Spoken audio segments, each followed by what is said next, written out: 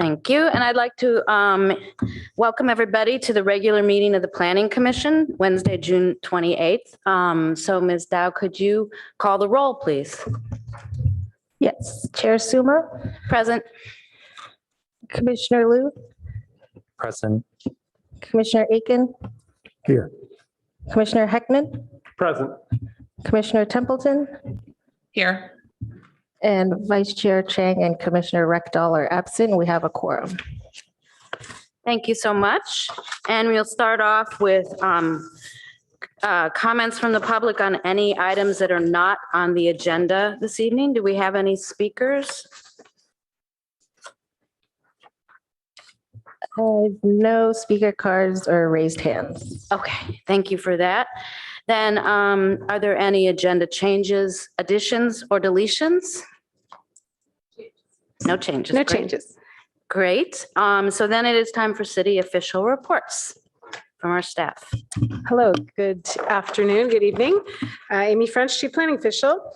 We have a report at the beginning of the packet that talks about upcoming commission meetings. So we are looking forward to a couple of meetings in July, and that would be the 3200 Park Boulevard, the Sobrato project on July 12th. We're trying to keep that just for that item. I anticipate a number of interested parties attending. And then July 6th, we have a number of items related to legislative modifications to the municipal code and looking at some of those new state laws that are going into effect in July. There's two of them. And then electrification equipment regarding our noise ordinance and how that works with trying to get electrification. So that's it. And then we talked about possibly taking a break for August 9th. So that's that. See, there's no council items for the month of July. And I'm not sure if we've had quite a few items recently go to council and approved. So we had some consent calendar items that were approved on consent. So yeah, if anyone is interested to hear more about that, we can talk later. I know we have a couple of big items tonight, so moving on. And I think Raphael is probably here to see here. No. Okay.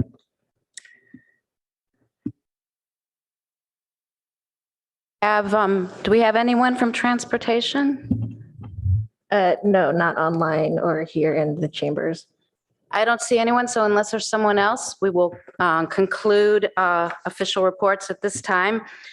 And we move on to our first action item, item number 2, which is 2901 Middlefield Road and 702 Ellsworth Place, request for rezoning to amend Planned Community 2343 and to apply R1 zoning to 702 Ellsworth Place to enable the development of a single-story, single-family residence. And before we get started, could we go down the line and are there any disclosures?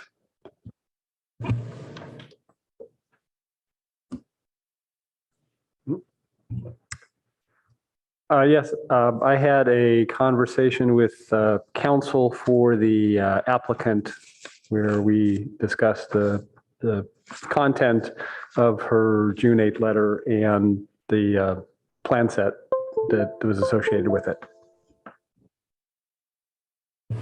Yeah, I had a brief email exchange with Ken Hayes, the architect on the project, where we actually decided not to meet and so did not discuss anything. And I had a brief email exchange with Richard Dewey and decided that it was also the better part of valor to not meet. Okay, thank you. And I did have a call also from the applicant's attorney and declined to meet.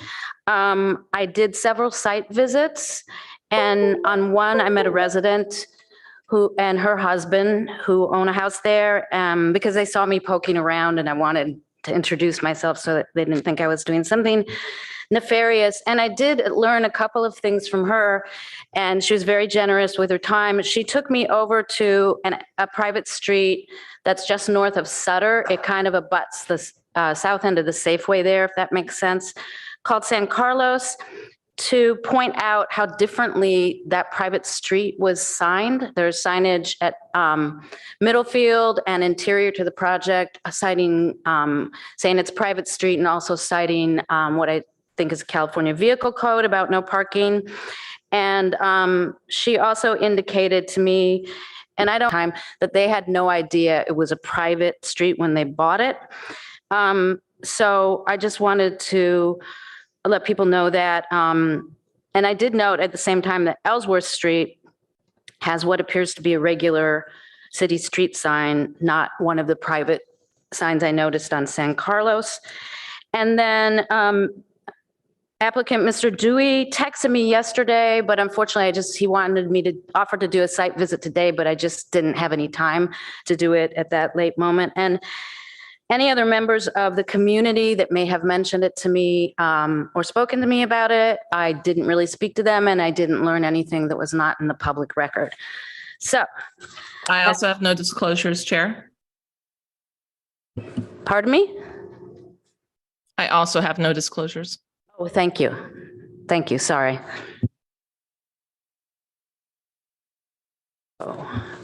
That having been done, we will move on to staff report. Thank you. Amy French, Chief Planning Official, and I have with me today Garrett Sauls, who is accompanying on this project.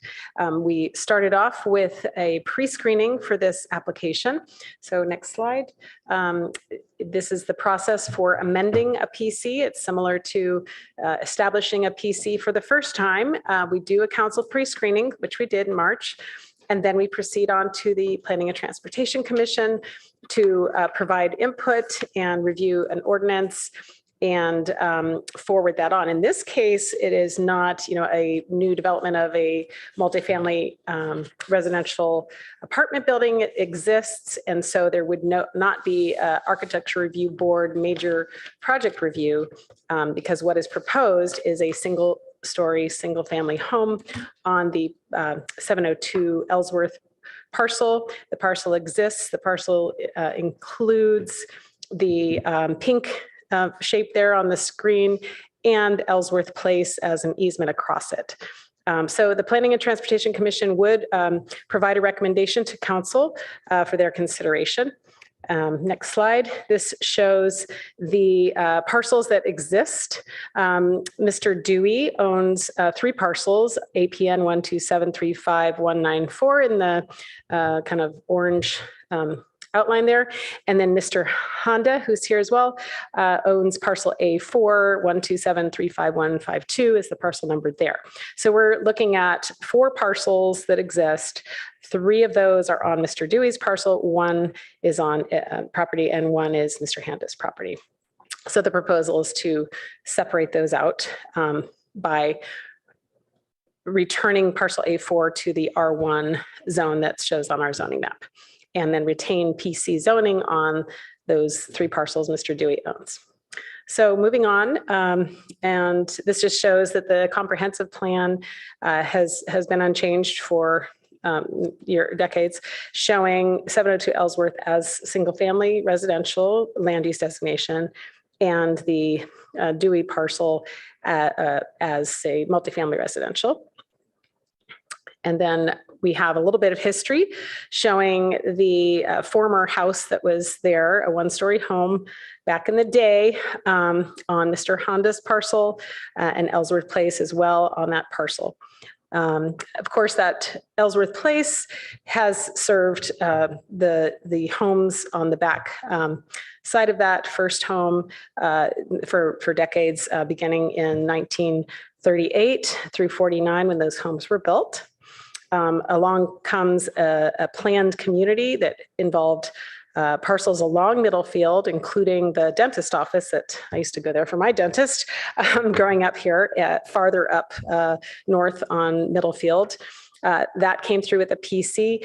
Then later that PC was reduced in size and modified with a conditional use permit to see the result you see today, which is a multifamily apartment building on Mr. Dewey's parcel and guest parking for that apartment building on 702 Ellsworth.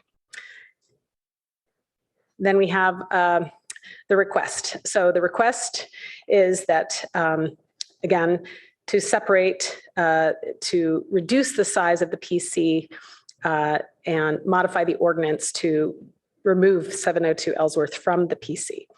That is what's proposed. And just noting and the applicant has provided background regarding, the purchase of the property and what was showing, it still shows today on our zoning map. It shows Ellsworth as R1 and it shows Mr. Dewey's property as RM20. However, we know they're affected by the PC that was adopted.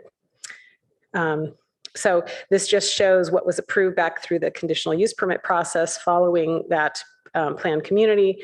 It shows Mr. Handa's parcel in blue with guest parking spaces that still exist today, are paved with asphalt, but are proposed to be removed. And then the next slide shows how there is a proposal to stripe open uncovered spaces on Mr. Dewey's parcel to provide 4 uncovered parking spaces. 2 of those are in, actually they're all in tandem fashion. And then a delivery parking space on Mr. Dewey's parcel, as well as showing site distance triangle area in that red dashed line for the corner areas where Ellsworth meets up with Middlefield. So in the last several months, as things were going to pre-screening with the council, they modified several things, which was moved the garbage and recycling truck pickup to Sutter Avenue. It had formerly been taking place on Ellsworth, where you see those proposed tandem pink parking spaces near the delivery spot that they're proposing. And this was provided in the council packet, as well as here we have or it may be in the presentation last time. This was kind of a comparison table showing what the original PC was proposed, the proposed PC that reduces the site area of the PC, and then the proposed 1-story home on the proposed, taking into account reduction of the street from the area that provides the basis for the floor area for the proposed home. And I think I have maybe a couple more slides. I'm going to turn it over to Garrett. He's been busy working on the tree issue and landscaping. Good evening, commissioners. My name is Garrett Sauls. So as Ms. French was noting, there was back in 2018 tree removed on the what was zoned as the R1 or single family zone parcel that at the time was communicated to us. At the time, the applicant had a conversation with the city's urban forester, and with the understanding at that time that it was, as reflected in our zoning map, an R1 property, the urban forester had said that removal could take place and there wouldn't necessarily have to go through an architectural review process, which would otherwise normally be required through a PC district or a commercial property that chooses to remove any sort of landscaping or modify their approved landscape plans. And as a result of trying to course correct for that issue, what the applicant has provided for as a result of removing the tree that's highlighted in this, as you can see my cursor moving around it, the tree that was removed again, within this area, they proposed 6 additional trees, which are shown on the left side of the image as these trees kind of highlighted, circled in, outlined, excuse me. In reviewing that with the current city arborist, the replacement based on the canopy of that tree that was removed would have been the requirement of 4 trees. So the applicant has proposed additional trees beyond that replacement requirement, all of them being native, which again is something that the city has been prioritizing with this new tree ordinance.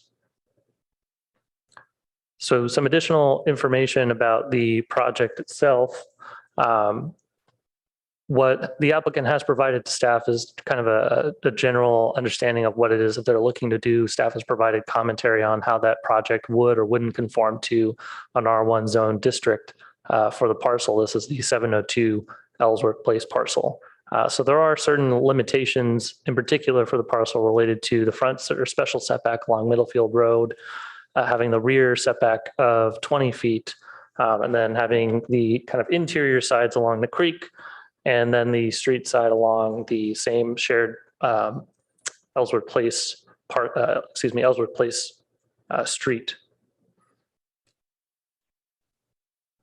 Additional items to note as a part of that submittal that documentation that was provided to staff is that the applicant is not proposing any sort of basement. They were proposing to incorporate a wider driveway along Ellsworth Place, such that, as you can note on the bottom of the image that you see here, this represents the parcel line shared between Mr. Dewey's property and Mr. Hahn's property. So this represents kind of a 20-foot distance, which is what the current easement is right now. And then beyond that, what is being shown is this red line that you see over here. The applicant, Mr. Honda, was proposing to have a building setback even further than that, which would be 10 feet, creating kind of a visual space within this area of about 30 feet. The other things that they would note, that they were noting as a part of that drawing, was that they would have shorter fences along Middlefield Road so that they can maintain or meet the city's required visibility triangle at those driveway intersections. And some of the other items that the applicant has proposed as a part of their application were to incorporate pavers along both Mr. Hahn's property on the other side of the Ellsworth Place easement, as well as what you'll see in a couple slides later, some pavers on the Mr. Dewey's property, which again would try to provide for additional additional kind of visual width towards that driveway area, which is something that the city, staff and staff has raised as a part of some questions to the PTC about how that should be maintained, kind of going forward, whether or not that would be adequate to be able to provide that actual, meaningful visibility and capability for people to drive within that space is certainly a question that can be discussed.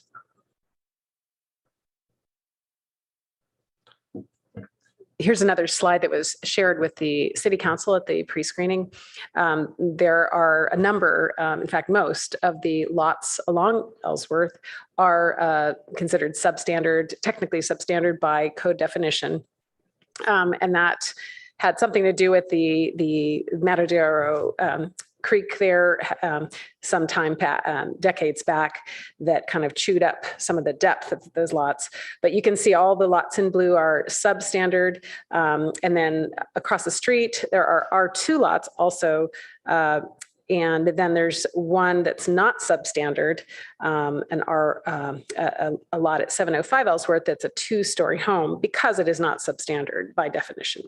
So, the definition is at the bottom of the screen there to understand that with 702, because the street is on top of the lot, the parcel, you would reduce the lot area for the purpose of calculating gross floor area by the size of that Ellsworth private street, 2,000 square feet. So it impacts the amount of floor area, but technically it doesn't become a substandard lot because the width of the lot does not subtract the private street easement. So it cannot be called a substandard lot as it exists today. This is just another slide that I believe we showed to the Planning and Transportation Commission. There's a bike network that shows a class 2 lane that is planned from Moreno to Loma Verde. So that's important because we're all looking at the potential safety concerns along Middlefield as relates to Ellsworth. There's some bullets over here on the left that began to summarize some of the concerns the neighbors expressed during the city council pre-screening. So those are, I believe that the folks are here to speak to this item will provide more detail on those concerns. And we just had another slide there that showed the easement. The city does have some easement across there to maintain the sewer pipes that are in that easement or private street on Ellsworth that are on Mr. Handa's property. And there's some other easements reflected there. And this is kind of an old map that you can see from 1958 on the right that shows what the parcels used to be zoned. And it shows how the first PC that came through included those parcels to the north of Sutter as well to change those, the zoning there. So I think that concludes our report. Just that the Planning Commission is asked to conduct a public hearing. We have a number of speakers and tackle the recommendation to council. Thank you. Okay, thank you for that. And I think we should go to the applicant first for their presentation. Thanks.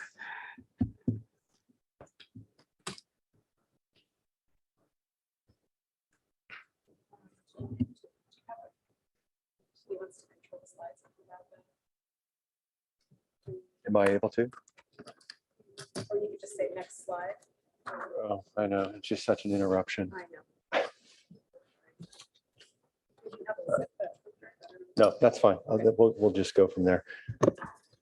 Good evening, Chair Suma, members of the commission. My name is Ken Hayes with Hayes Group Architects. I'm joined tonight by my client, Richard Dewey with RLD Land. Also joined by Gary Black with he's our transportation consultant with Hexagon Transportation. So he can answer any questions that you might have related to the safety of the pedestrians and traffic and so on. Also joined by Nitin Handa, who is the current owner of 702 Ellsworth and the principal with RRP Homes. And so he actually would like to say a few words when I'm finished tonight. I want to thank Amy French, the chief planning official, for her expertise and personal attention to this item and for helping us navigate the city process. This hearing, let's go to the first slide, I guess. Second slide, probably. First slide's our logo. I'm sorry.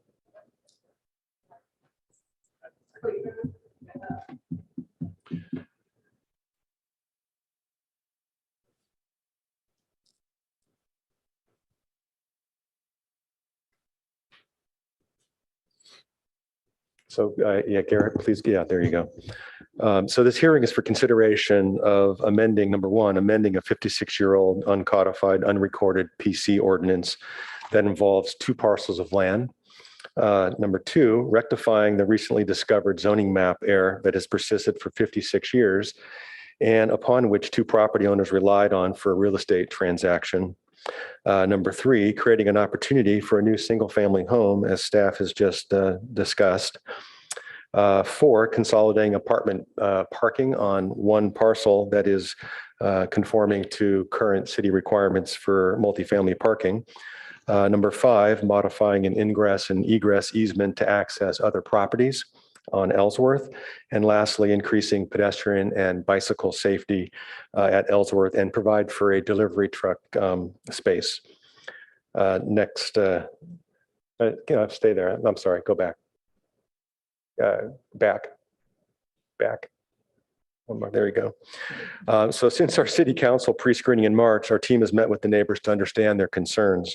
We understand their main concerns are public safety at the intersection of Ellsworth and Middlefield and the accommodation of this delivery truck space, as well as the removal of 2 trees 5 or so years ago. On the tree removal mitigation, you've just heard from staff, we're working with them on native tree replacement. Next slide. So that's good. So the existing PC 2343, as you see there, involves 2 adjacent parcels with an access easement between them. PC was created in 1967 on the parcel on the left there to allow a 12-unit apartment building to be constructed on we're calling the 2901 Middlefield parcel, and to provide, next slide, the balance of the parking on the Ellsworth parcel. At the same time, next slide, this easement was created on the Ellsworth parcel there in yellow. That we're not quite sure how that, next slide, how that easement affects or serves the parcels further down on Ellsworth. Next slide. RLD Land bought the properties in 2017. The zoning map showed 2 parcels. One was zoned RM15 and one R1. In 2019, the RM15 was changed to RM20. The R1 parcel remained as an R1 parcel. I should also say that the parcel reports that I commonly refer to when doing due diligence on properties also confirmed all of this zoning that I'm telling you about, and that was reflected on the zoning map. In 2022, after discussing single-family development on the Ellsworth parcel with the city's planners, RLD Land sold the Ellsworth parcel to RRP Homes, where Mr. Handa, who's here tonight, is planning on building a single-family home, one-story, 1,695 square feet. So it's fairly small, three-bedroom home. However, when Mr. Handa submitted plans for a building permit, he's already prepared plans for a building permit, and went to the city to submit. The city uncovered this mysterious, unaccounted for record of a PC 2343, and they informed Mr. Handa, to his surprise, that the Ellsworth parcel was not zoned R1, and in fact could not be built on. So the next slide should show some photos of the property. The top photo is just a panorama. If you've been out there, you're familiar with that. To the right is Middlefield Road. To the left is the rest of Ellsworth. The photo in the upper right is looking down Ellsworth to show the rest of the Ellsworth Street from the 702 property. The three pictures on the bottom show Mr. Dewey's apartment building and the asphalt parking areas where we're planning on accommodating the four tandem parking spaces. The photo on the left is where two of them would be at the back, or at the side rather, and then at the back, the photo on the right, the two spaces would be to the right of that carport that you see.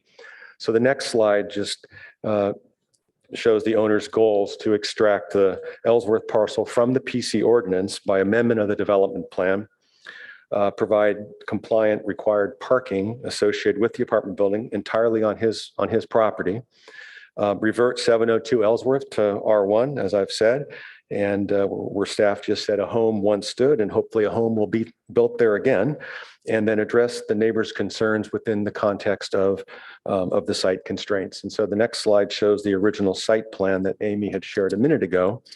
The 12-unit apartment building on the corner, Middlefield and Sutter, has 4 2-bedrooms, 4 1-bedrooms, and 4 studio apartments, requiring 20 spaces previously. Under today's standards, however, only 16 spaces are required, but 12 need to be covered. So the 12 spaces, if you go to the next slide, Garrett, are shown there in gray. And then please go to the next slide and you'll see those same 12 spaces in that gray L-shaped space at the apartment building. The next slide would be where we propose the 4 red rectangles, or where we're proposing the parking spaces in the existing asphalt parking lot, 2 in the side yard, 2 in the rear yard. The Ellsworth side of the property is considered the rear yard. This effectively reduces by 5 the number of cars that would be using Ellsworth. So that inherently by itself will help mitigate some safety concerns, and we won't have people crossing Ellsworth that park there to go to the apartment building in the future if that was a problem. Next slide. Since the neighbors are concerned about delivery trucks, RLD Land is allowing an area on his Middlefield parcel for temporary delivery truck parking, which is shown in the green there. And RRP Homes is also allowing a 4-foot strip in front of his home on 702 Ellsworth to create an effective 42-foot wide area that would be used for maneuvering and turning and to get the delivery truck, whenever it's there, out of Ellsworth drive aisle, let's say. The next slide shows widening the driveway. I think it shows that.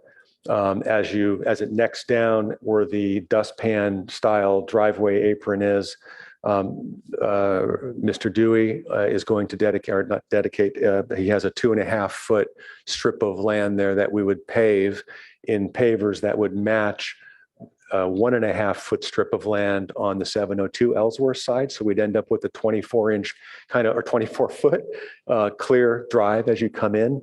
And that would extend as far in, if you go to the next slide, where we show in red the recommendations by Hexagon Transportation to provide a 35-foot site distance triangle where we would have nothing higher than 3 feet, bushes, shrubberies, so that you can see traffic left and right. Mr. Hondo would erect a 3-foot high fence to enclose his backyard, but that fence would consist of horizontal boards with gaps between them, so you could actually sort of see through that fence as well, but it would be a 3-foot high fence. So in conclusion, a previously unknown city mapping error that was relied upon by all parties has resulted in a situation that can be easily rectified with this proposed PC amendment, and at the same time provide increased safety for the neighborhood, create a space to accommodate a temporary delivery truck, and clear up an access easement for the rest of the Ellsworth parcels. We request that the Planning and Transportation Commission support adopting the draft ordinance, amending the development plan of PC 2343 to right-size the parking, make a safer neighborhood, and create an opportunity for a single-family home. Now, Mr. Honda would like to say a few words as well. Thank you very much.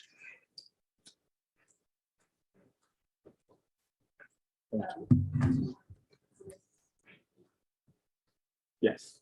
Good evening, Mr. Honda. Hey, good evening, everyone. I'm just waiting for my slides to be shared, so I can take you through that. But just before that, I want to give you some background here. I purchased this lot way back in November 2022, about 7-8 months back. And our intent at that time was, my son is an 8th grader. He was an 8th grader. Now he's getting into a high school. And we intend to build a house here so that we can get him into a great school district, Palo Alto High School. And as you will notice, we submitted all the plans, even though we purchased in November, we submitted all the plans in January. And the reason we moved really fast was that so that we can get this through and we can build the house, if not by August, at least by November, December. And, my son can go to that high school. When we submitted the plans, middle of January, we got a huge surprise that the lot is not R1. And as you all know, before I purchased the lot, we had multiple meetings with the city, multiple email exchanges. We were clearly told this is an R1 lot. It was so important for us, and we can build a single family home as it is shown in some previous slides. We relied on that, and the city planning director in the pre-council city meeting accepted pre-screening city council meeting accepted. There was no way that I could have found this out, that this was not an R1 lot, because all the records which were visible to me and also to the city planning staff suggested it's an R1 lot.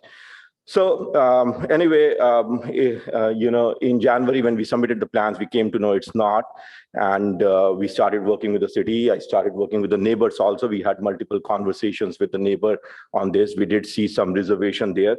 And at that stage, working with the neighbors, there were 6 changes that I agreed to the plans. And the number 1 change was, if you see the 2 plans I have shown here, the old plan and the new plan in the screen. The old plan, you will see it does not show any pavers on the front. It only shows the lawn. But we agreed to add pavers out there on the front, about 4 foot of pavers, so that it gives little more space for the trucks and vehicles to move around there. You'll also notice that the driveway was much narrower in the old plan, and then we decided to agree to widen the narrow driveway again, just to give more space for parking and for vehicles to move around. We also agreed with the neighbors that there have been a lot of bushes in that, on the middle field side of the lot, which has been blocking the line of sight. And we agreed to cut the bushes, not only just cut it, but to cut it regularly. And we have been doing that for quite some time now. Initial plan was to build a bigger house with a basement. The neighbor suggested, no, basement is not a good idea, even though the code does permit me to build a basement. We agreed not to build the basement at that stage. We also agreed, what Ken already mentioned, that we agreed to build a 3-foot tall fence on middle field and Ellsworth. Initially, we suggested 4 foot, but then because of, again, the line of sight issues and all that stuff, we agreed to do a 3-foot tall fence. And, we did something more, which will come in the next slide. And then there is a 20-foot easement on Ellsworth side, which belongs to my lot. And we are okay. There has been some debate around it. We are okay to settle that and give the right to access to the city for that easement. So that's not an issue. Next slide, yeah. So I mentioned that despite all these 5-6 things that we agreed with the neighbors, a couple of more things that we have done recently, which despite the fact that we got a transport expert report from Gary, he's here from Hexagon report, which was also reviewed by the city transport department. And the report clearly says the Ellsworth Street is pretty safe. It has been reviewed by the city, peer reviewed by the city transport expert too. Despite that, we agreed that the fence along Ellsworth and Middlefield, the reduced 3-foot tall fence, will have horizontal planks, and it will have a 3-inch gap between each plank, so that again you can see through and through now. Even though it's not ideal for us to have so much of gap, on a busy Middlefield street where everybody can see our house, but we agree to do that in the spirit of neighborhood there.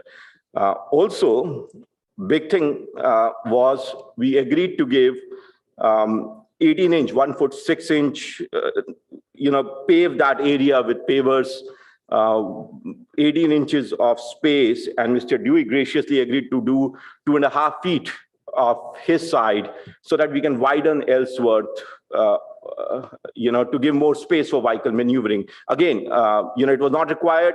The transport consultant report reviewed by the city clearly says it's very safe there, but we have still gone multiple steps forward to do that so that, we can see this thing through as soon as possible. So that's where I stand. I think that's any questions for me? No questions right now. Okay. Thank you very much, both of you. So at this time, we'll take it back to the commission for clarifying questions. Would someone like to start? Do I have a light?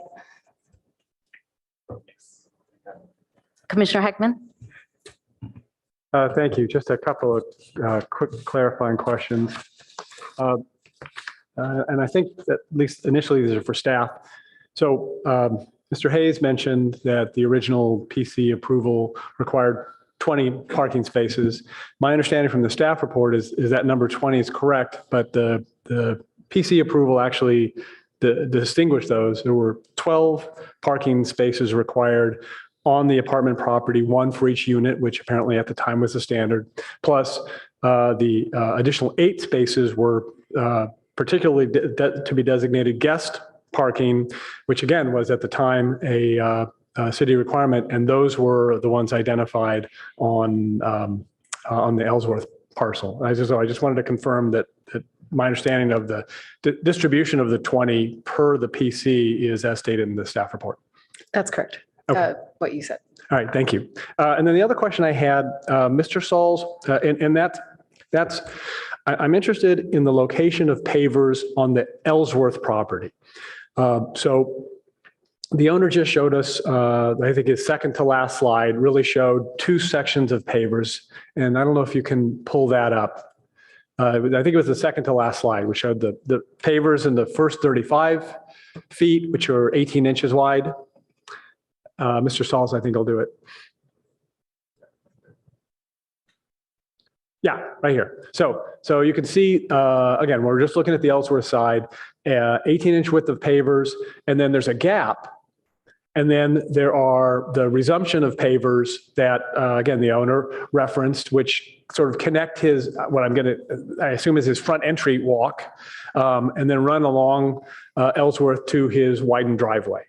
So the question I have is in the slides that Mr. Sauls showed us toward the end of the staff report, that gap was connected with pavers. And it was maybe 2 or 3 slides from the end of what Mr. Sauls showed us. And so because there was an inconsistency there, I would just like to get some clarity and understand, what the current proposal is. It could, these projects evolve over time, and that could be one of these is an older drawing, perhaps one of them is newer, and I want to know what the proposal is. Mr. Sauls, were you able to find the slide I was referring to? Yeah, I was. Give me a second.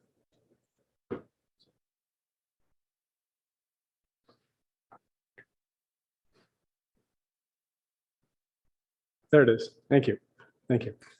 Yeah, so and again, I don't know if this is an older or newer slide than the ones that the owner showed, but this seems to me, and maybe I'm misreading it, but it seems to show, no gap between the pavers for the first 35 feet and then the continuation of that until you get to the widened area connecting the entry sidewalk to the driveway.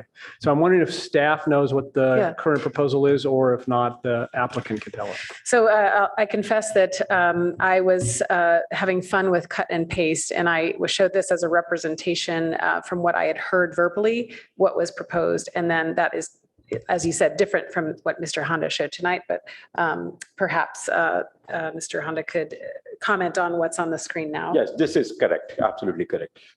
So, sorry, What we see here. what's being shown here is pavers for more than 35 feet. They continue all the way to your, Yes. right? And so again, the slide you just showed me had them stop at 35. But this has them extending. So I'm not trying to box Right. you in. I just Right. want to know what it is your proposal is. This is the proposal that it is, so the initial 35 feet is 18 inches wide, and then it goes all the way, which is 4 feet wide.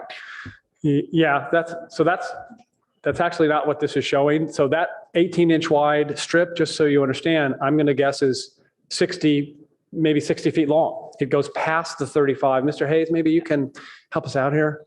Again, I'm just trying to, I don't want there to be misunderstandings on this. Yeah, so there's a 18-inch, right now, our slide and what, and Mr. Handa's slide plan did not get updated. But so our slide showed 18 inches, 35 feet from the face of curb as an additional paver area on both sides, 18 inches on Mr. Honda's side, 30 inches on the Middlefield side. What Mr. Honda is agreeing to right now is that he will extend that 18 inches all the way to his entry walk. Got it. Okay. All right.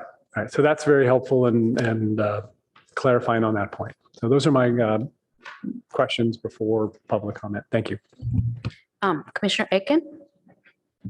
Thank you, Chair Suma. So I've got about a half dozen here. Some of them should be quick and easy. First question is a two-story house permitted at 702?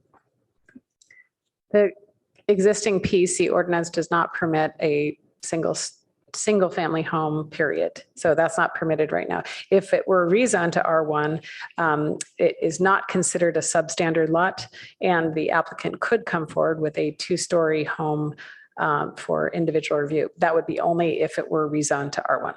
Great, thank you. That's what I expected, but I wanted to make sure.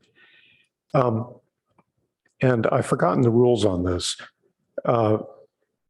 Is it possible to move a detached garage to the front? And if so, would it be subject to the 24-foot special setback?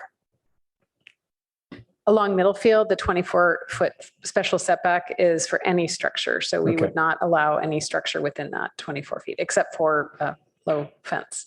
Great, thank you. I would like to understand a little bit more about the objections to the basement. And I'm not sure who to ask about that. Perhaps, Mr. Hayes, you could summarize what you heard? Or Mr. Honda? So the objection basically, we pretty much had a very cordial discussion with the neighbors.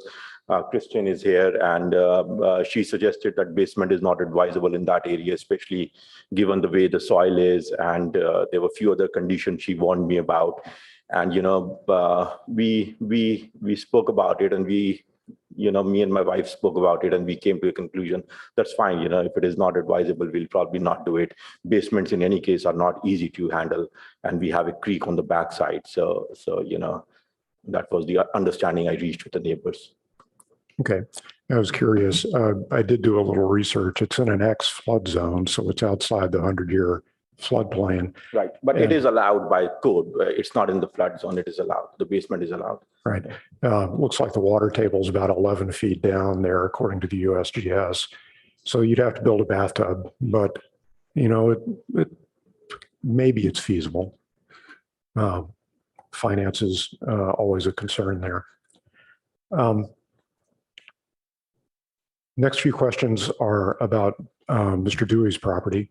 It looks like the new tandem parking spaces, number 15 and 16, block the passageway that runs from Sutter to Ellsworth. Are the residents okay with that?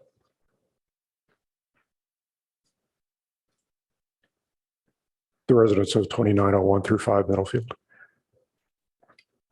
The two new spaces on, they don't effectively block the access from Sutter. You can still drive in from Sutter and park in those. You're talking about the two spaces I meant on the side. I meant that today it's possible to drive all the way from Sutter to Ellsworth, but it would not be after the tandem parking spaces are established.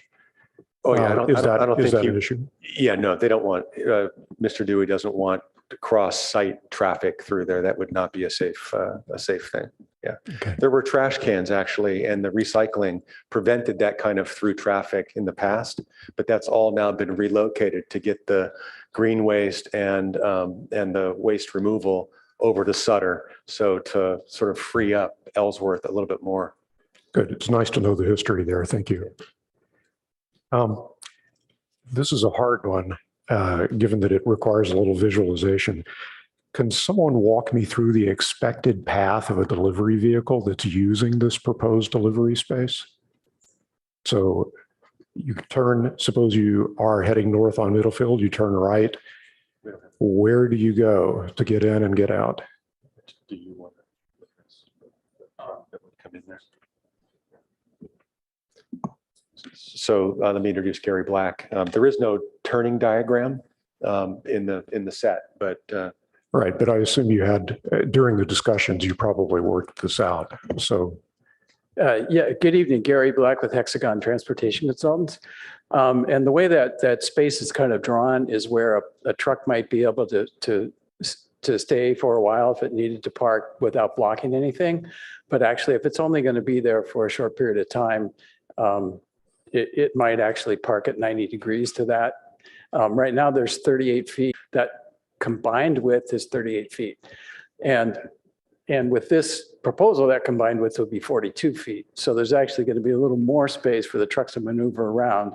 They could also park in that space. And then if Mr. Handa had no car in his driveway, they could use his driveway to turn around. So that would be an option as well. So they would have various ways to get in and out of that space. And then we also know that delivery vehicles come in different sizes. And so we're looking at what we call a typical UPS truck when we look at things like that. They would be able to maneuver in and out of that space. But there would be different options how they could do it. okay, good. Yeah, I did walk that area, and my reaction was, well, if I were driving the delivery truck, I'd probably turn around in Mr. Handa's driveway. But I'm not sure liability would allow that for some folks.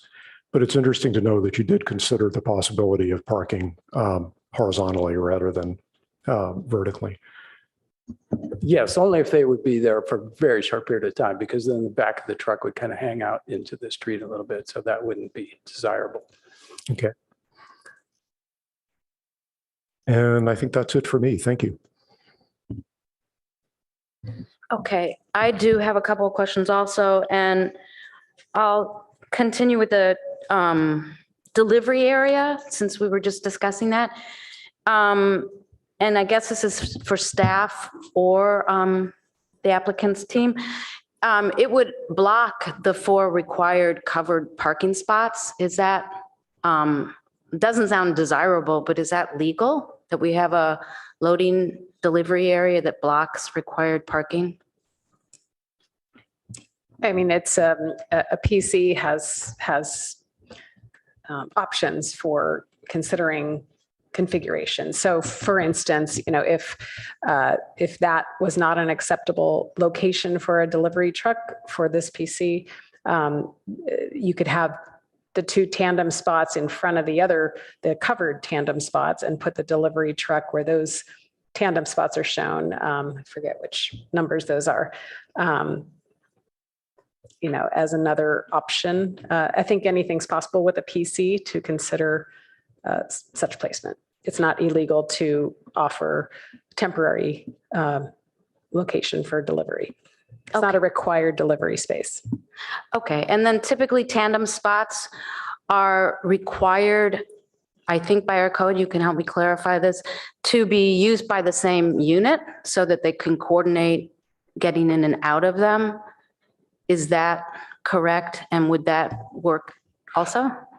So if an apartment is required to have two spaces, one covered, one uncovered, you can have those in tandem arrangement. Delivery spaces are not required for apartment buildings. No, I know. I was asking about the tandem Tandem, spots. yeah, that's allowed by code. If it were not a PC, you could still do tandem spaces for the same unit. Right, but do they have to be used by the same, they have to be used by the same unit so that they can coordinate going in and out? I think that it makes sense, logically speaking. I don't know that it's stated that way in the code. I mean, we have many instances of residential development where there are multiple tandem spots and, leave it up to them to coordinate their own Okay, so- logistics. So what you're saying is that it's not a requirement of the code, that the tandem spots like that be used by the same unit? That's all I'm trying to understand. I'll take a look at the zoning code real quick and get back to you on that. Give me a Okay, second. thank you so much. And then, so I have so many questions and I probably won't ask them all now because some of them will come out in discussion, but this is about 2901 Middlefield. And I was wondering, since the PC is an older PC from 67, there are some special requirements for PCs that are still there. It's 1838-150, if I'm remembering correctly, A through E. And it seems to me, so my question is, would 2901, because the PC is being opened up, would they be required to comply with those special requirements and or the special setback along Middlefield? Could they be asked? I suppose they, but those special requirements are not discretionary, whereas most things with PCs are, of course. I would maybe say that for one thing in particular, as it relates to like the special setbacks, it's specific about structures. So for example, if they wanted to provide parking within that space, it's not obviously a structure, so you may have paving there for parking. Separately, just to your previous question, I was able to confirm in the zoning code, it's in 1854-20, that tandem parking does require that those parking spaces be used by the same residential unit. In a multi-family situation. Yeah, in a multifamily situation. Okay, so one of the larger units gets two parking spots? Whichever unit is going to be using the tandem spaces, that has to be used by whoever will be using the tandem spaces, that has to be used by the same residential unit. So if there are two people, right, living in one of the units, they both will receive, yes, those two tandem spaces so that they can coordinate, as you were saying before, right, entering and exiting the space. Okay, and if one unit gets two spaces, the totality of the site is still correctly parked, right? That's correct. Okay, thanks.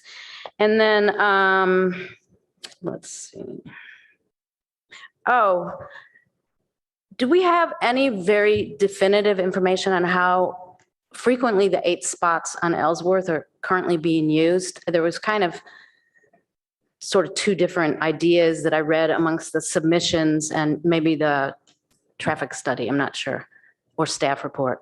The city doesn't manage those, so the applicant could probably talk a little bit more about how often those are being frequented, used. Thank you. So I'm happy to answer that. So there was a manager at the apartment building, and there's been no demand for the guest parking since the time that Mr. Dewey purchased the property in 2017. Any guests that come or that arrive there have been parking on Sutter, apparently, where there's more parking. Sorry, can't hear me? Not at this time, I don't think. Sorry. Go ahead, Mr. Hayes. Yeah, so it's my understanding that the guest parking is not used for the apartment project, which is Okay. why I was approached by Mr. So- Dewey. Thank you for that. And it was observed in one of the submissions that it was frequently used. It was frequently full overnight. And so I'm concerned about who's using that parking and for how long if it's frequently full overnight. But we can talk more about that later.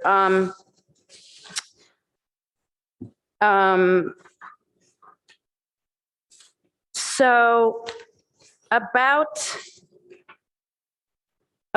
702 Ellsworth. And the way we are looking at it, describing it as a budding 2901,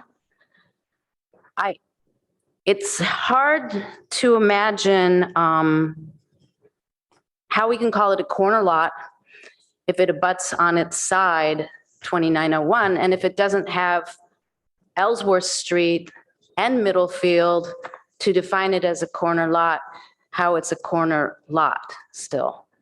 So if you could help me understand that. So yeah, when we were looking at the setbacks and such, we had considered that to be an interior lot because, again, it's not abutting the street, it includes the street. And so, you know, perhaps technically not a corner lot, but functionally, and if our city attorney would wish to weigh in on this, but, you know, functionally speaking, it would feel like a corner lot, even if it's not technically a corner lot.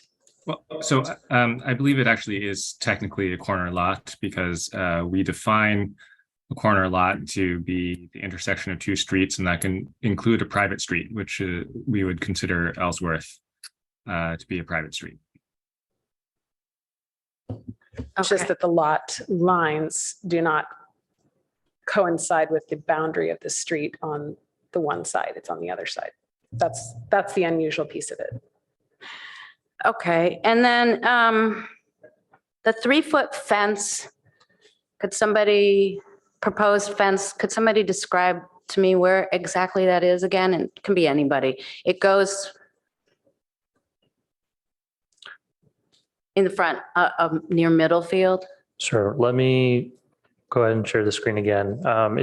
In general, the city has a site distance triangle at all sort of streets, which is what is reflected in the applicant's proposal as any sort of, you know, fence within this space, within the site distance triangle, can't exceed 3 feet in height. So that's just a standard city rule for fences anywhere for all types of properties. And corner lots, of course, are the ones where this is actually happening. So that's kind of also part of this whole, you know, complexity of this, you know, unique and weird situation. But give me 1 second to pull that up.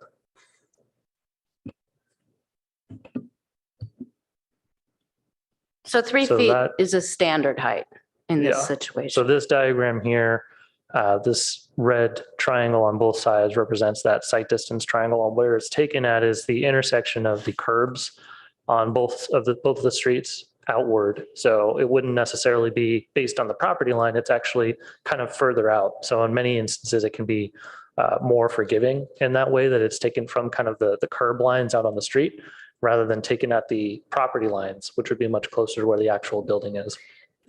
Yes, I understand the red triangles or the sight lines, but where is the fence exactly? Where does it start on Ellsworth? And I guess it turns the corner onto Middlefield.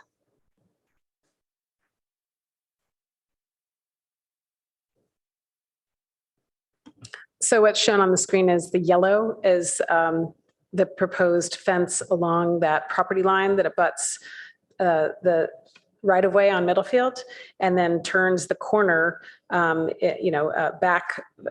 This proposal that you're hearing about the 1 foot 6 inch paved area, that the fence would be behind that same 3 foot fence. Now, the place where that stops may be a little sooner than the yellow that you're seeing on this slide that staff created.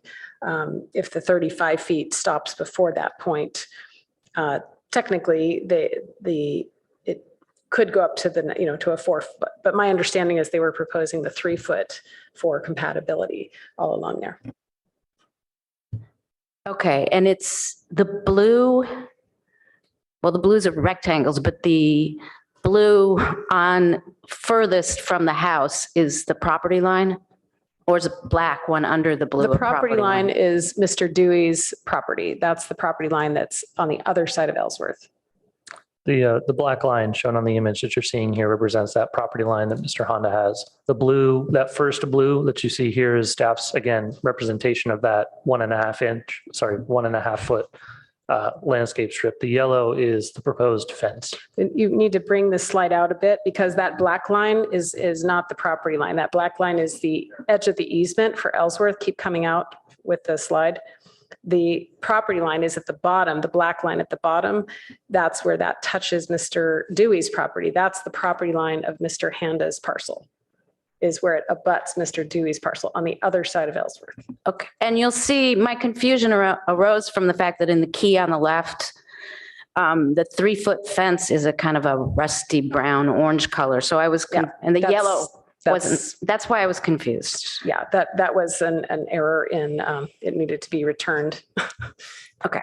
Thank you. Thank you for clarifying that. And then, so I drove in and out of Ellsworth Place, and I'm not the tallest person in the world. It's pretty hard to see, and I'm wondering if the standards take into account how far down you are, the slope. Because the slope is kind of more than you would think it might be. And I really had to get all the way up on the sidewalk to have any sightline south. And that's also because of the curve in the road. So I was wondering if there are different standards when there is, and it's unusual for a street to have that much of a slope up to another street in Palo Alto. And you're talking about the standards for height for those types of fences? Well, in general, for sight lines, if that slope, and I don't know the angle of that slope or anything, but if that would change the sight lines maybe because, but we can talk about more about this later when we come to our discussion, because I don't want to get in too much detail, but it's just a yes or no, that doesn't change it. Not to my understanding, no. Okay, thanks.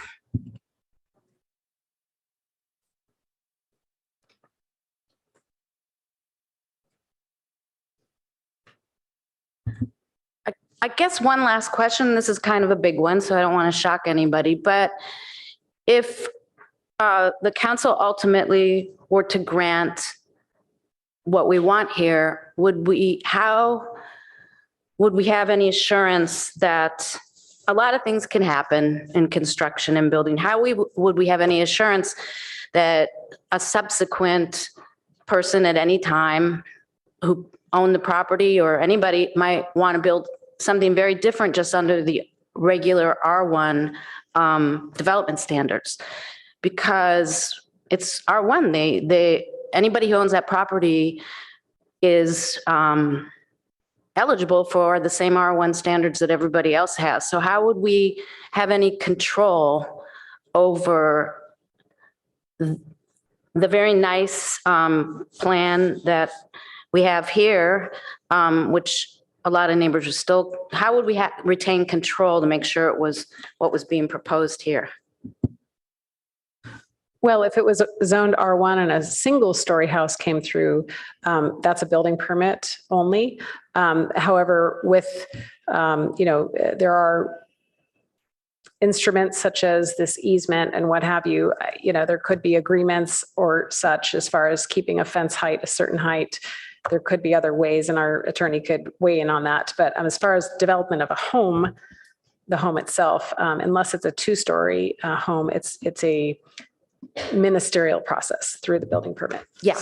So that was kind of my point. We lose control over being able to craft this R1 property specific, or this house, if it becomes R1, if we change the zoning, may not be built and something else could be built there. So thank you for answering that we don't have any control over that. And unless my colleagues have any other questions at this time, we will go to public comment. Yes, our first speaker is Gala Bacon. Okay. Ms. Dow, could you tell me how many speakers we have in total? Yes, so I have 7 in-person single speakers, 2 groups, and 1 virtual on Zoom currently. 2 15-minute groups? Yes. Okay. Thank you for that.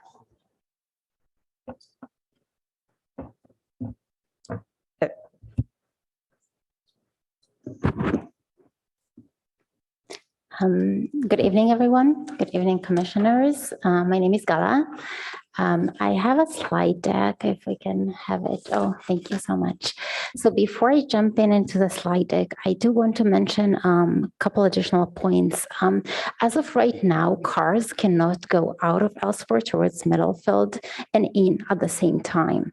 The current situation is that a car coming in from Middlefield towards Ellsworth require the car standing in Ellsworth just to backwards for the other car to come in. This area provides the circulation, and otherwise it's not. Waiting in Middlefield Road for a long time is not very safe. This road is driven with very fast speeds. Additional aspect is the safety triangles.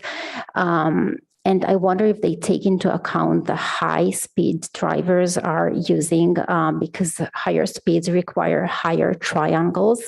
And also, I want to mention from my perspective, average height person, I would say that it's very hard for me to see the road and the pedestrians when I drive my car out of Ellsworth, and I have 3 kids as well.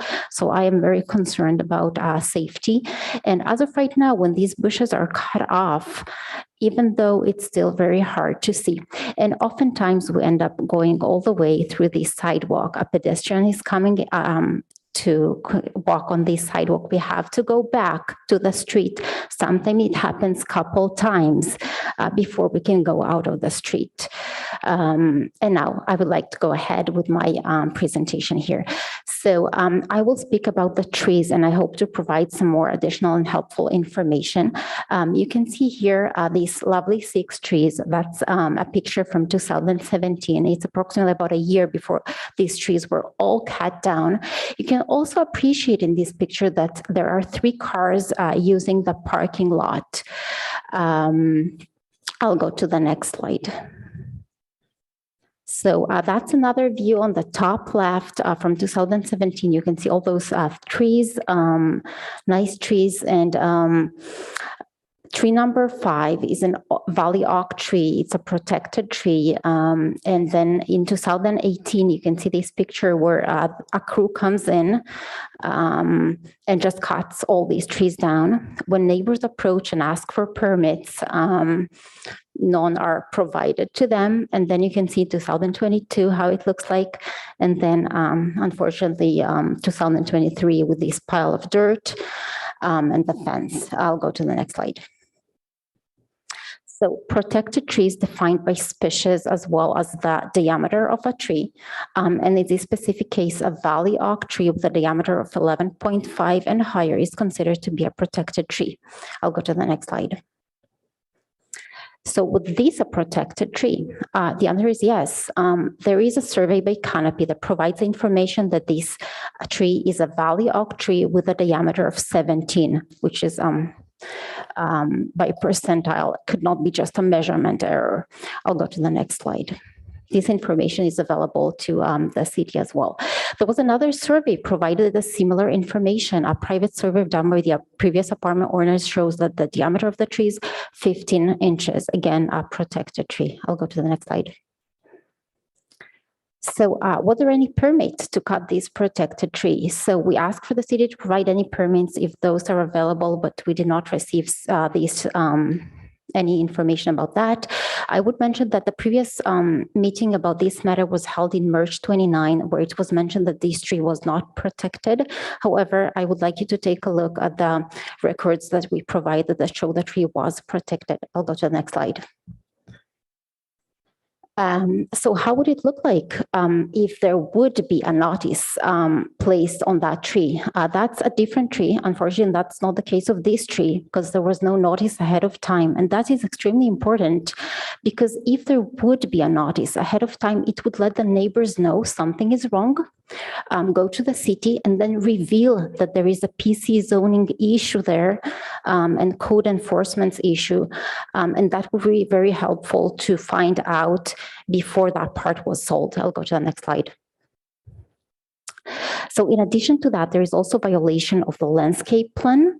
When these apartments were built, there was a landscape plan provided, which was supposed to be permanently maintained. So that's another issue here. I'll go to the next slide. We sent this information to the city, and I'll go to the last slide. And this information was accepted by Directorate. Thank you so much for your time. Thank you.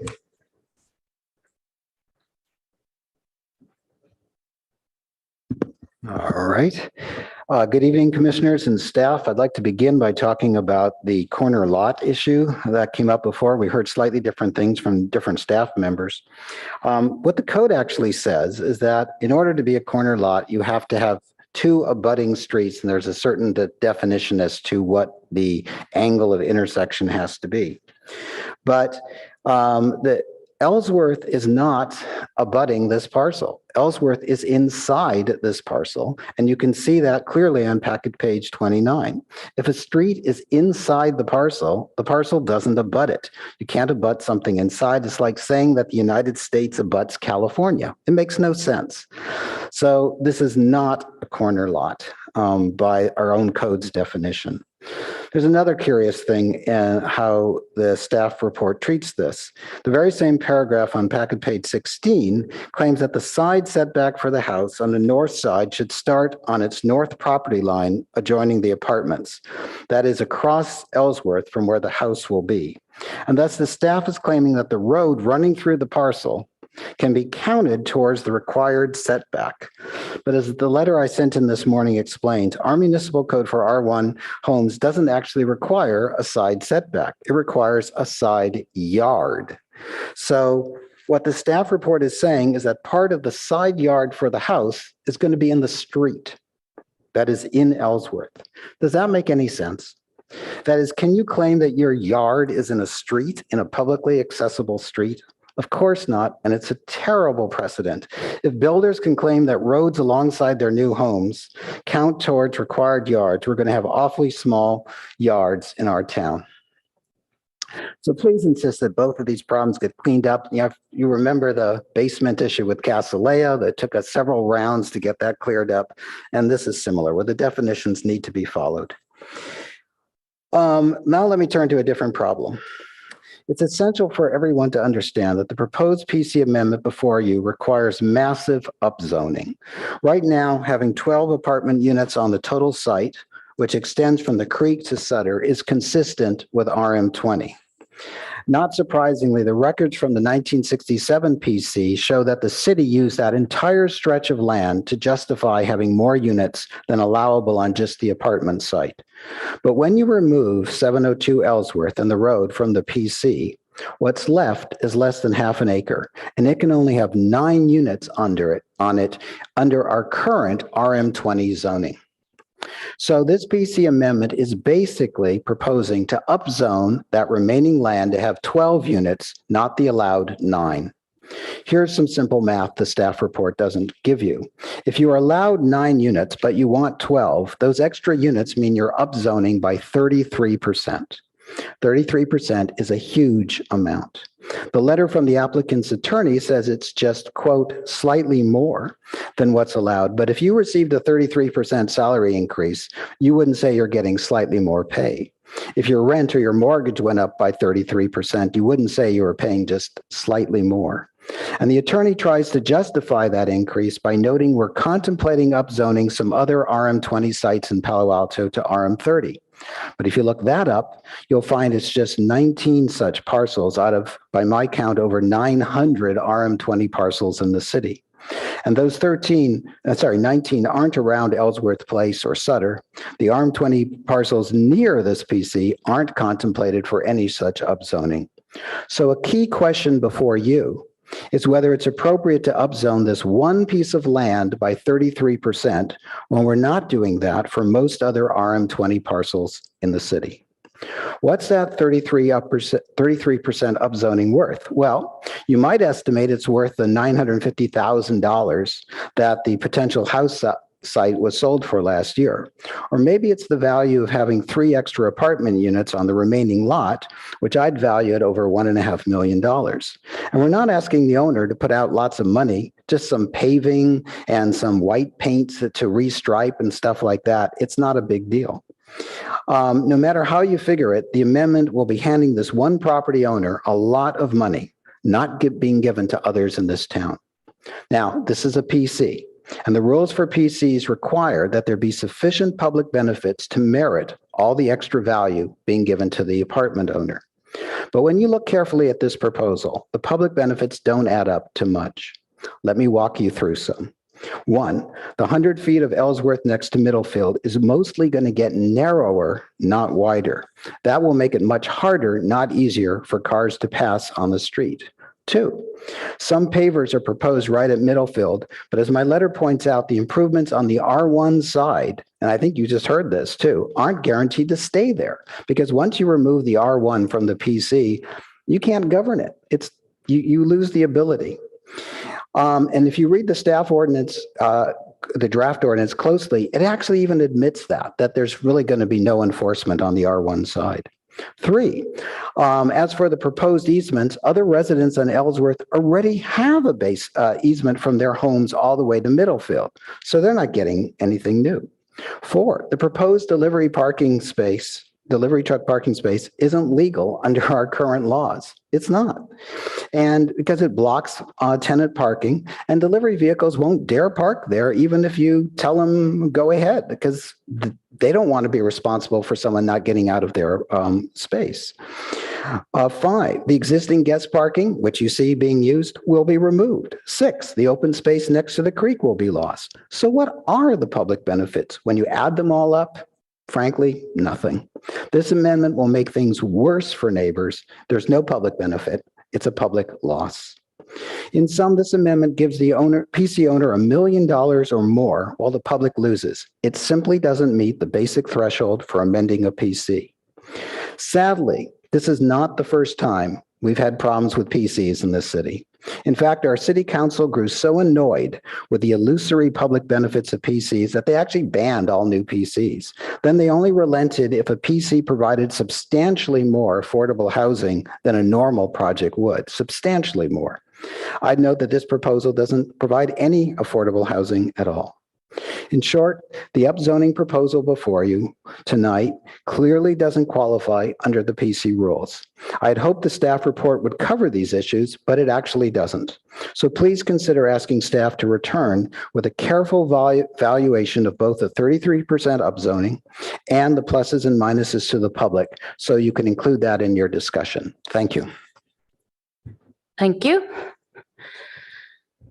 That next group is by Kristen Van Fleet, speaking on behalf of Jake Margulis, Venkatakura, Andrea Alberson, and Chuck Effinger. We're just going to forward. It's a forward. All right. Good evening. Thank you. Sorry.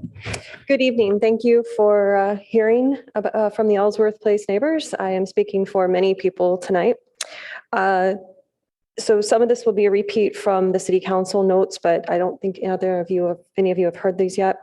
Our street was established in 1937. It became annexed by Palo Alto in 1947. The apartments came around in 1967. Our houses were there 20 years before those apartments were. The Ellsworth Place owners, or homeowners and residents do not want the PC 2343 lifted from the R1 parking lot. We feel this does not provide a public benefit, and it will make the situation on Ellsworth Place worse than it currently is. We note that nothing is enforceable. I think I'm the third one now to mention that. Thank you for asking those questions about that earlier. And for Jeff also mentioning this as well.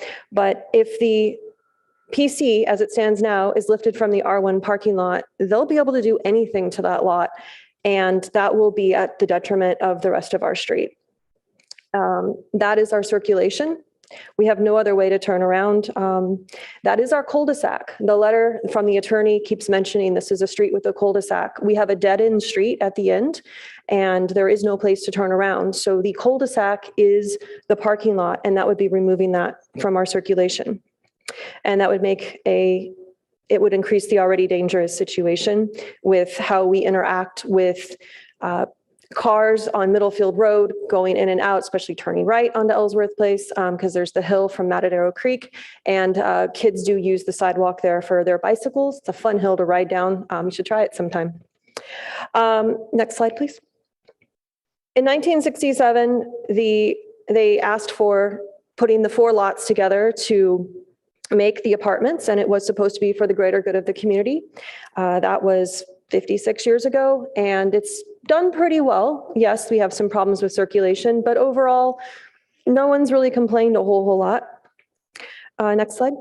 And as I said, this is our cul-de-sac. Here's a better picture that's not taken with a wide angle lens. I'd like to invite you to come out to the street if you have not already. I know some of you have, because you really can't get a feel for this until you come out, drive on it, walk on it, understand what we are dealing with and why all 15 addresses and the residents in them, including the tenants and the homeowners, are really upset about what's going on here and really worried for our safety on the street. Next slide. We also note that the apartments, and I always have friends at the apartments, so I know the situation that's going on there. The far left unit, or parking space on Ellsworth, is too narrow. So when they filled out the apartments, that car has to park literally on the stripe or she can't open her door. And so the car that was parking next to it is now parking in the guest parking lot because she can't fit next to it. So if they're going to be using parking spaces and they're, these are grandfathered in, I understand that, but now you don't have actually adequate parking. So are you going to make sure that they have adequate parking if they're going to try and fit it all on their site? We went out and measured, and this parking spot is only 98 inches wide. It should be 120. That's why she can't open her door against the wall. So that's a problem that exists now. And where is she supposed to park? You can also see from these pictures that, and I took all these in June. I'm not out there every day with the camera. It's like, coming in and out of the street. Oh, look, there's a truck there. There's cars there. The spots are used. They may try to tell you they're not, but every day those spots are used. There's at least one car parked there, if not 2. There's a delivery truck. There's DoorDash. We live in a society now where we get deliveries every day. And that is the only spot they have on our street to get stuff to both the Ellsworth Place homeowners and to the residents of the apartments. So now we talk about safety and circulation, please. When that temporary fence went up, as you saw in Gala's slides, that was set 4 feet back from the perceived paver line. So that would be the edge of where he's talking about having 4 feet of pavers. It caused a problem. You can see how the FedEx truck was trying, it would do multi-point turns to get in and out, and they hit the fence multiple times. The UPS driver wouldn't even come down our street. He parked in the bus turnout. That created another blind spot and issues for traffic on Middlefield Road, as you can understand. Next slide. And that fence, set 4 feet back from the property line, had been hit multiple times. It was pushed back at least 2 feet in places. So that's how it was with the temporary fence. Now imagine if a home was there, what that does to our circulation. They want to make our road narrower than that. Next slide. We cannot allow parking on Ellsworth Place because it is only 20 feet wide. This is what happened with the apartment parking when the temporary fence went up. Their residents parked against the fence and blocked our road. Next slide. Going over their proposals to solve these problems, it's already been mentioned that the delivery space blocks the carports. I did ask our delivery driver, one of our drivers who's been delivering our route since the 90s, before I lived there. I've been there for 19 years, so I can give you some history. And they said that they would not use it because it blocks cars. They cannot legally park there. So it's not a viable delivery space that they're offering. And then, of course, we already mentioned the tandem parking. I have that on my slide. Those have to be assigned to the same residents. So I'm not sure how those work. Are they going to cover them? I don't know. Anyway, you've got an issue where one of the carports isn't of size. And so you're already down a space there. Next slide.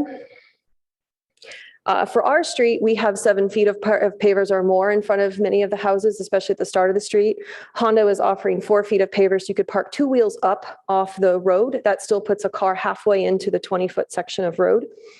People don't drive on each other's pavers. So this idea that they're going to, use these to widen a road, it doesn't make any sense to us. But this is how many of our driveways are. You can see people parked off the street completely on 7 feet or more of pavers.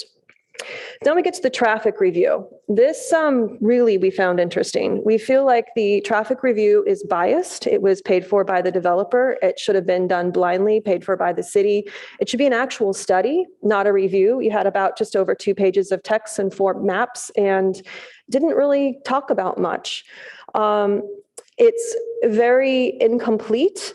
As I said, it was a review, not a study. It was based on a plan from a landscaper, according to how it's written. We actually wonder if they came out to the site to look at it.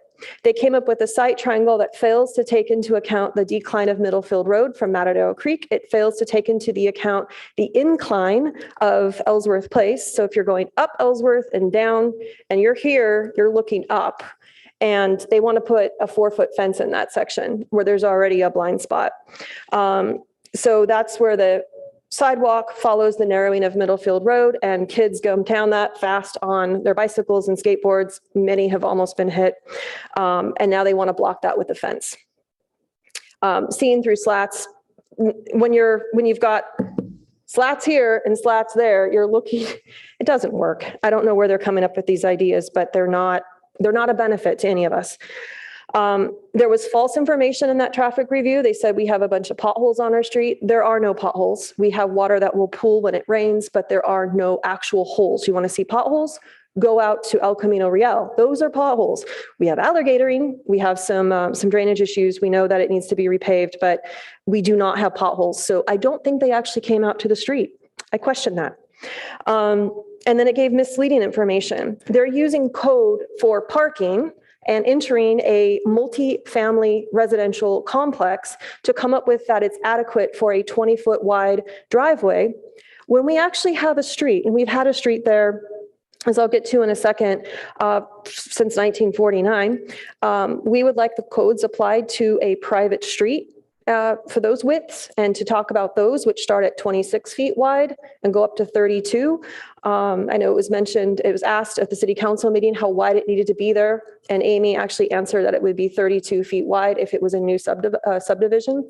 So they're offering no extra width of actual drivable space. We are currently at 21 inches or 21 feet. And we know that we need to at least get to 26 feet minimum to even start having this conversation. And then it missed information. So it missed the fact that Middlefield Road is a major arterial classification according to Caltrans. And that also missed the fact that bicyclists use the sidewalk. I know they mentioned earlier that bike lanes might be going in there, but kids are still not going to use the bike lanes through there. They're still going to use the sidewalks. That's what kids do. Next slide. So we come to this idea of, is Ellsworth Place a road? This needs to be solved before anything else can be voted on. They are trying to take our road from us and put it into their property. Gala, who spoke earlier, also has the road in her deed. However, we go through it and there are many joint tenancy deeds that connect the front to the back. I've got the deed of dedication here from when Middlefield Road was given. It was cut into 3 pieces. That means there was a piece in front of Ellsworth Place signed by the original owner, Catherine Emerson. She could have, if that was all one lot at 702, it would have been one parcel, but instead it was broken into a parcel in front of Ellsworth Place and a parcel in front of 702. And then she also had 701 at the time, which is under the apartments now. 3 different deeds of dedication were created at that time, which means that she saw that as a legitimate street. And the street, for her history, was named after her husband's hometown, Ellsworth, Maine. Next slide. Different versions on this map. Go to the next map. When you talk about a parking space or a parking entrance for a multifamily unit, there is no actual street or road drawn on a map. It's just a line. So if you go down the road from us, there are apartments that you can go into, and they're multifamily, and those are between, I think, 24 and 26 feet wide or so. They're drawn with a line. They have Middlefield addresses. They're not a road. So that needs to be corrected. Next slide, what is a minor arterial classification? It means you can push traffic through faster. We are a minor arterial. Next slide. Palo Alto was going to vote in 2015 to up the traffic through Middlefield Road and make us a major. They might do that again in the future, especially with more housing going in. That needs to be thought of now. And you want to connect us with 20 feet of road into a major arterial. That's not okay with us. New construction, as I said, would be required to be 26 to 32 feet wide. Let's keep going. I'm going to skip to this is the blind corner. We can skip this slide. There have been accidents across from us many times, and those accidents were not logged. I'm sorry. There was one accident on April 20th. This is fine. This was logged at toll. We felt the impact in our houses. Two of us went out and checked, and the police did come out. It was never logged as happening outside of Ellsworth Place. And I couldn't get any more information from the police on that. I asked, and they wouldn't give it to me. Next slide. 1810 ordinance was supposed to widen it. The current PC refers to 1810. And we talked about this before. This is how we're asking to have our road widened at the front, at the driveway entrance, which is what was 1810. I sent a letter earlier today with that attachment to it. PC 2343 says on section 4 that all other parts of 1810 are to be followed. 1810 was not included in your packet, and it should have been. Next slide.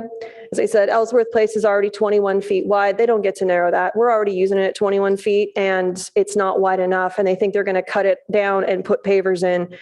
No, that's not okay with us. Next slide. So the proposal, to our estimates, which I didn't understand, I thought Dewey's side was going to actually be asphalt, but it sounds like those are pavers too. So this slide is no longer valid. I thought he was actually going to give us 2.5 feet of asphalt, add it to the 21 feet, but no. So that's not valid. We'll pass that.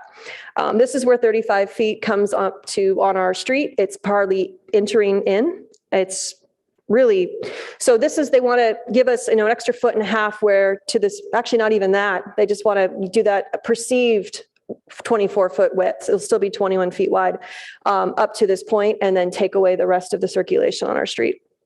Let's go back, keep going. One more slide. To next one. Who actually owns Ellsworth Place?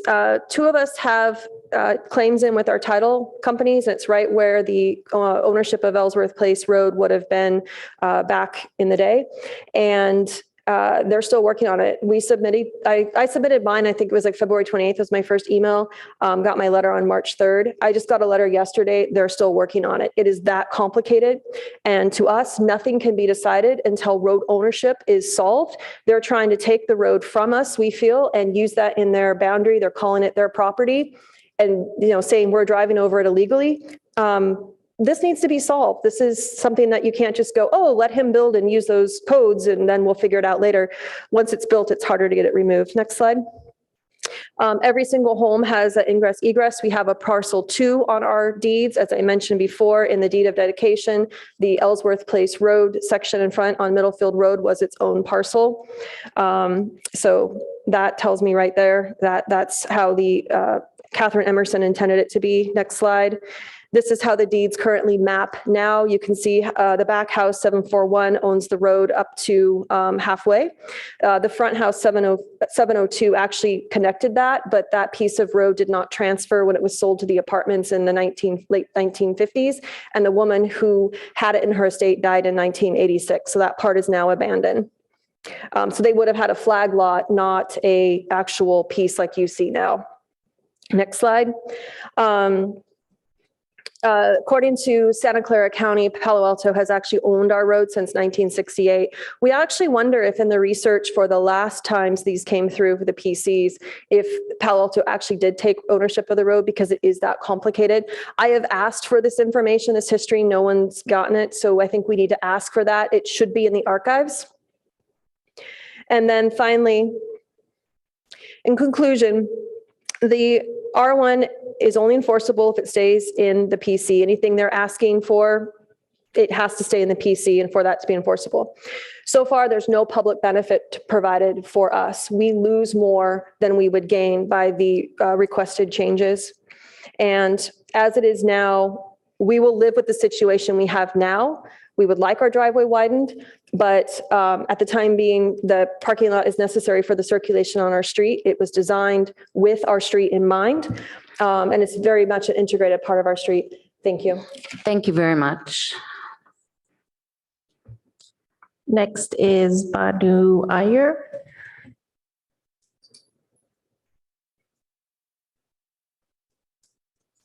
Good evening.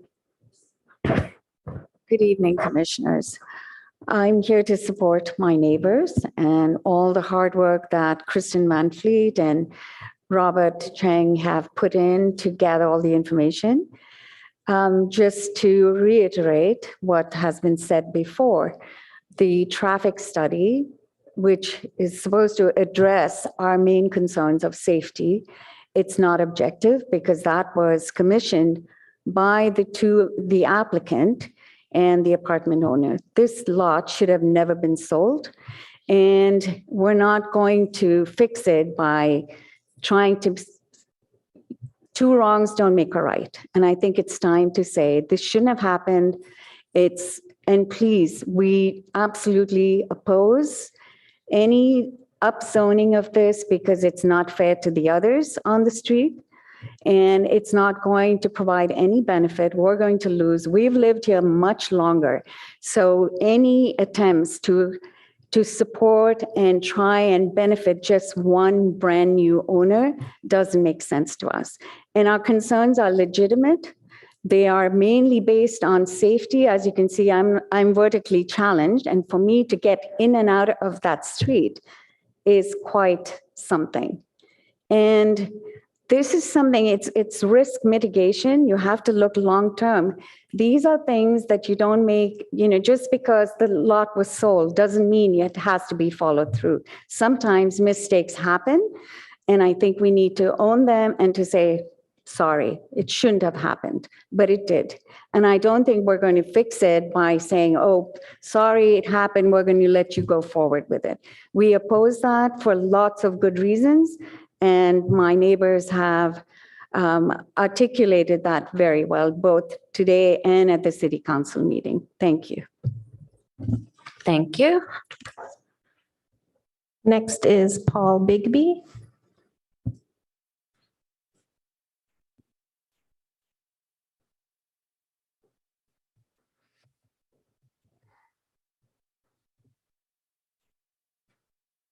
Good evening, commissioners. I'm a resident and homeowner on Ellsworth Place. I appreciate you taking the time to visit, those of you who did, to connect our lived reality to the proposal. I would like to raise 3 issues to your attention. First, as has been mentioned many times now, the circulation around and into Ellsworth Place is already problematic. I myself am a cyclist and often commute to work in Los Altos. Allowing this change will make it perilous, and I emphasize perilous, for anyone moving faster than walking pace. The risk, especially going northbound on Middlefield Road, as has been cited by a number of people here.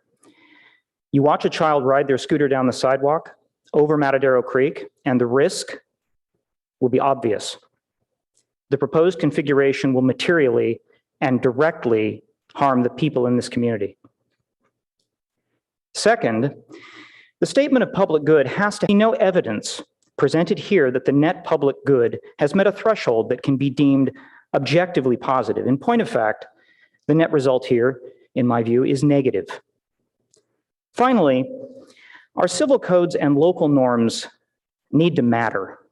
They create expectations for the responsibilities we have to one another. The precedent of violating multiple codes with no enforcement is an example to the community that anyone with sufficient financial incentives can outwit and outlast the local community, the people we elect, and the people we hire to regulate a balance of our collective interests. In summary, I would ask you to support Alternative 1, denial of the application. Thank you. Thank you. Next is Robin Ziegler.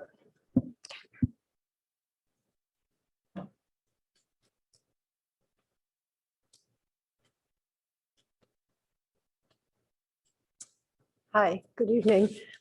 My name is Robin Ziegler, and I've lived on Ellsworth for 35 years. I'm one of the older, in more ways than one, residents. And I did also want to speak to the issue of safety, especially exiting and entering Ellsworth as it bisects Middlefield.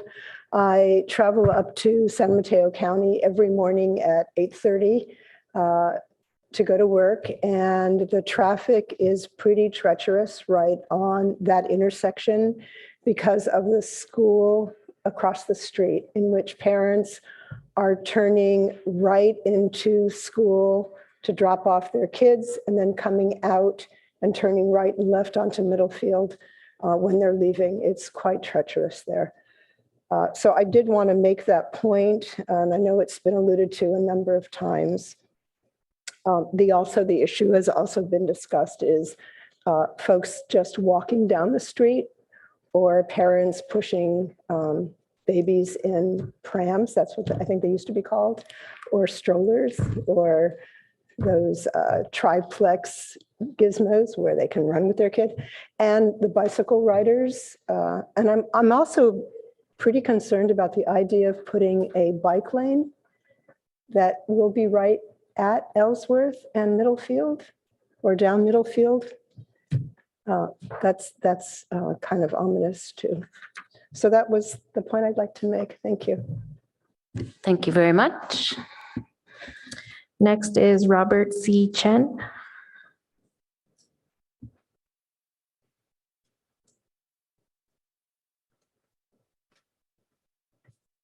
Thanks, good evening. Thanks, commissioners, for this chance, give us this chance to speak about our situations over there.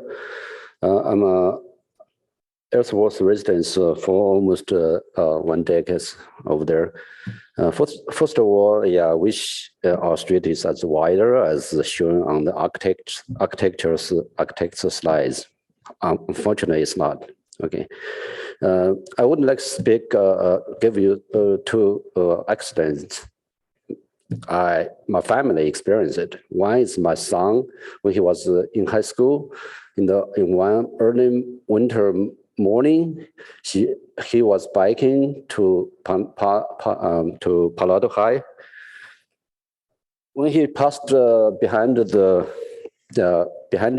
parking spot of the apartments, one car back up almost hit him, and he tried to avoid it, and he fell on the ground.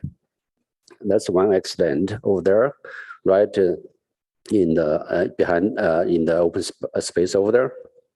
It's another accident is in I remember, and this accident occurred before 2017, before this current owner bought in. Another accident I personally had in one evening, I think it's almost dark. I tried to get out of Ellsworth, but because I have to pull forward to the sidewalk in order to look around, make sure there's no cars go through on Middlefield, because the cars are driving over there. They don't notice. A lot of times they don't notice there is a street over there. They're driving over there on high speed. So I almost bumped into a guy. He's walking, or he or she, I don't remember. He or she is walking on the sidewalk. Thanks God, I didn't hit anybody. But the guy, he had my car in the front. Okay. Those two accidents, my personal experience. So with that said, I'm, as a resident, community members over there, I'm really strongly against the split of the parking lot from the apartment and against the change of the PC 2343 zoning ordinance.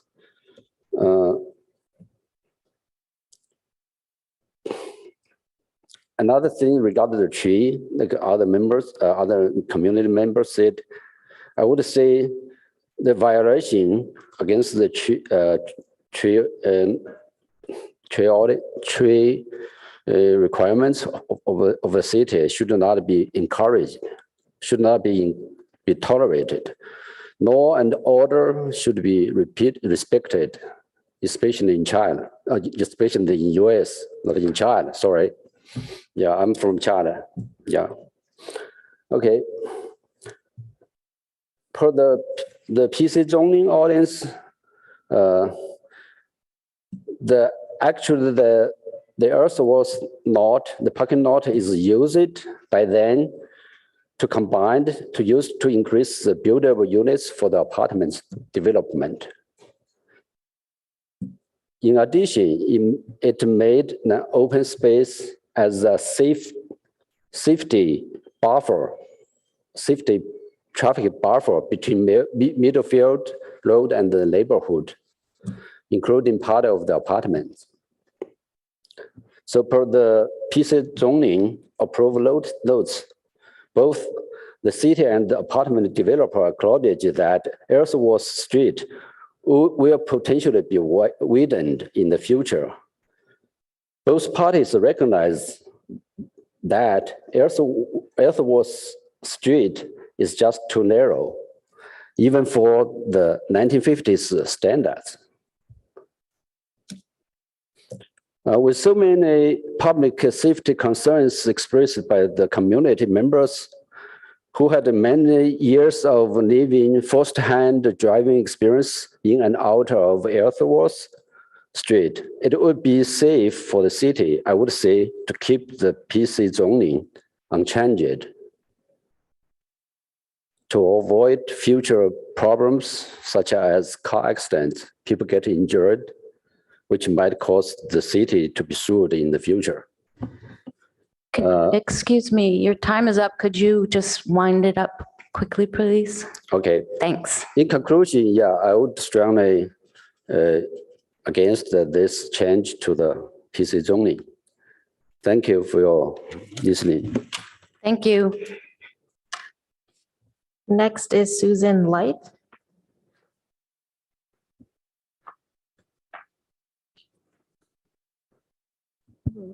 Good evening. My name is Susan Light, and I've lived on Ellsworth for almost 11 years. My concern is about the accuracy of the traffic report, since it ignores the fact that making a right turn onto Ellsworth from Middlefield when there was a car trying to leave Ellsworth is impossible. Cars aren't made of elastic, and so in making a right turn, there needs to be several feet for that car to make the 90-degree angle. If one is heading south on Middlefield, there are two northbound lanes, so the car can turn the 90 degrees and make the turn. But it can't be done if someone is heading north on Middlefield and the width of the sidewalk is less than the length of the car. It's just simple geometry. So if I'm making the right turn, I honestly hold my breath and hope that the driver behind me sees my turn signal and brake lights so I won't be rear-ended. This is just all about safety. If there is a car exiting the street, I have to wait for that car to either leave or back up to give me the room to make the 90-degree angle turn, since it's not physically possible to turn into the right lane if there's a car that's trying to exit. This was not mentioned in the traffic report, and so I have to wonder what other questions that or conclusions were incorrect in the traffic report. Thank you. Thank you. Next is Karen Mangum.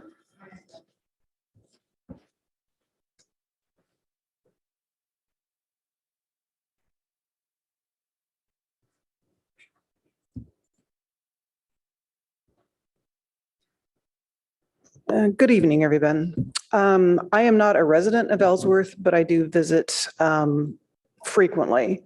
And my visits are in the middle of the day, generally between 8 a.m. and 5 p.m. On multiple occasions, that parking lot during the middle of the day has had at least 2 cars in it.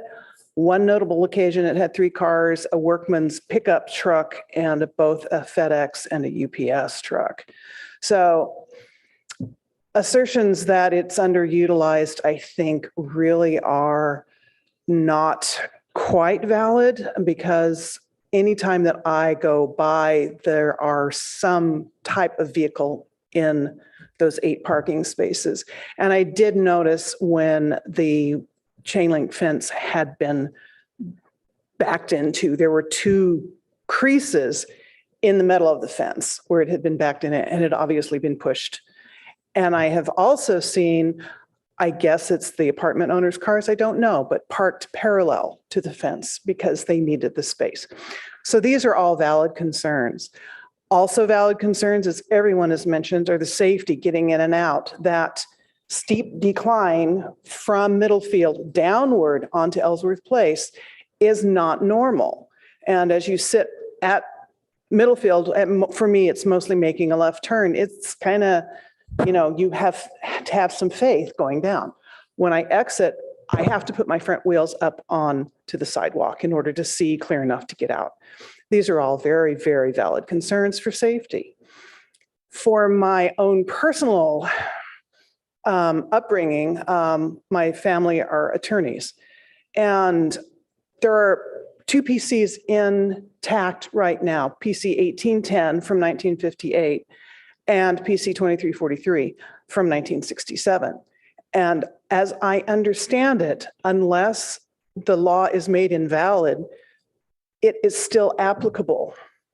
And PC 2343 specifically mentions that all of the instances mentioned in 1810 are still active.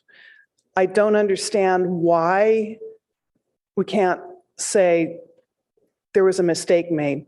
This cannot be an R1 zoning. It's PC, it's twice PC. There's an 1810 and a 2343. It doesn't make sense to me why it could just be invalidated. And the ownership of the road, as has been explained to me, is very confusing. Who owns the road? How can a chunk of road be attached to one parcel where all of the rest of the road is not attached to any of the parcels? There are some very confusing elements in this whole thing, and I really do agree the elements like this need to be decided before you can really make a valid argument for breaking up the PC 2343 into an R1. And as I understand now, upzoning the apartment side. So as other people have made presentations regarding safety, I agree with those. But I also think that you members need to really examine the foundational law aspects of the PC 1810 from 1958 and PC 2343 from 1967, and those still stand. Thank you. Thank you. Yeah. Next is Mariah Slattery.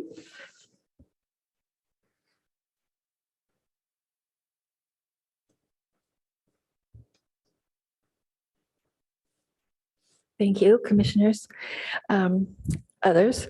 I come to support a friend who lives on Ellsworth, and I read some of the information about the situation, and I've been to visit Kristen in the past, and certainly noticed the size of the street and didn't know anything about it. But I'll be very brief. I took a trip there today. There was no one else on the street. Traffic on Middlefield was not heavy. There were children, and I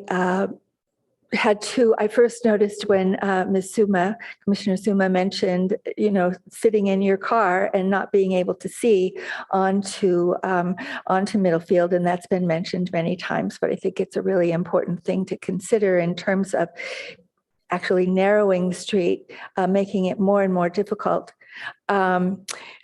I wanted to say that it's a shame what happened with the person the gentleman who bought this property and has a need for it, and it's a shame that that things were missed.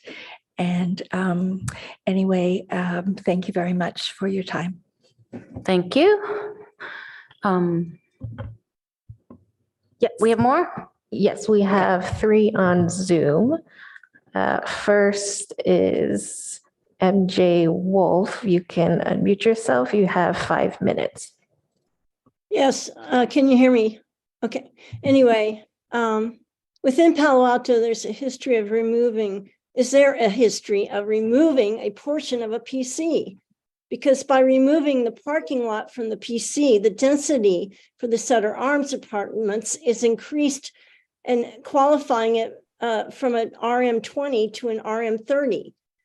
And this sets a precedence that opens up the door for additional multifamily property owners that are rated RM20 to go and sell off portions of their parking lots to qualify for the RM30 density. And I do not want to see this precedent that results in a lot of more lots being sold off. Another thing is that, as been mentioned, the parking lot has always been used by the Postal Service and the delivery trucks, and there's no other available space for these trucks to park. And I won't go into that because it's already been addressed. I don't think this is legal, though, the proposal. Regarding the tree that was removed, since this was an oak tree, will Sutter Arms be adding oak trees to the Sutter Arms landscape? They say they will be native trees, but I know that over the past year, the landscaping was redone on the Sutter Arms, and this included removing some of the olive trees, which I don't believe are native, and maybe adding some Western redbuds. But these are not going to make up for the canopy that was given by the oak tree that was removed.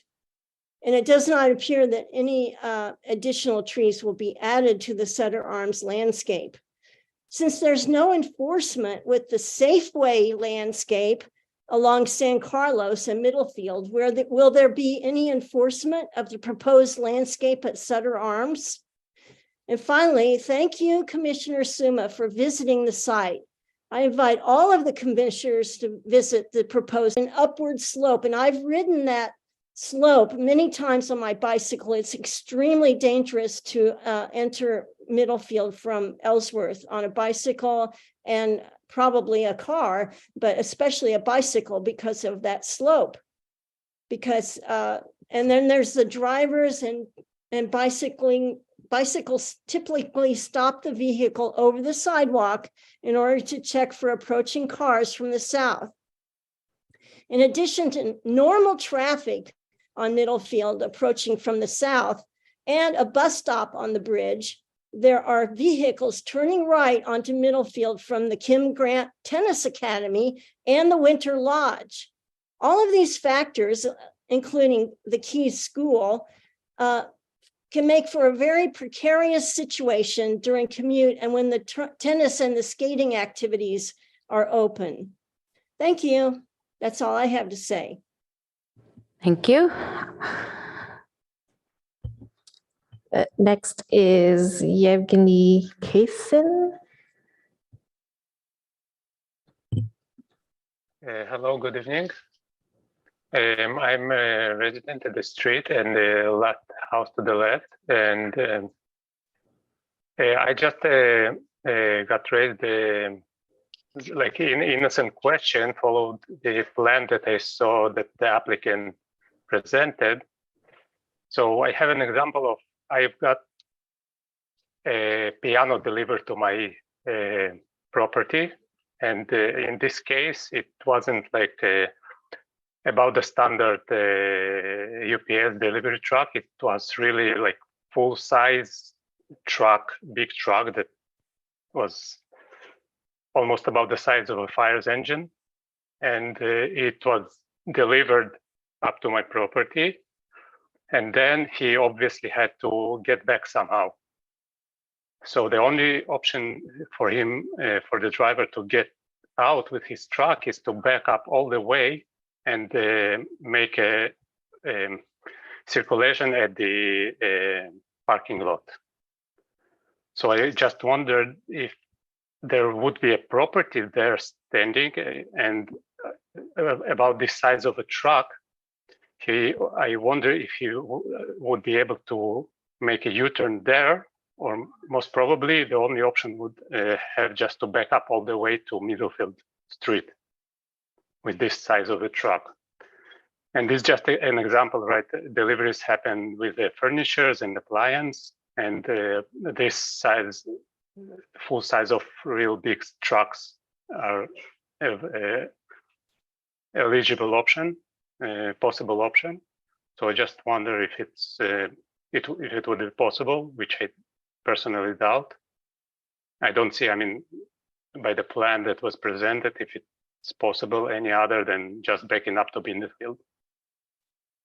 Thank you. Thank you. Is this our final speaker? Yes, our last speaker is Arden Michael Bloom. Thank you.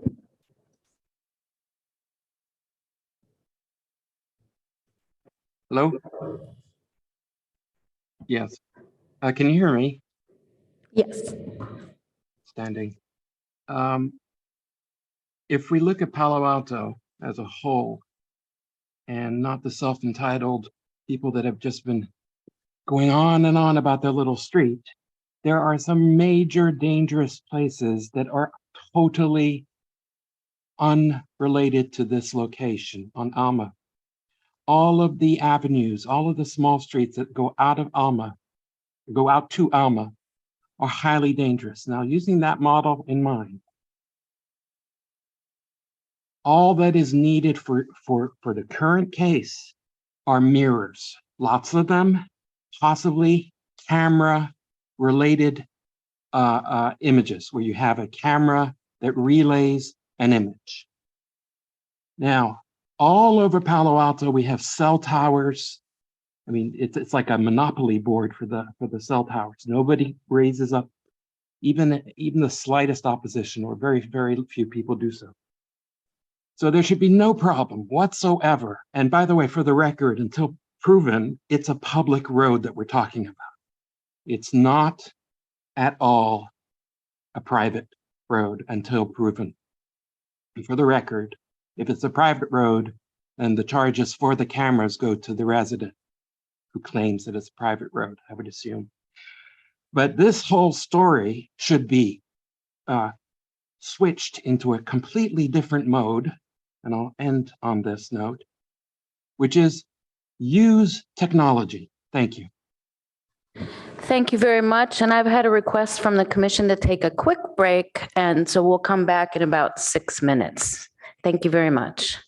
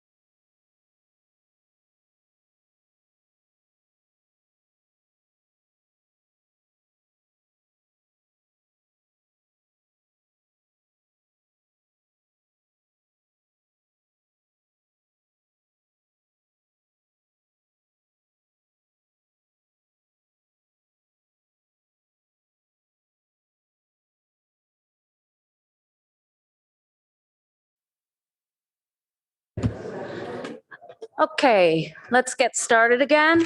And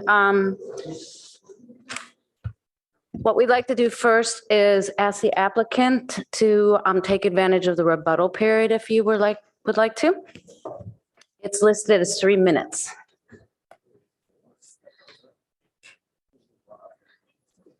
Okay, all right. Thank you, Chair Suma. The city has not recognized this PC for over 56 years. Even as recently as 2019, when they changed the zoning from the RM15 to the RM20, I mean, the PC didn't even come into the equation. So, I think we've lost sight of the issue, which is, there's a mistake that has been made where people have relied upon information from the city and they've suffered financial hardship. And, there's consequences potentially with that sort of thing. So I want to talk about just a few things that, drivers on Middlefield, pulling into the driveway that occurs up and down Middlefield. It's a normal course of driving, and you tend to slow down. And so slowing down will also increase safety. So we think that the existing condition is not one that's unusual. In terms of density, it's really interesting. They're making an argument about our density kind of being this big violation. With the original PC in 1967, with 12 units on that parcel, the density,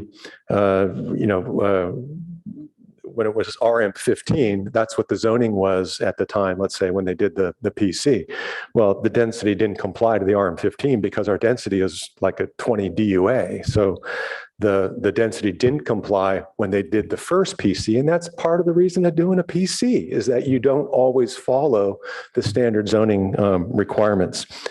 Our attorney has written a list of public benefits. I won't talk about that. But in terms of safety, again, the parking lot, the city has reviewed our traffic engineer's report and really had no questions. Again, to improve safety, you slow things down.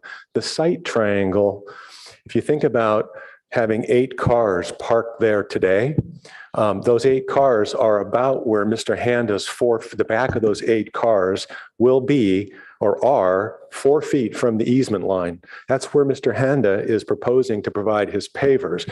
Right now, you're going to have 8 cars, which is 75 feet of vehicles, potentially, if the neighbors are saying that cars parked there. They've got a worse situation today with sight lines than they will when our house is pushed back 24 feet and everything's lowered to 3 feet. I mean, how can you see Middlefield at all if you've got 5.5 foot tall cars extending all the way out to, much closer to Middlefield than our house ever would, and our fences are at 3 feet. Nitin wanted to say, I'm sorry, Nitin. Thank you. Is this over? Pardon me? I saw the red light come on. You can I have more finish time. if you want to. I would like to give some time to Nitin. Sure. One of the questions that came up was whether whatever we are proposing for building a single-story home, how do we ensure that I end up building that, willing to give a commitment for that, willing to give an affidavit that what we are proposing is what we will be building. So whatever a written affidavit or legal affidavit is required, I'm willing to do that. Secondly, the fence on both sides, especially on Middlefield side, is going to be 3 foot, not 4 foot. Somebody mentioned it's 4 foot. We have reduced it to 3 foot. And also, very important thing is the gap we are keeping between the horizontal planks, 3-inch gap between each horizontal plank, which gives a clear vision to the other side of Middlefield. That's it.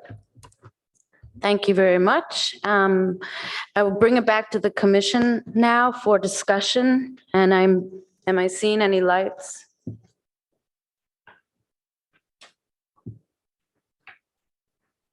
I'll raise my hand, Chair. Okay, I think the order is Commissioner Heckman, Commissioner Aiken, and Commissioner Templeton. Thank you, Chair. So, I'm just going to ask some questions in this round and reserve comments for a future round. So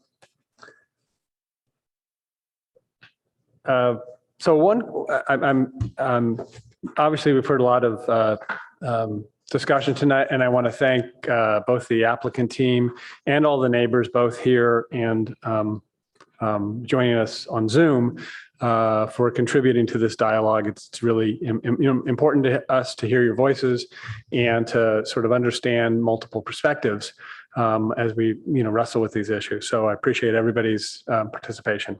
A couple of things I heard that I was curious about.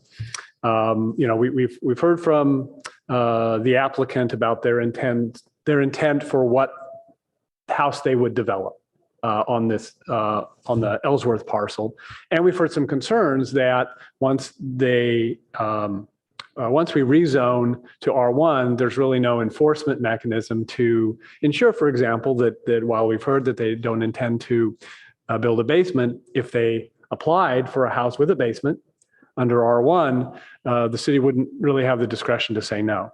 So one question I had is right now we've got this PC 2343 zoning that applies to the whole property.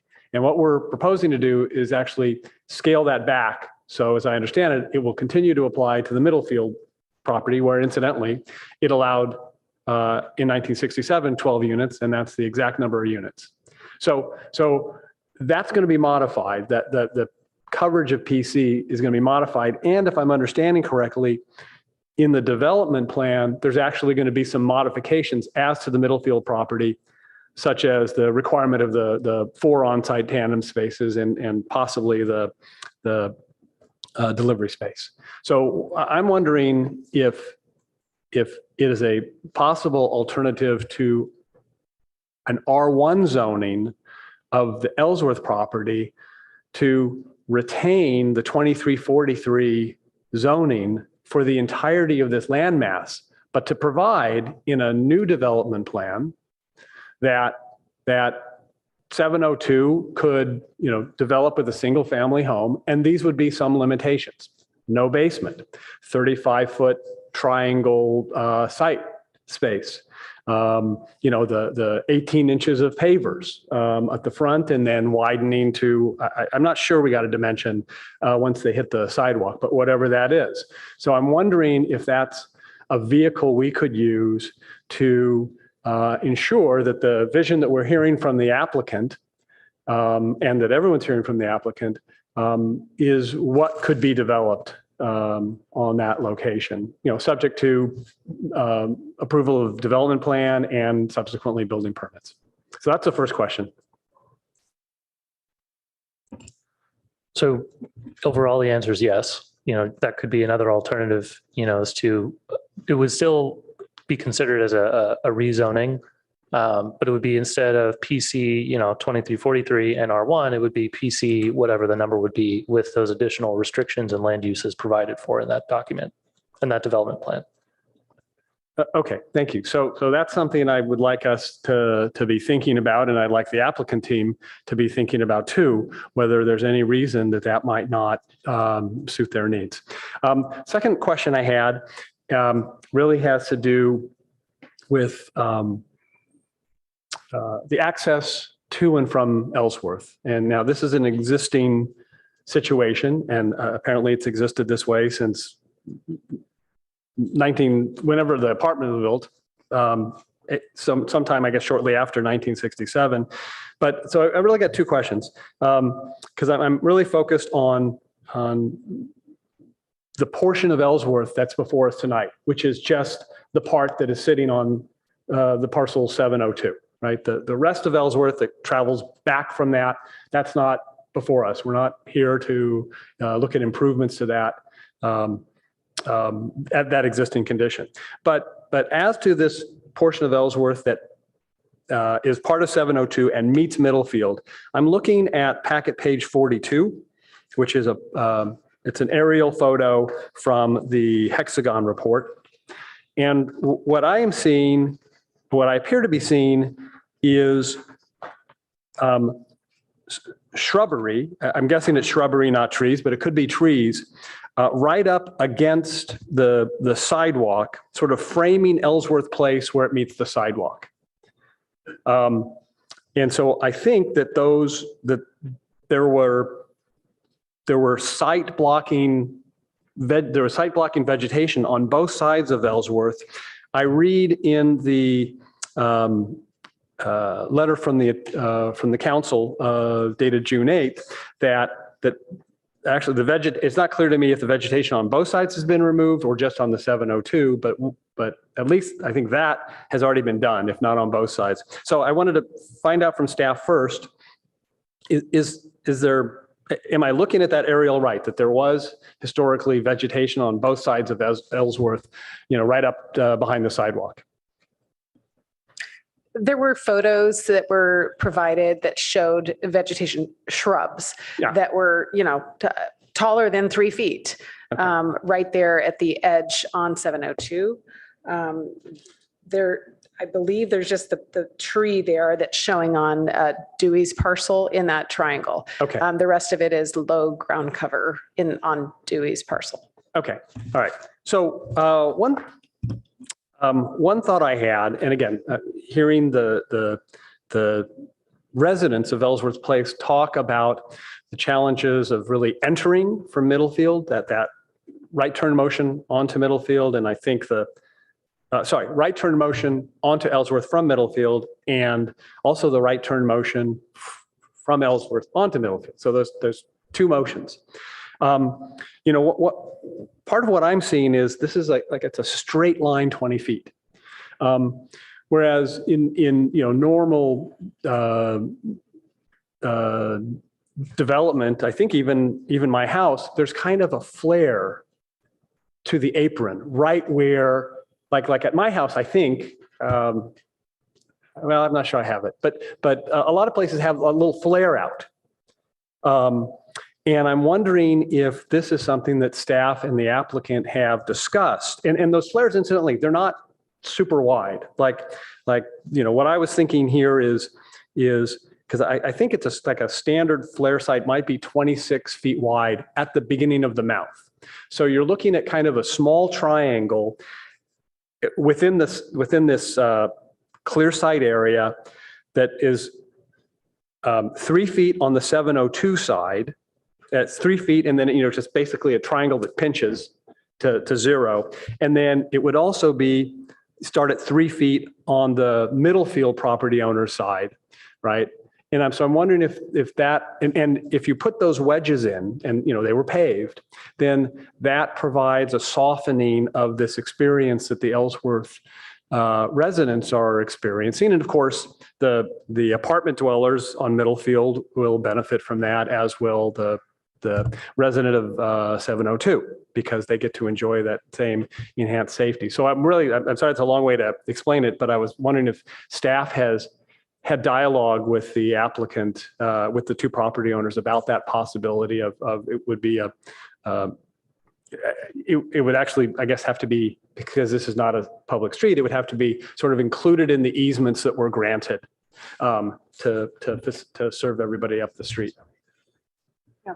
So staff did have conversations when this concept of widening with pavers, the question is that asphalt? What is that? What about, widening the easement there to capture that area?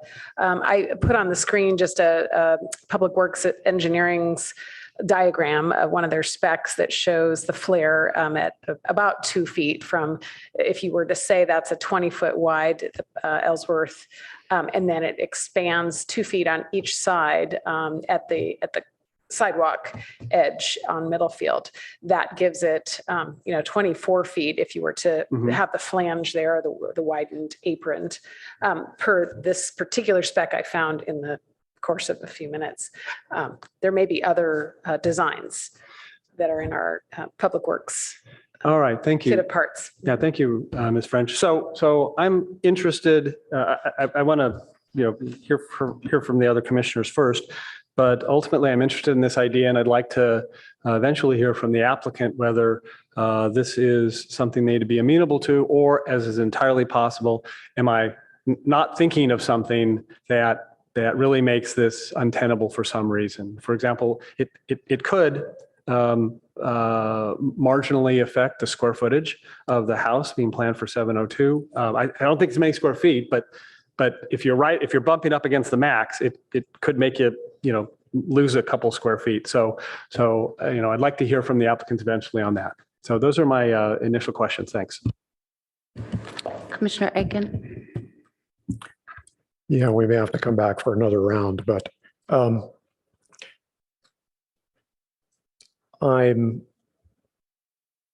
would like to see the project go forward because I would like to see the additional housing developed. However, what I'm hearing suggests to me that we're getting insufficient public benefit to offset the public cost. So that leads me to the question of how much additional flexibility the applicants might have.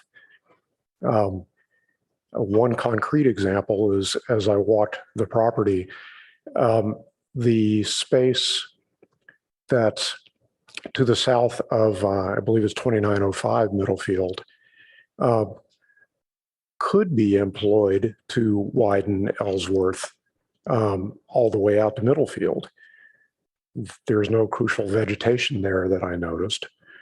It would mean sacrificing a rear yard, but currently there is no significant landscaping there. I believe there was a tree that looked like an olive to me, but not a protected tree. And I touched on the question of second stories and basements, specifically to think about, are there ways to reduce the footprint of the house that's proposed for lot 702? And by doing so, one additional options might open up for providing easements that would both widen Ellsworth and provide better access for deliveries and services. It's beyond our scope to do this sort of design on the fly. So the question I have is whether the applicants would be interested in considering additional design and coming back to the city with other proposals. That's it. Thank you. Commissioner Templeton. Thank you. Yeah, I agree in part with what both my colleagues have said about understanding the scope would be helpful here. And I have gone back and read what we've been asked to do, and we have not been asked to approve a project. We have not been asked to approve a housing design. We have not been asked to approve a driveway expansion, a flange, anything else. All we have been asked to do is look at whether or not the person, Mr. Honda, has the ability to build a house here, as the city stated he did when he purchased it. And to me, this is a real risk for the city. We need to understand what we have been asked to do and why. And I'm not sure we have entirely understood the scope of the risk for the city and what it means if we deny this applicant what they were told by the city and official body would be possible when they purchased the property. So I'm very concerned about what it means if we aren't able to deliver on this request. And I also think that despite, a plethora of very empathetic comments that we have received from neighbors, friends, applicants, et cetera, that many of these comments have been outside the scope of what we've been asked to do here, because those are the easier arguments. And the argument before us is, can we deliver what the city promised would be possible with this property? And what are the mechanisms to do that? So I'm not sure I'm very comfortable with what my colleague, Commissioner Heckman, has suggested, which is to not deliver that, but to deliver most of the understanding of that. because the city already said, yes, you'd be able to build, this is an R1 property. So I'm really confused. And I love our staff, but this report doesn't answer a lot of questions. It doesn't answer what the risk is. It doesn't answer what you've promised. It doesn't answer a lot of the commentary about safety that has come up with the public. On that note, I will just say, we know that Middlefield is dangerous. We know. We have lots of collisions on this street, and we're not able to deliver safety improvements because we're focused on other things. Just like tonight, we're here in a housing and zoning question, and we're faced with all these public transit and transportation thoroughfare safety questions, and those need to be addressed. And we didn't even have a member of the transportation department show up today. So I'm very frustrated as somebody that is, as you are as well, listening to the comments, the sincere concern about safety from our residents. This is why we need to have a much more collaborative discussion. However, that's not before us tonight. As much as I want to talk about it, and I want to talk about it at every commission meeting, that's not what's before us tonight. What's before us is a very emotionally fraught situation where we have a brand new resident or intended resident facing off with his neighbors because there's a misunderstanding at the city staff level when there was a discussion prior to purchase. That's not the kind of welcome I want to give our new residents. And I know that's not what our neighbors want. We want this all to be resolved peacefully and in a way that works best for everybody. And that would be the community benefit, in my opinion, is finding a way to resolve this where we can have one more new home and one more new home full of residents and a safer street that provides as much as possible the comfort that they currently have. So that's my 2 cents at this point. And like Commissioner Aiken said, I'd love to have another round after we hear from everybody. Thank you. Great, thank you. We will have another round, I'm sure. Commissioner Liu? Yes, I will leave more comments for another round. I definitely agree with Commissioner Templeton. And I'm also receptive to some of the proposed compromises you mentioned, Commissioner Heckman. Maybe a couple of quick questions.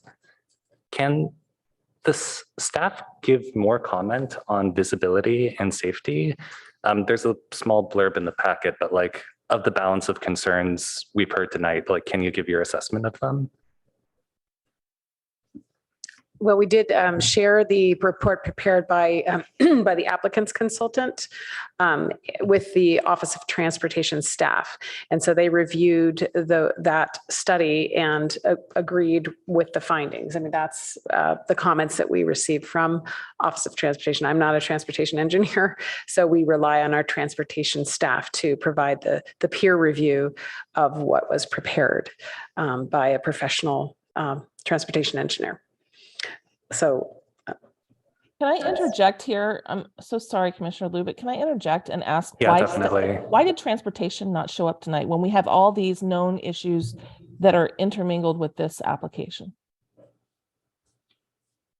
Were they informed about these issues? They were aware of them. They were aware of something on the agenda. It's not a question I can answer. Well, you don't have to answer. I think it's enough that I asked it, but vacation week and stuff. If we can schedule things that are housing and transportation related and intertwined like this on days when they can be available, please. Thank you. I agree with that. I think the ultimate balance of the safety improvements or also like negative aspects are subtle and not really clear to me. One more question. Is there any summary of like what actually happens with the apartment tenants? Do they have any compensation? Do they have any perspective that like we've gathered overall? Oh, staff has not interviewed the apartment tenants at 2901. We did have conversations with the apartment manager out on site, but have not had individual conversations with apartment tenants. Okay. Would the applicants maybe have context on that they could share?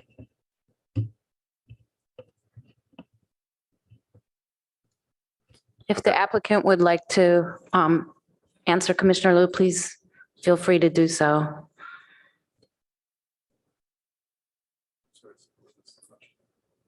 Oh, the question was, firstly, just what happens with the apartment tenants? Do they get any compensation? What really changes for them? And do they have a clear perspective or opinion on this? I suppose if the Ken Hayes Group Architects, in talking with my client, I would assume that if the residents of the apartment building had any concerns or issues, they would have shown up tonight, but there's no compensation for them as part of this. The guest parking is more convenient on Sutter than it is on Ellsworth.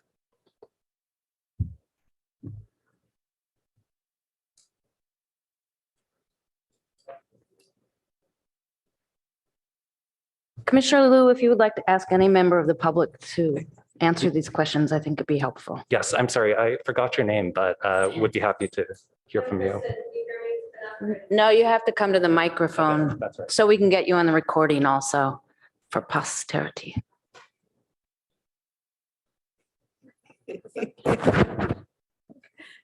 All right, having friends at the apartments, I know that they're afraid that their rent's going to get raised or they'll be evicted. If you've read the book Evicted, you would understand the situation that our renters have. I know people that have been priced out of those apartments when they were with the former owner. So I don't think you're going to get anything out of them. I've talked to a few of them so far, and that's how I know a little bit, but I can't give names or anything at this point. And they want their interests protected. So I don't know. I mean, I love that you're looking out for them. I think they would too, but also realize what you could possibly open up in their lives by asking such questions. So I'll just caution you on that. And read the book Evicted.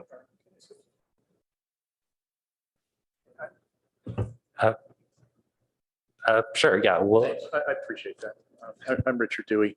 I'm offended by the comment and the reaction that somehow there's going to be retribution. We take good pride in our projects. We think we have good relationships with those folks. I was told one of them wrote a positive letter for this, whether it was sent or not, I don't know, but I was told she did. So I'm sorry, we've been sitting here about 2.5, 3 hours, and I'm a little, I didn't take that well, so thank you. Thank you. And that's, yeah. Okay, I will take a minute to make some comments, and then I think we're gonna have at least one more round on this for sure. And I want to start out by thanking everybody for coming tonight and acknowledging what a difficult situation this is, because on the one hand, we have people that live on a beautiful little street that's when I visited it, was very private. It's a really nice place to live. It has a history, and it has some issues because of the nature of the street and the physicality of the street and stuff. And we have someone who owns property, spent good money on it. But I don't see the issue as delivering a result in that regard to the property owner. I see the issue is the PC process has always been troubled in this community because of the public benefit required and the community's feeling that the public benefit was not reliably delivered or vanished over time. I know the PCs are all supposed to be checked, I believe, by our code every 3 years. I doubt that they are. And maybe that's an aspect of, institutional memory in a city and those sorts of things. But I will say one thing that really troubles me about this situation is we have an opportunity, because the applicant wants to amend the PC to make things better. And the neighbors there feel it's going to make things worse. And that's what I think we don't want to do, while also respecting both of the property owners. So I find myself in the odd position of agreeing with all my colleagues, even though they didn't say the same sorts of things. Because, and I will say that Commissioner Templeton put her finger on it. This staff report left more questions for me. I asked maybe a third of the questions I had, and I'm sure I could have thought of more. This staff report didn't answer enough questions, and I realized some of these questions are maybe sort of proprietary information of the existing property owners. But one really glaringly large thing to me is the status of Ellsworth Street. And the reason is, one of the big things is the county thinks it's a street. And it looks like every other street in Palo Alto, except it's older, which is an aspect of it being an old part of Palo Alto. And it was, that tract was developed before it was in the city and there were no development standards applied. I mean, it's why my block in College Terrace has, I kid you not, my one block has 3 different lots that are L-shaped around 2 sides of another lot. And it's just how, and one of them is my house, is in the crotch of one of the L's, but it's just how things are in older neighborhoods. And it's why it's very important as we move forward with this, I think, to really understand what the actual facts are about Ellsworth and to understand the easements. Currently, there are, one of the speakers said there are 2 of the properties, I think, have submitted to a title company to look at all of this. I think we needed to know that before we could make these decisions. And I also think we needed to know that before kind of the design of this property got underway. I am very troubled by the concept of a corner lot that one of the streets that creates a corner is contained by the lot itself, and how that affects setbacks and use of the land. And I'm very worried that if we grant the amendment today, we will have done so without considering all these details. And I just really struggled. I mean, I even struggled with, there was sort of a, I forget what package page, but we staff showed it as a slide. There was sort of a zoning comparison table, but it wasn't a real zoning comparison table because it didn't go through all the development standards and compare them. And I don't, if the view triangle is correct, if that is really the realistic way people need to see when they're coming out of there, I don't know why there should be a 3-foot fence. I know I'm shorter than a lot of people, but I'm sort of standard size, low end of standard. And it was really hard for me to see until I got my front wheels fully on the sidewalk. So I think we need to think more creatively about the fronts of both the properties, since we do have some control as they are in the special 24-inch setback. But I also would like to caution us to go slowly with this because there's a lot of money on both sides. I think, there's 15 or 13 properties, or maybe 12 on Ellsworth. Those are all property owners too, regardless of whether the owners live in their houses or maybe some of them are tenants. So in general, I don't feel we have the information we need to make this decision now. And I also think that we don't know anything. We know the map had a mistake on it.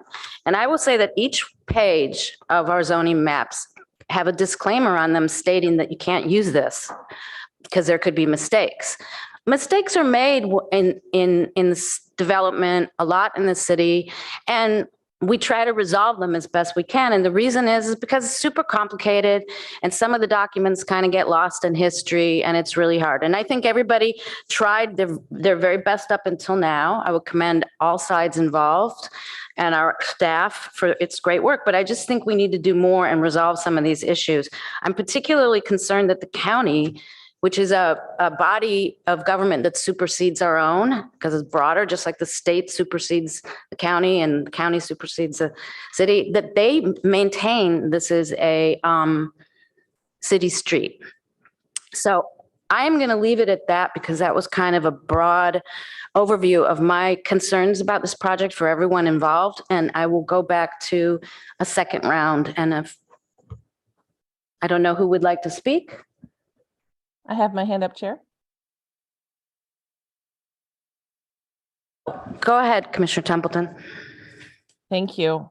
I'm inclined to agree with you that we would be in a better position. The best position that we have in front of us tonight is probably to ask staff to come back with a more complete staff report that answers the open questions. I'd like to hear what the other commissioners think as well. But, I also want to throw that out there because we have all these really good questions that have come up that aren't on this specific item. The fence is another good one. We listed a few before, but like we need to have the ability to engage with staff on these questions, because for me, in my mind, I'm like, well, maybe the 3-foot fence is a discussion when we have an actual plan in front of us to approve versus, at this point, but maybe it is a transportation safety question. And we don't know because we don't have the ability to interact with staff on that. So it's just another reason it might be better to come back. And as far as additional proposals, I know we're throwing out ideas. In addition to the ones we've heard from the other commissioners tonight, I would also like to propose that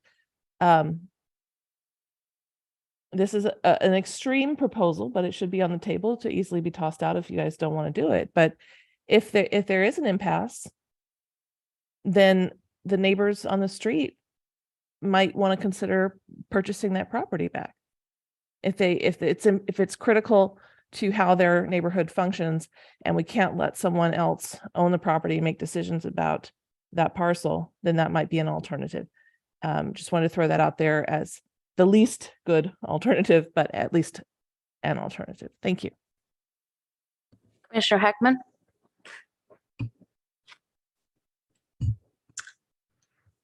Thank you, Chair. So let me start by saying that I am supportive of finding a path that yields a new single-family home on 702 Ellsworth. I'm not sure that R1 zoning is the best way to go about it. And I'm eventually going to ask the applicant if they're open to, considering basically folding that into an amendment to the existing PC. So it would still be PC zoning that would accommodate really everything that we're seeing in these plans, folded into a new PC, which will have, as I understand from Mr. Sauls, a new number, right? Just like 1810 was the original, that was replaced by 2343. 2343 would now be replaced by some new PC number. I am supportive of it. I do think that there's community benefit. It's listed in our staff report. It's listed in the letter from the council. And to me, one of the biggest community benefits, and again, the community benefit is not the local community. It's not people within 300 feet or 500 feet. It's the community of Palo Alto. And if anything is clear to those of us in the commission and I think residents of the city who've just gone through the trauma of adopting a new housing element, one of the biggest things the city needs, one of the biggest benefits to the city is to provide more housing units. And this application seeks to do that.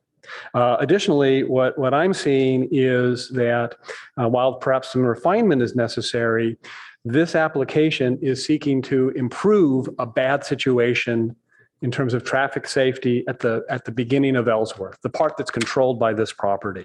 And I do see, now that's more of a local benefit because not that many people go down Ellsworth, the residents, obviously, and their guests. But that I see as a benefit too. And so I'm pretty satisfied that an adequate showing of benefit can be made. I am also satisfied that this, at least this first leg of Ellsworth that is located on 702 is not a public street. There are only two ways that you make a public street. One is you offer it for dedication and that offer is accepted. And the other one is where it's either not offered or offered but not accepted. The government nonetheless over time maintains and repairs it and treats it like a city street. And my impression from the staff report is that neither of those scenarios is true here. So it's private property, and these owners behind it, behind Ellsworth, have some rights to cross it, and it sounds like part of this proposal is to crystallize those rights. So I don't think that particular issue should be a hindrance to us to finding a solution. Or finding a path to achieve the requests embodied in the application. I also find that the sole purpose of the function of 702 as envisioned by the City Council in its adoption of 2343 is to provide guest parking, period. It was not provided as a de facto cul-de-sac for the residents of Ellsworth farther down. It was not provided as convenient overflow overnight parking for the apartment residents. It was required because at the time, city code required some proportion of guest parking, and that requirement is no longer there. So I don't see the removal of that guest parking consistent with our current codes as taking away something that anyone was entitled to, because I'm not seeing that there is much, if any, true guest parking on that site. And it seems from what we're hearing that most of the guest parking, when there are guests for the apartments, and I'm sure there are, is happening over on Sutter. On the 2-story versus 1-story and the basement, I guess the only thing that's striking me, first of all, there's been some concerns expressed about the basement, and we've heard those in other contexts many times, and so I'm not really wanting to push on that. But in the 2-story versus 1-story, the thing that has occurred to me, and while the design is not before us, it could be if this turns into a development plan amendment to the PC, is that the benefit to the owner of the 1-story is that a 2-story, first of all, I think because of the constraints of the site and its size, they already have a constraint on square footage. So they're building, I think it's a 16, I wrote it down here, 1690 or 1600 and something square feet. If you go 2-story, you're going to take up some amount of that square footage in the stairwell. And so maybe it's only 100 square feet, but that's the equivalent of a 10 by 10 room. And so that's one of the concerns I'd have, given that the house won't be particularly large, although it'll be on the larger side compared to the Ellsworth neighbors. It's not very big, and that could make a significant difference. And I also feel like it's not the responsibility of 702 to sort of fix the access issue that has always existed with a 20-foot wide road. I think that they've taken steps to ameliorate it beyond maybe what the code requires, but perhaps it's a benefit to them because it's part of the benefit that they're offering up. So that's the thought I had about sort of pushing too hard on the 2-story. Just two more quick points. One is, we're sensitive to the issue of trees, but that's not really before us. A tree cut down in 2018 after apparent consultation with the city's arborist, and to the extent a mistake was made, so be it. But we're not here to adjudicate that. But nonetheless, we see as part of the development plan that would be approved by this application, the planting of replacement trees, which it's my understanding from staff, would have been the result of the process had the city arborist at the time given the correct advice and the process occurred, which is a replacement of the canopy at the appropriate ratio, which I think I heard is 4-to-1, and they're replacing it 6-to-1. And then I kind of want to conclude on this, and that is just it's kind of the thrust of state law and our local ordinances now is really the promotion of housing to some extent at the expense of parking. Right. We see, and we had a recent item before us that we were looking at where in the NVCAP, where we're looking at no parking requirements, right, as a possibility, right, residential with no parking requirements. And so here, to the extent we're, in a sense, looking at trading some guest parking, what is designated guest parking, for a house, the trend seems to be to allow that replacement. So those will be my comments. I would like to ask, actually, at this point, to hear from the applicants on 2 questions. Number one, and I think we have to hear from both of them because they're both affected by this. One, are they open to an examination of whether this process could be better accomplished in a PC rezone, understanding that would take more time. They would not get a recommendation from the commission tonight, but rather maybe a recommendation that we continue to a time that staff would tell us.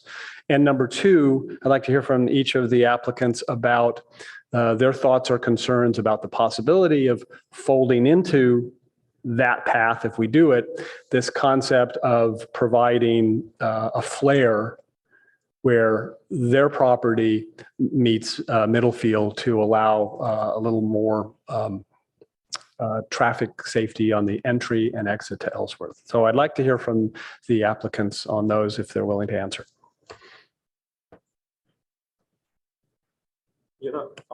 So I think I would really need to understand what are the time consequences around it and what are the other consequences around it. I think that's very important. We have already lost so much of time. Like I mentioned initially, we intend to get my son to the high school. We lost that time, losing more time. So that would be very important, And then the flare part, again, I don't really understand the technicality of it, how it will work out. Probably I missed that point. I need to see it on a drawing, what you're proposing, and we can go from there. Okay, thank you. Sure. Thank you. And somebody for Mr. Dewey? Thank you. Cara Silver. I'm an attorney for the Dewey applicant. And I thought I'd just reference one question, that is the ability to fold the R1 into the PC. I think that was referenced in the staff report as an option, and it could be feasible, if we can address the time concerns that Mr. Honda has.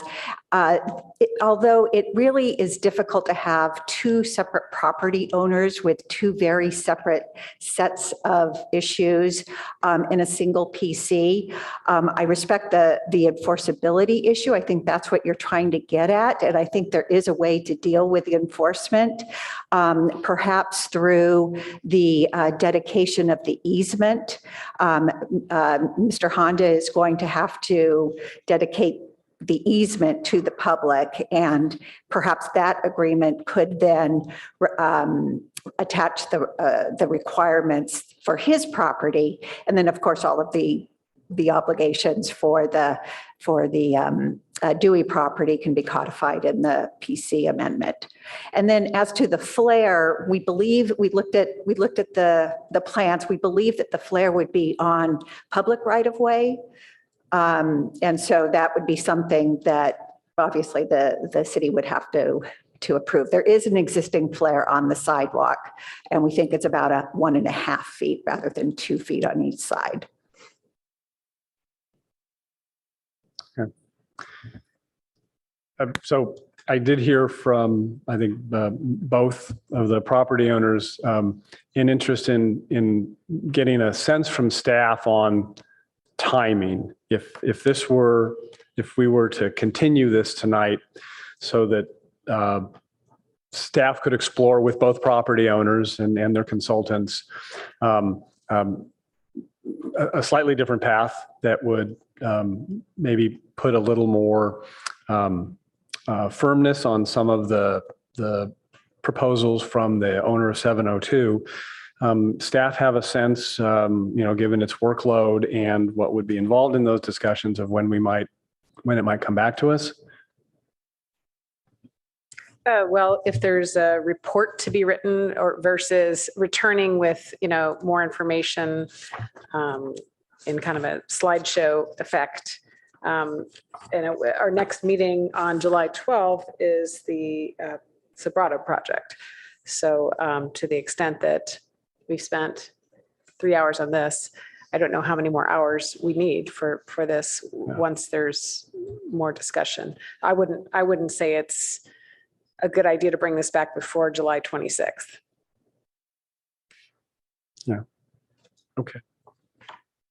So applicants, you're hearing that it could be a month before you come back. And again, I don't know what my fellow commissioners are going to do. They may sort of take the option away by just not wanting to approve or deny, recommend approval or denial tonight. So let's see how that plays out. But thanks for all the information and your input on those ideas.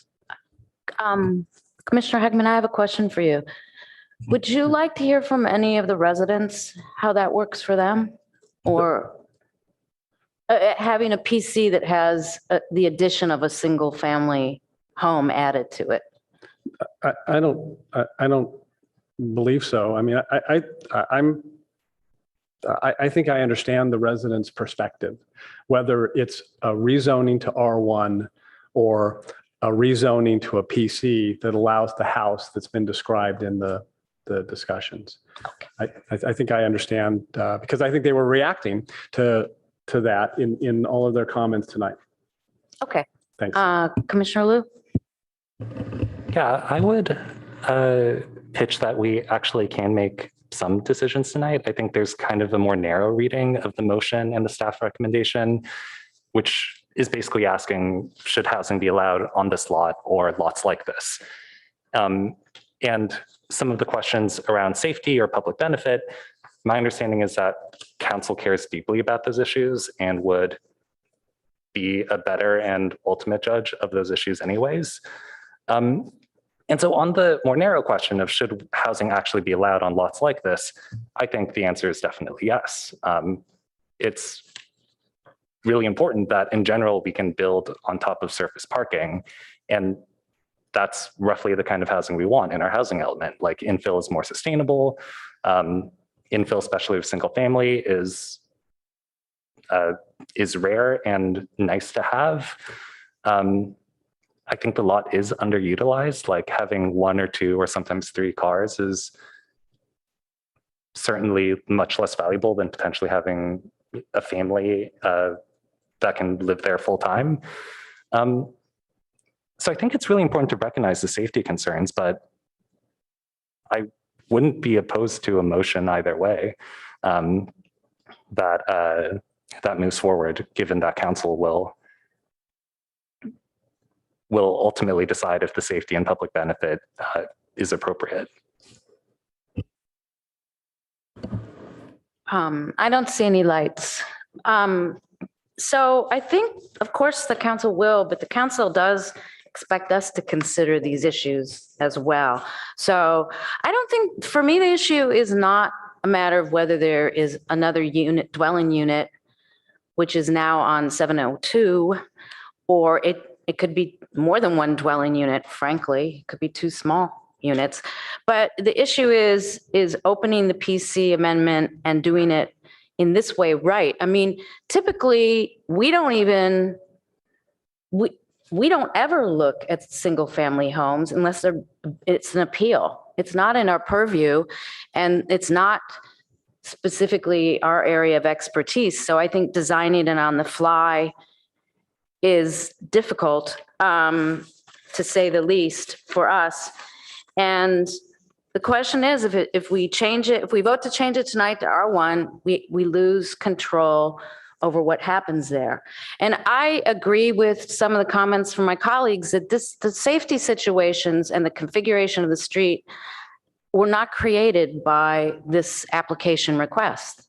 So, but it doesn't mean we shouldn't use this opportunity to improve conditions. And I think that's why Commissioner Heckman asked about a more significant flare.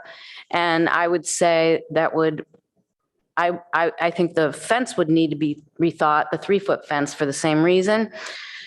So I am really still hesitant about,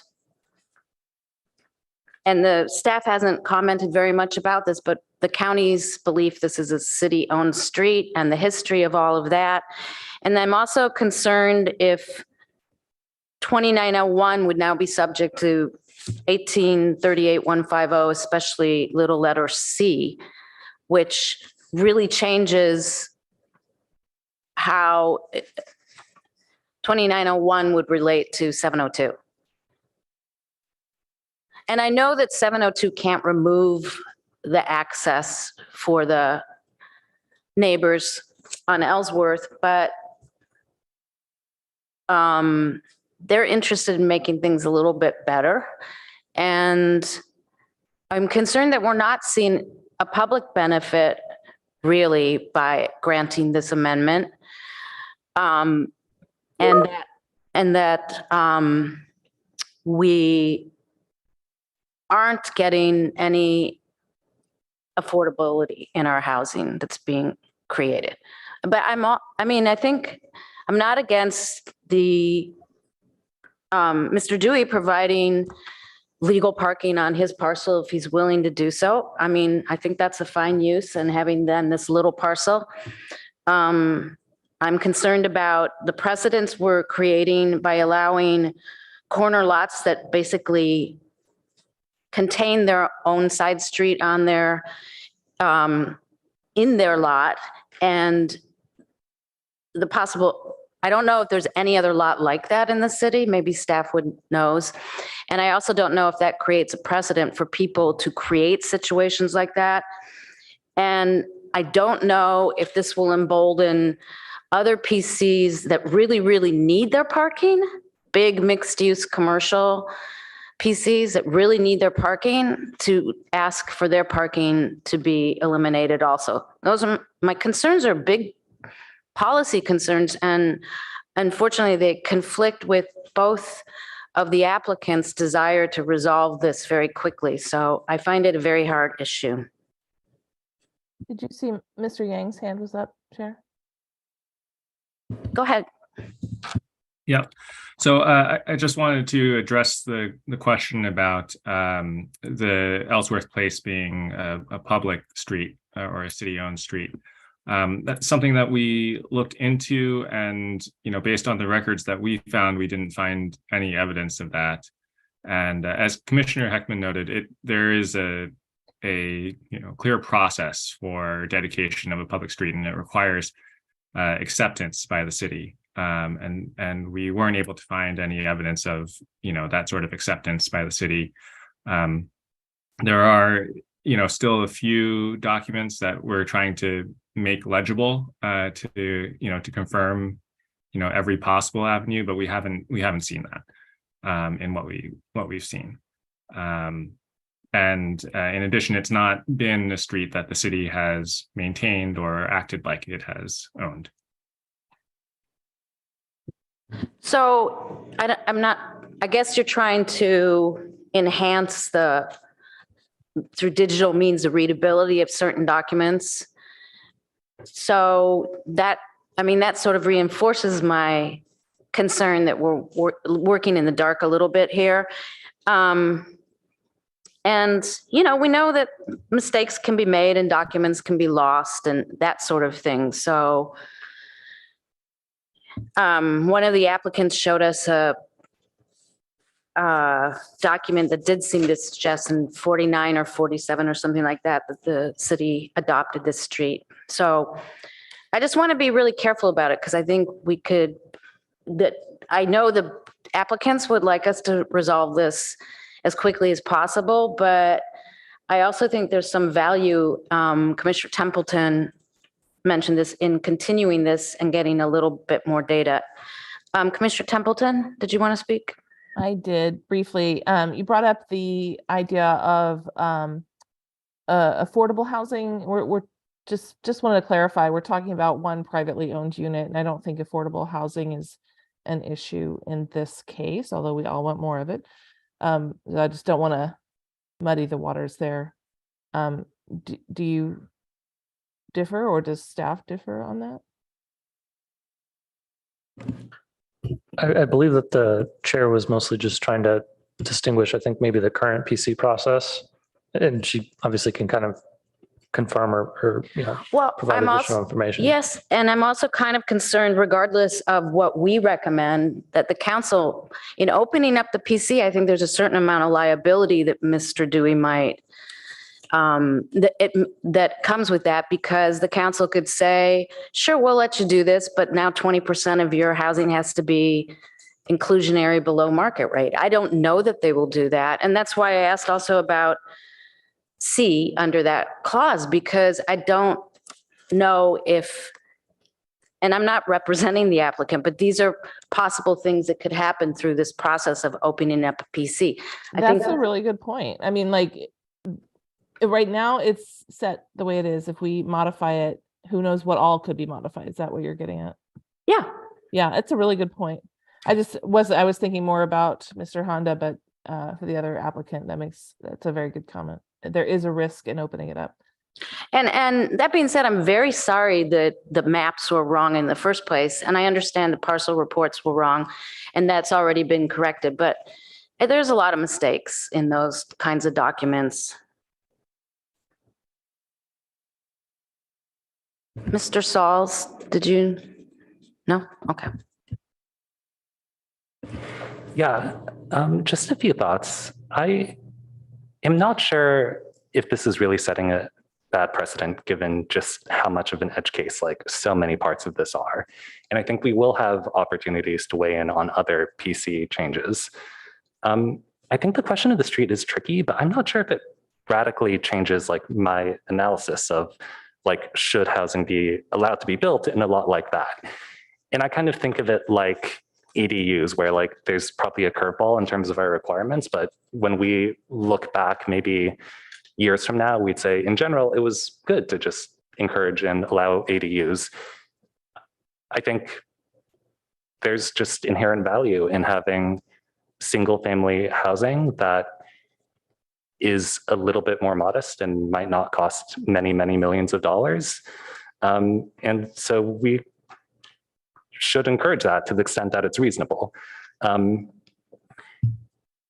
Yeah, and I definitely don't think we should like advocate any of the safety or convenience concerns, but I'm just also like not sure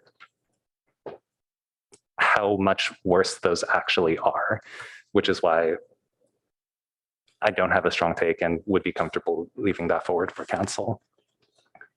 I guess I'd also ask staff, are there any other like mechanisms for like enforceability of some of these changes? Like, are there contracts, deed restrictions, like anything that we've done in the past? Maybe Commissioner Heckman and Chair Sue will remember, we have a pretty poor example of one we've done in the past where we required it on a parcel map, a condition on a parcel map about how high a structure could be built. And that was something that was probably one of the only times that was done in the entire city, which prevents a homeowner still from being able to develop a home that, based on their size of the lot, they could build a 2-story home or something more typical. That's an edge case again.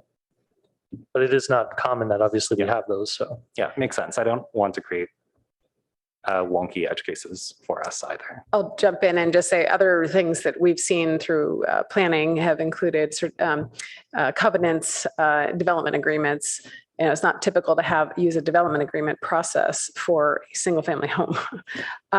Covenants more often have been placed, but usually related to historic preservation, this kind of thing.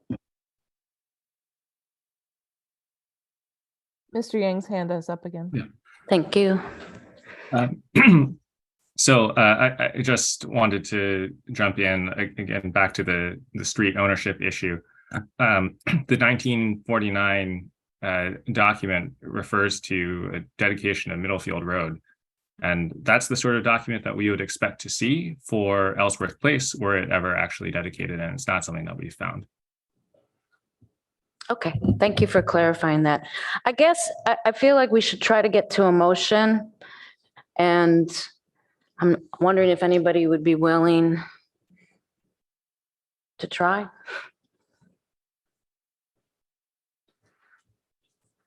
I mean, alternative number 2 of the alternative actions is basically what you're interested in. Commissioner Heckman, I don't know if which is to find a way to allow development of residential use on 702, but not doing the zone change to R1.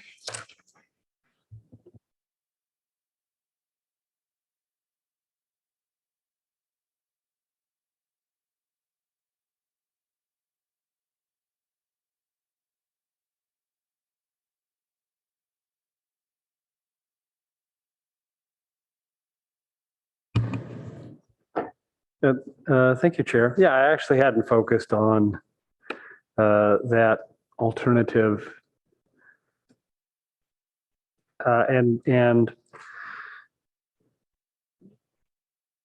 I guess I'm wondering if staff, having heard the discussion tonight, and for my part at least, an interest in being able to secure some of the proposals that we've heard on the 702 side, such as the 35-foot triangle, which I think can be secured inside of a PC, but you can't really impose requirements on straight rezoning to R1. Whether staff would have enough information to work with the applicant as this moves to council to sort of refine things. And that I think might better serve Mr. Honda's concerns about, speeding this along to the extent we can I don't know if we can get you in. I don't know how it works getting, where you have to be at the start of the school year. So, no commitments there, but certainly that's a faster path than to go away and come back here on July 26th. So I guess I'm going to ask staff what you'd need to hear from us if we were supportive of alternative 2 to give you sufficient direction to move this forward to council. I mean, we put alternative 2 there as it's a viable option as far as staff is concerned to move the project forward. We don't have a lot of more research we would do. We've done a lot of research on this, but certainly having more conversations with the applicants as to what could be presented to council related to an option 2 if you were going that direction. I'm not sure what we would bring back to you on the 26th. Well, no, if we did alternative 2, so I'm looking at the possibility of making a motion for alternative 2, which would move forward with the development proposal, but not as an R1, rather as a new PC, which hasn't really been fleshed out in this staff report. I wouldn't expect it to come back to us.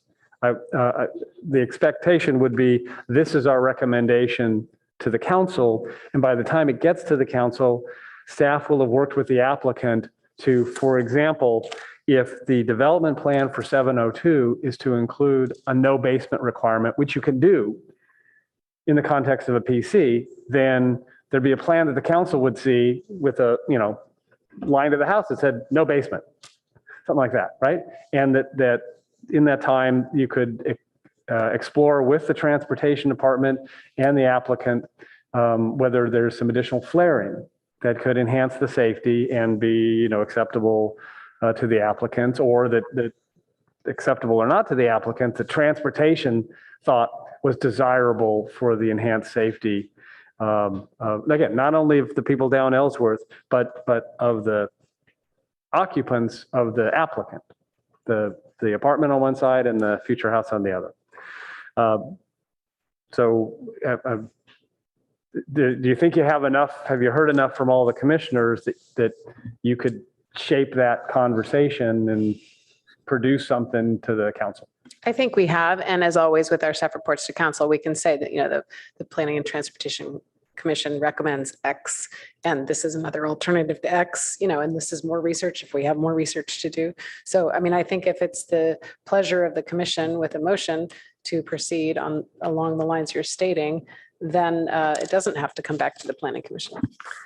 So to clarify, the development plan that is approved and attached to a PC is typically like a simple plan set. It would show the elevations, and we would be approving the specific motion if to move forward and go to the council is anything that, if there was something that the commission wanted to see that wasn't included in the plan, in the drawings that were presented today, like the flare outs, for example, or if there's something else, then we would need to know that, and that would be included in what goes to the council. Commissioner Templeton? Thank you. I'm really concerned that we would be moving ahead with something that we don't even know if the applicant wants if we were to take that action today. It's a new consideration that they haven't thought about, we haven't thought about, staff hasn't thought about, and we'd be forwarding something very half-baked to council. So are you concerned about that? Who's the question to? The proposer, Commissioner Heckman, that Okay, would be all right. you. I didn't want to presume. Well, I guess I'm not particularly concerned because staff listed it as one of our options on packet page 17, alternative 2, which is really what we'd be doing. Again, I think I've heard from more than one commissioner some concern that the straight R1 zoning doesn't, we lose control. I think that's the way one of the other commissioners put it. And so alternative 2 would avoid that issue. And of course, if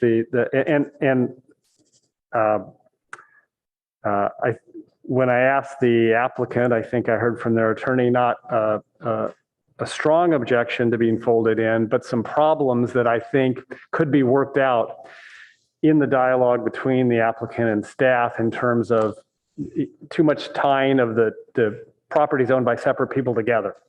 Right? Those things I think can be worked out in on the road to the council.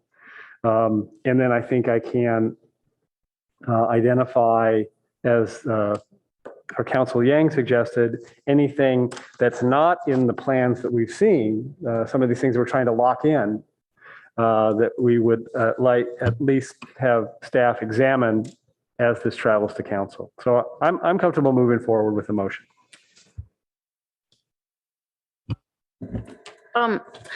However, to address Commissioner Templeton's concern, I think it should come back to us for a quick view before we recommend it, because we want to make sure we know what we're recommending to council. That would, if you get a second, I would be willing to make a couple of amendments. And it sounds like staff needs a little more specificity on your flare idea. I would put it more broadly as address visibility issues at Middlefield.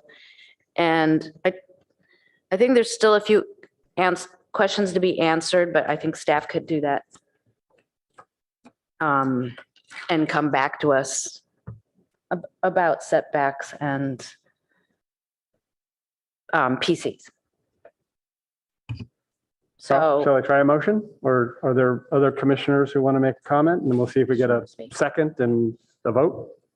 Yeah, I think I'd be happy to second your motion actually, but I think, like, I'm not sure if we definitely need to hear this again.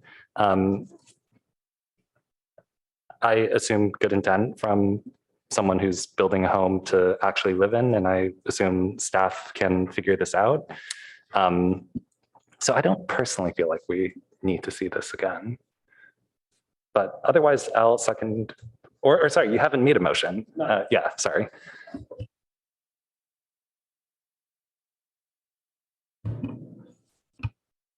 Shall I make a motion, or Commissioner Aiken, or you have your hand up?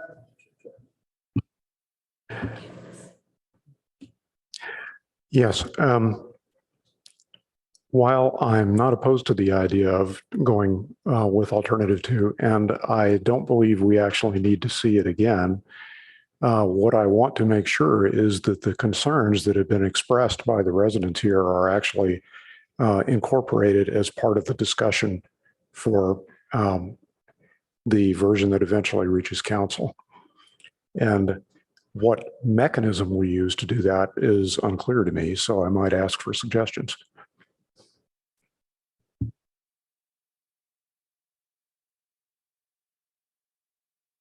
Are you asking staff or the? I think he was asking you to. Okay. Certainly, forwarding to council if this motion should continue, by diagrams, by lists, capturing, there's minutes, there's all of that, summarizing what the neighbors' concerns remain to be, what the possible solutions are, graphics showing clear standards, a home that has no basement, et cetera.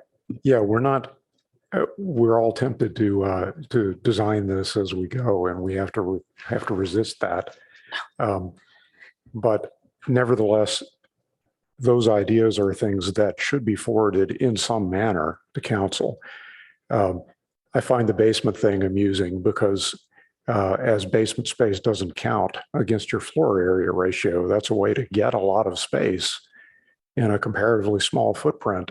And for those of you who have lived on busy roads, bedrooms and basements are cool and quiet, whereas bedrooms immediately facing traffic on the scale Middlefield are anything but. So there are a lot of advantages there that I think an applicant might consider if they were encouraged to do so. We seem to be putting a lot of the burden on Mr. Hyundai here, but I think Mr. Dewey might have valuable contributions to make as well. That certainly can be negotiated as part of the amendment to the PC, but it won't be unless someone brings it up as part of the process. It doesn't need to be accomplished by revisiting the discussion here, but it needs to be accomplished at council somehow.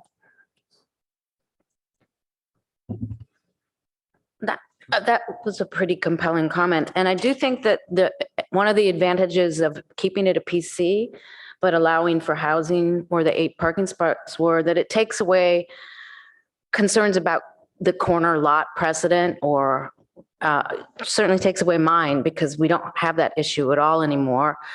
The residents on Ellsworth already have an easement that is sufficient, and I don't think there's any intention to take that away. And so I think if we can get to a motion that contains all these, I think we're in a better place. May I make another comment, Chair? Yes, please. Thank you. I just want to weigh in that I'm not on board with a lot of these restrictions we've been talking about.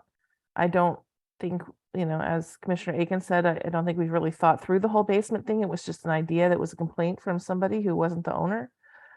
We really need to understand what we're going to be requiring this homeowner to do, or this would-be homeowner to do.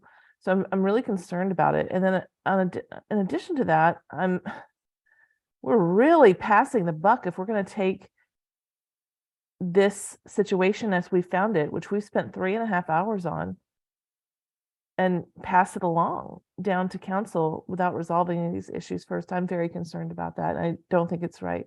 So I won't be supporting a motion that we wouldn't bring it back before us. Thank you. Well, I would rather see it again too, but I have to tell you, I don't think a majority of us feel that way.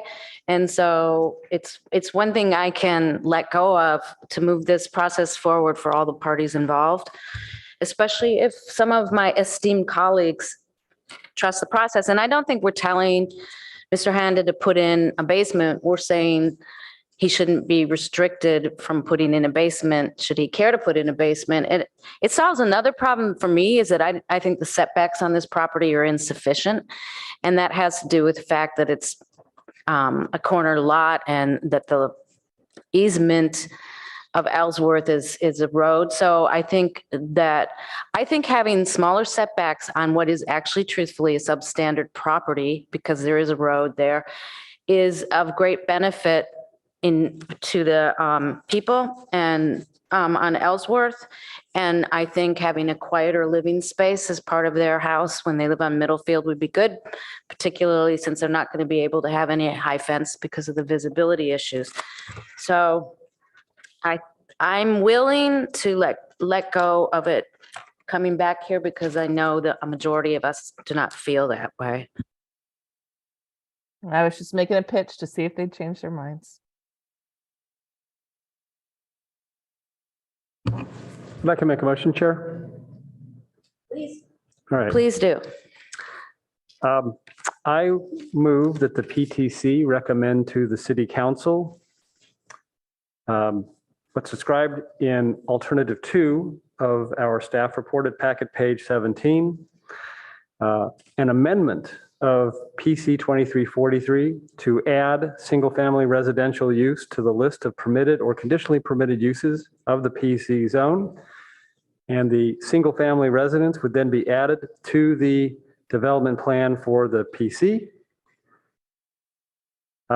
In that development plan, as part of this motion, just to state the items that we would expect to see in the development plan, and all of these I'm about to list are items that the property owners here have already indicated their willingness to do, and it's their proposal to do them. Pavers, as shown on the plans that we've received at various locations on both sides of Ellsworth Place, and in particularly on the 702 side, that 18-inch width extending all the way from the middle field to the point it connects with the widened part rather than the gap that was in an earlier drawing. So the pavers. 4 new tenant parking spaces on the middle field parcel, 2 tandems as shown on the plans, a delivery spot on the middle field, parking spot on the middle field parcel, again as shown on the plan. The Ellsworth home would be indicated in the development plan as a single story, no basement. Again, as the applicant has said that is what they want to build. The 35-foot site triangles that are shown in the staff report. 6 new trees on the middle field parcel. And then one item that neither of the property owner applicants is committed to that I'm proposing, and I would like staff to investigate with transportation and the applicant, and that is increasing the flares on Ellsworth where it meets Middlefield. That may involve some city right-of-way, but also may involve some land owned by the Dewey Company on one side and some land owned by Mr. Handa on the other. So that would be my motion. Okay, thank you. Commissioner Templeton, you have your hand up. Yes, I just wanted to clarify. I thought you said, Chair, that we weren't restricting the basement. This motion says it is. So can you clarify that's your intention? Yeah, I was gonna ask for some amendments. I was waiting to see if there was a second. I was considering seconding by. We're being very specific, and I don't know if that binds us in some way. Sorry. I was Mr. just going to Sauls? say, if I may, and Ms. French and Mr. Yang can correct me if I'm wrong, but with development plans, I think as Mr. Yang was mentioning before, it's very specific with the PC to what is shown in the drawings. And deviations or changes in the future to that are subject either to that PC process again, and some potentially to a minor architectural review process, at least that's how we establish it in our code. So if the current proposal doesn't include a basement, that may or may not require an additional PC amendment in the future to include something like that. But it wouldn't immediately say the same thing as it can never happen. It might just be another process. That's correct. Unless the direction is for the PC to say no basement is permitted, then a basement, if it's not built originally, it could come back for an amendment to add a basement, but there would be a process required for that. I'm wondering, Commissioner Hackman, if it would be easier to say, not with the development standards currently being proposed, but with these things in mind, addressing visibility, setbacks. I mean, I think I can't guess what people are thinking, but I think what we want to give them is more flexibility to do what would be a project there with less impact in terms of setbacks. I don't think height's particularly the issue, as it, there are two-story houses on Ellsworth. But what we want to do is address the visibility at Middlefield, which is very important to you. And I'm not even sure I want to be so prescriptive. We want to see something different come back that everybody sitting out there wants and is happy with. And it may not be, at this point, limited by, it may not be that may not be the outcome if we limit it by some of the conditions that were already agreed upon, because we're going down a different process.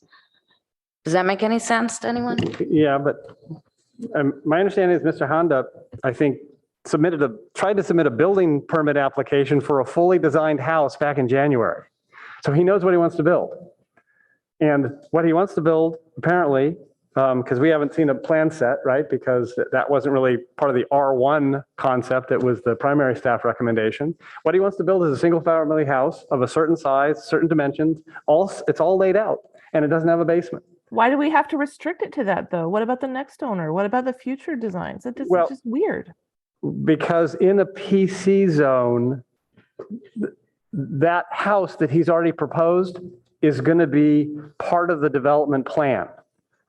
And so maybe there's a different way to reference it rather than me saying no basement or no one story. Maybe I just say pursuant to that plan dated such and such, which again wasn't presented to us, but staff has it, right? Because Mr. Yang's point is if that's our approval pursuant to that plan, that's single story with no basement, and somebody in the future wants, that's what the PC allows. Special rules of the PC allow that particular house. And if somebody wants to come back and change it, add a basement, add a second story in the future, then it's really addressed in the alternative number 2. Future changes to the structure would require architectural review, or in the event of a significant change, a zoning amendment. And so I'm really just trying to set that up in the easiest way I can to get Mr. Honda really the house he's proposed, that he's ready to build and ready to commit to, as he tried to do in January. So, but I have not reviewed the plans for those plans. I've reviewed what we got here. So now I think so I think it does have to come back to us then, so we can see what they come up with. But I don't want to just say, build exactly what was in this proposal or exactly what was in the first proposal, because I don't know what that is now. Well, so how many, I don't want to ask a rhetorical question. Single family home plans never come to the PTC.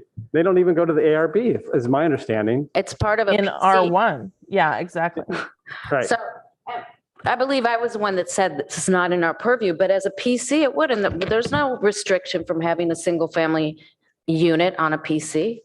So Perfectly, but then I think it should come back to us, and and then we can look at it and very quickly move it along. I don't think it has to be a process as long as this one. Yeah, well, I guess my thought is we're not equipped to review architectural plans, even if they did come back to us. That would be something more for the ARB. But so I've made a motion, and it hasn't been seconded yet. The motion does not include bringing it back to us. Let's just move this along and ask if there's a second for your motion. So I'd like to modify my motion before the second, though, to refer rather than to expressly refer to single story with no basement, to refer to the plan set that the Mr. Handa has submitted, whatever the date of that is, that staff can fill in. That is the house that he's proposing to build, that is one story with no basement. So that is my motion.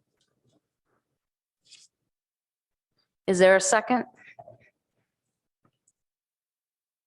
I'm still trying to think through the specificity, but I will second. Any other discussion, or should we vote? Go ahead. Yeah, I'm just concerned once again that we have a number of specific objections that have been raised by the other folks who are affected by this change. And we haven't addressed those concerns, nor, as far as I can tell, have we provided a mechanism by which they can be addressed. So that concerns me. So let me ask Commissioner Aiken, is there an amendment to my motion that you could conceive of that would inform the council that we heard these concerns from the neighbors and are concerned that they be addressed? Is there an amendment that you could suggest that would cure that defect? Yeah, that's one way to approach it. I'm not sure that it is the optimal way, but I mean, if I had my druthers, what I'd like is to see that this sort of thing be worked out at the staff level before it gets to this body or to council, so that there is more general agreement on the plans that have been submitted. It's not a good use of time for either us or for council to debate at such a high level of specificity. And I think it's not a good use of the applicant's time either. I mean, the question of exactly what the design of the house should be needs to be pretty fluid for a while. And feedback from staff and from the policy setting organizations sometimes has pretty drastic implications for what an applicant chooses to build. I don't want to cut off that flexibility too early.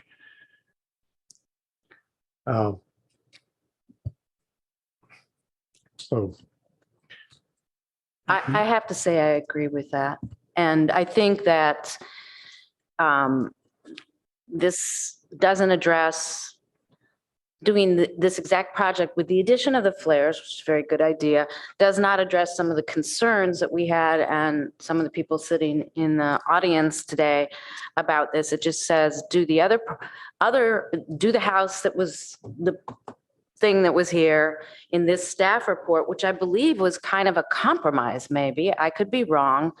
But I think we need more flexibility moving forward.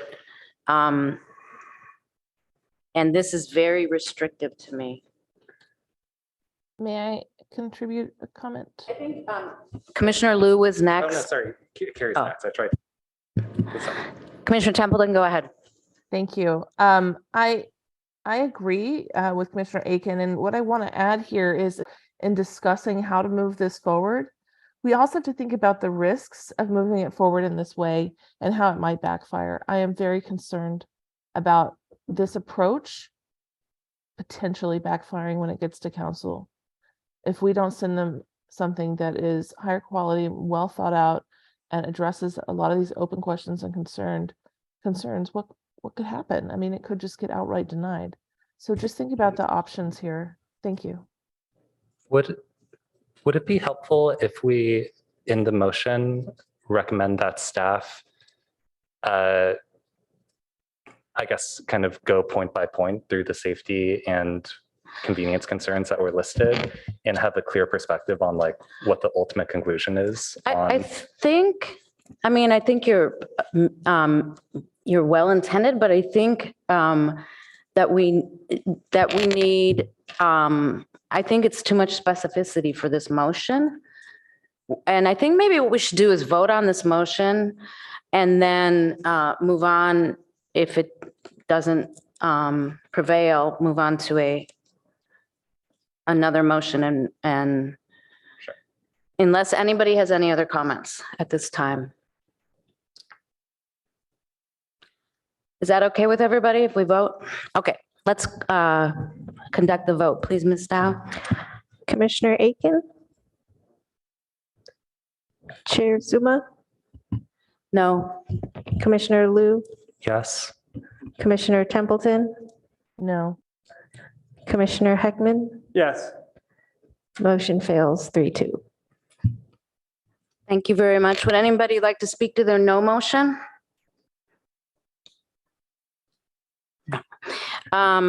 Would anybody like to try another motion?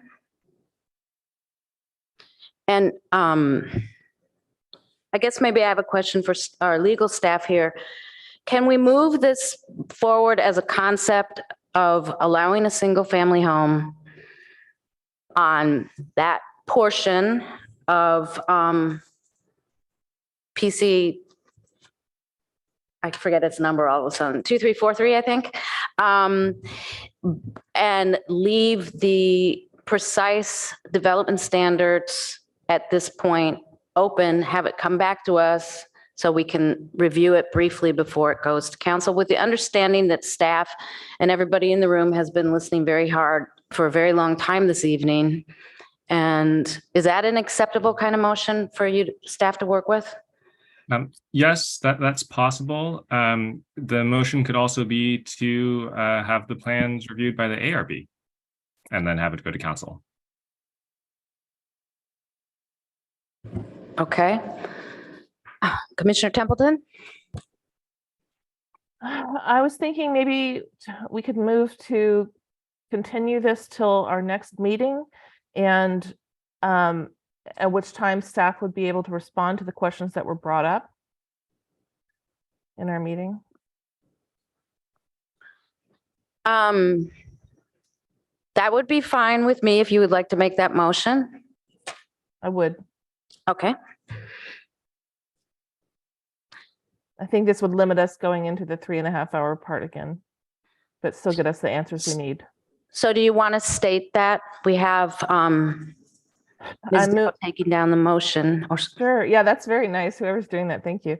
I move that we continue this item till the next PTC meeting, which I believe is like July 12th, 11th, something like that. And at which time staff will be prepared to respond to the open items brought up by commissioners, and I think we repeated everything that happened in public comment. Is that right? So is it okay to limit it to commissioners? Let me know if we need to change that. Open items brought up by the commissioners.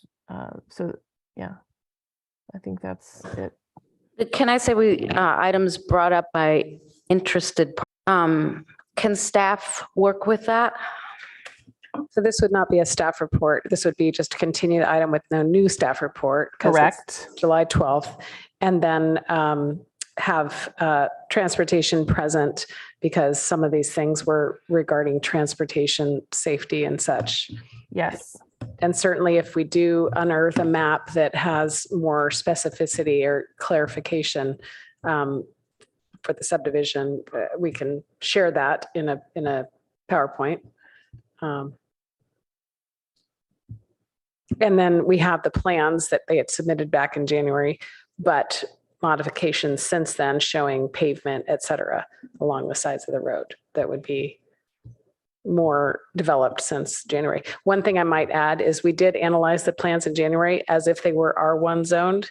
this would no longer be the case if it's a PC zone. So the analysis, we could compare it to what would be an R1 zone.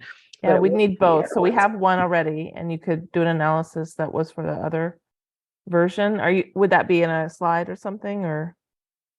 I think we're talking about a meeting that could have a lot of new information, which would not be continuing this meeting. I don't know. Does staff feel that way?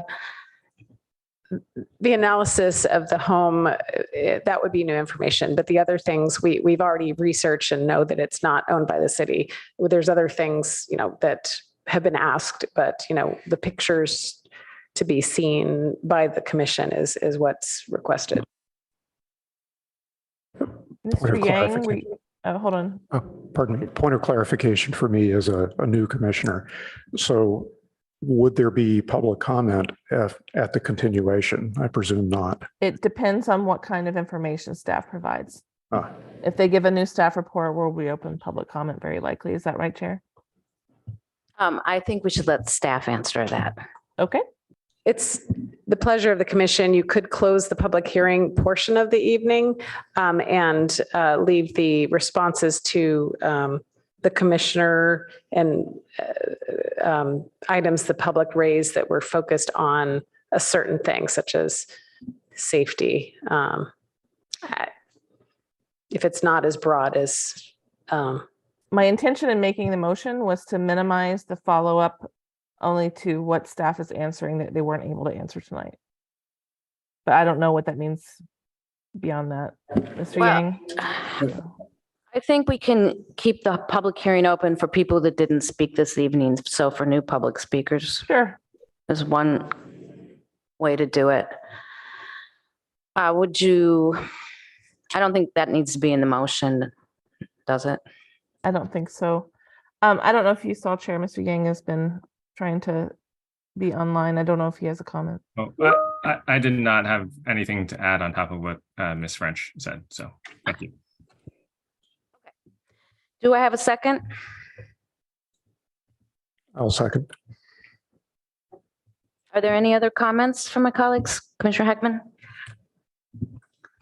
So I guess I'm feeling a little dense because maybe I'm the only one in the room that doesn't know what the open items are that were brought up by the commission and concerned parties. For example, I heard, we had an hour and a half plus of testimony from the neighbors, and I heard a lot of concerns. I heard a concern, for example, that they're losing their turnaround place when that, guest parking goes away.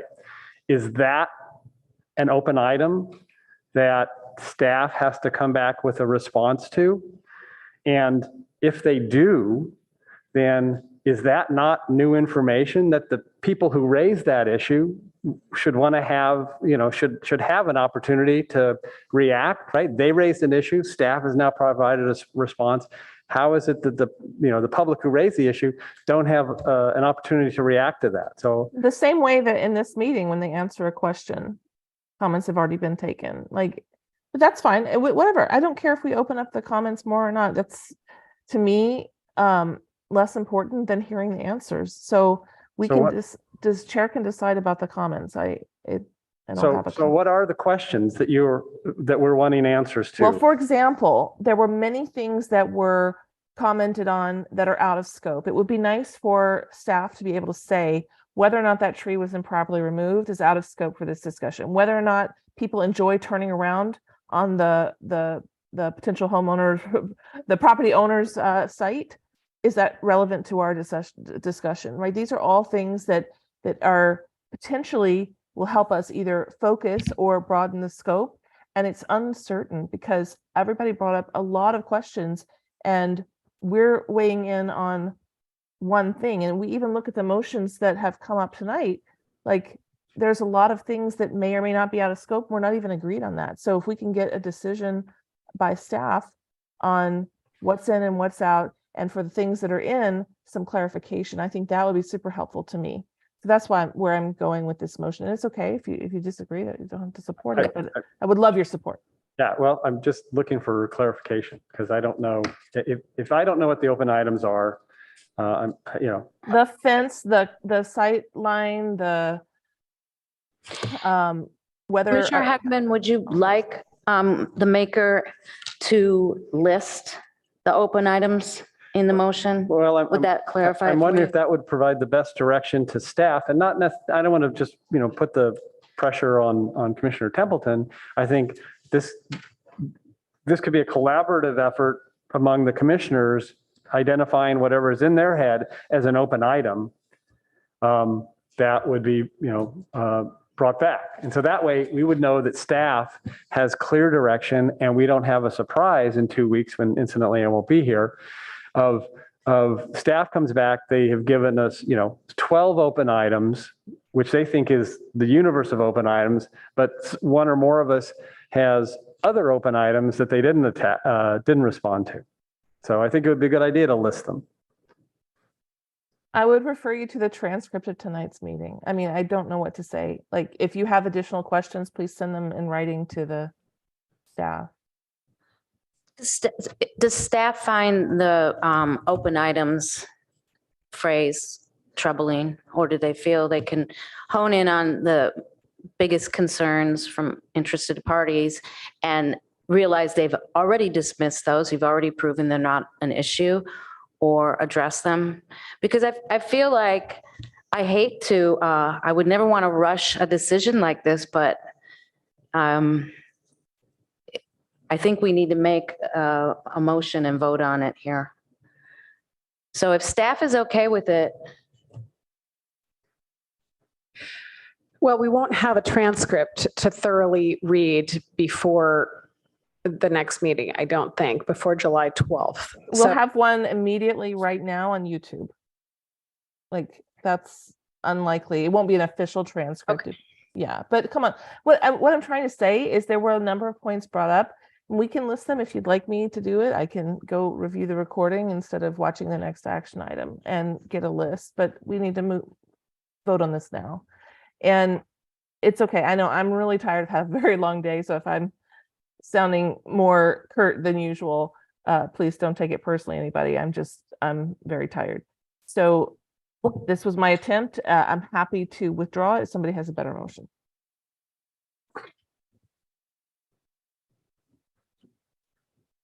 I think we should just call the vote, please. Commissioner Templeton, Yes. Commissioner Heckman, No.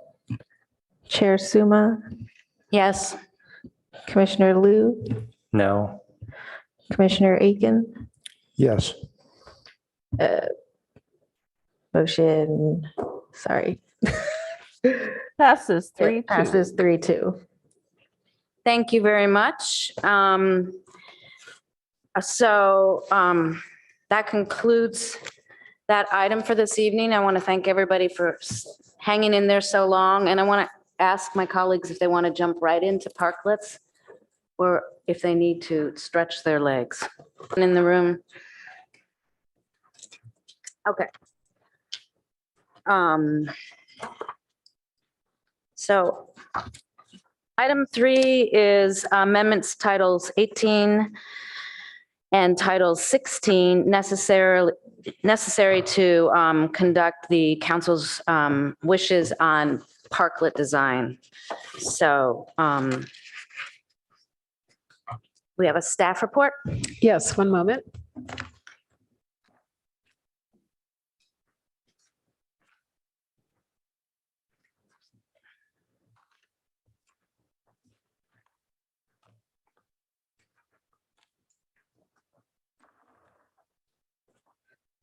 I think the screen is showing. I need to start the slideshow, so give me one moment. Okay. Everyone can see the screen? Yes. Thank you. So we have a parklet program in place. It's the interim parklet program, and it has been in effect since 2020. Started during the COVID pandemic. And we have been working on a permanent parklet program per council direction that would include an implementing ordinance and some technical regulations. Council extended this interim program by interim ordinance and with temporary parklets that go until March of next year. And then there's a resolution as well that continued the related programs for use of private and public parking lots through the end of 2023. And then most recently in October, council reviewed the parklet standards that are proposed and weighed in again in May. So we are now at the point of looking at code amendments that would allow for this over-the-counter process for permanent parklets that would go through and meet the parklet standards that have been developed and reviewed by council. So the Title 16 and 18 changes are on the screen, generally to remove parklets from some of these regulations that other projects need to go through. So that would not have to get a CUP, a conditional use permit. The parklet square footage would be exempt from parking calculations, this kind of thing. So we have changes to Title 18, changes to Title 16 in the attached ordinance to your packet. I have each one on a slide. The first one is a definition for parklet. That would be an outdoor area in public right of way, but not on the public sidewalk, with appropriate barriers, safety installations, et cetera. And then refers to the established standards for parklets. Then we would adjust 2 chapters regarding outdoor sales and storage, adding this wording that's in underlined text on the screen. So obviously referring to these parklets that obtain permits per a different chapter, chapter 12.11. Same thing, outdoor sales and storage. Then as far as alcoholic beverages, adding this item to refer to, parklets on public property or outdoor uses on, sorry for the presentation of the text, it's a little odd. These are all in the ordinance in your packet. And then regarding off-street parking, that we would not count the parklet area towards parklet parking requirements, either in assessment districts or outside of assessment districts. Then there's changes to 1876, which has regulations regarding conditional use permits, again, related to alcoholic beverage. And then regarding architectural review. So, again, if they follow the parklet guidelines that have been developed, just as an example, here's this number 6 signage. This is in the parklet guidelines about signage on parklets, so that we would adjust chapter 1620 to refer to signs that comply with the parklet standards pertaining to signs. So that was it. Short presentation. If anyone has any questions, I can go back to any one of those specific amendments. And Tim Shimizu, I believe, is here to support this item.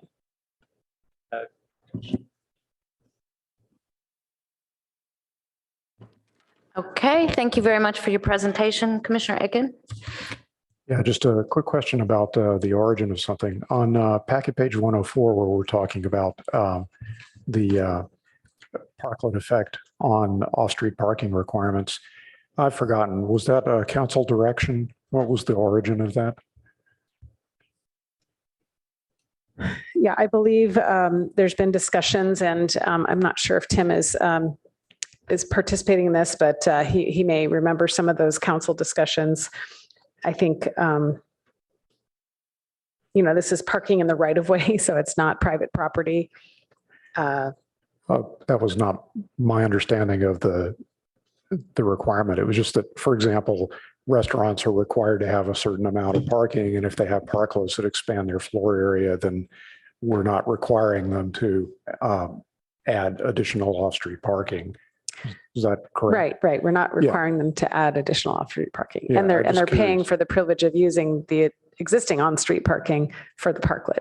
Oh, yeah, but that's distinct. Yeah. Yeah. No, I was just wondering about the origin of that.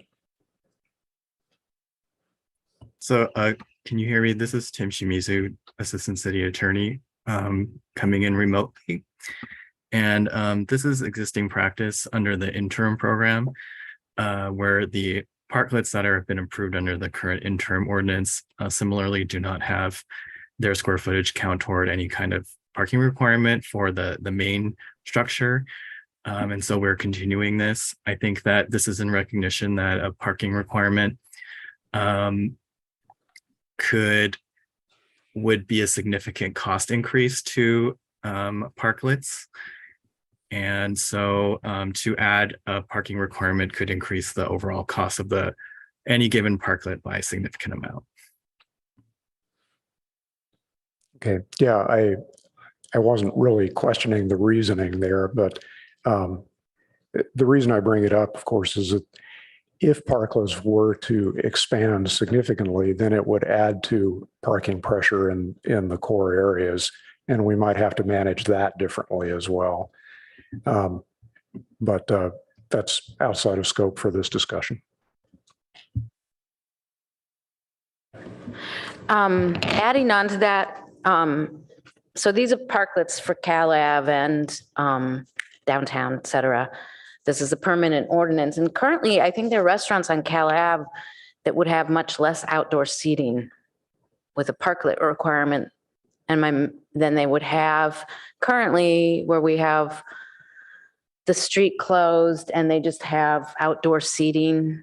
I'm just pointing that out. I'm not sure we need to change anything because maybe that will be handled ultimately by council's decision on the street closure. But there would be restaurants there that would have less parking if we went back, less seating if we went back, if they had to have parklets, if we went and opened up the street. I don't know if we should make any provision for that, but.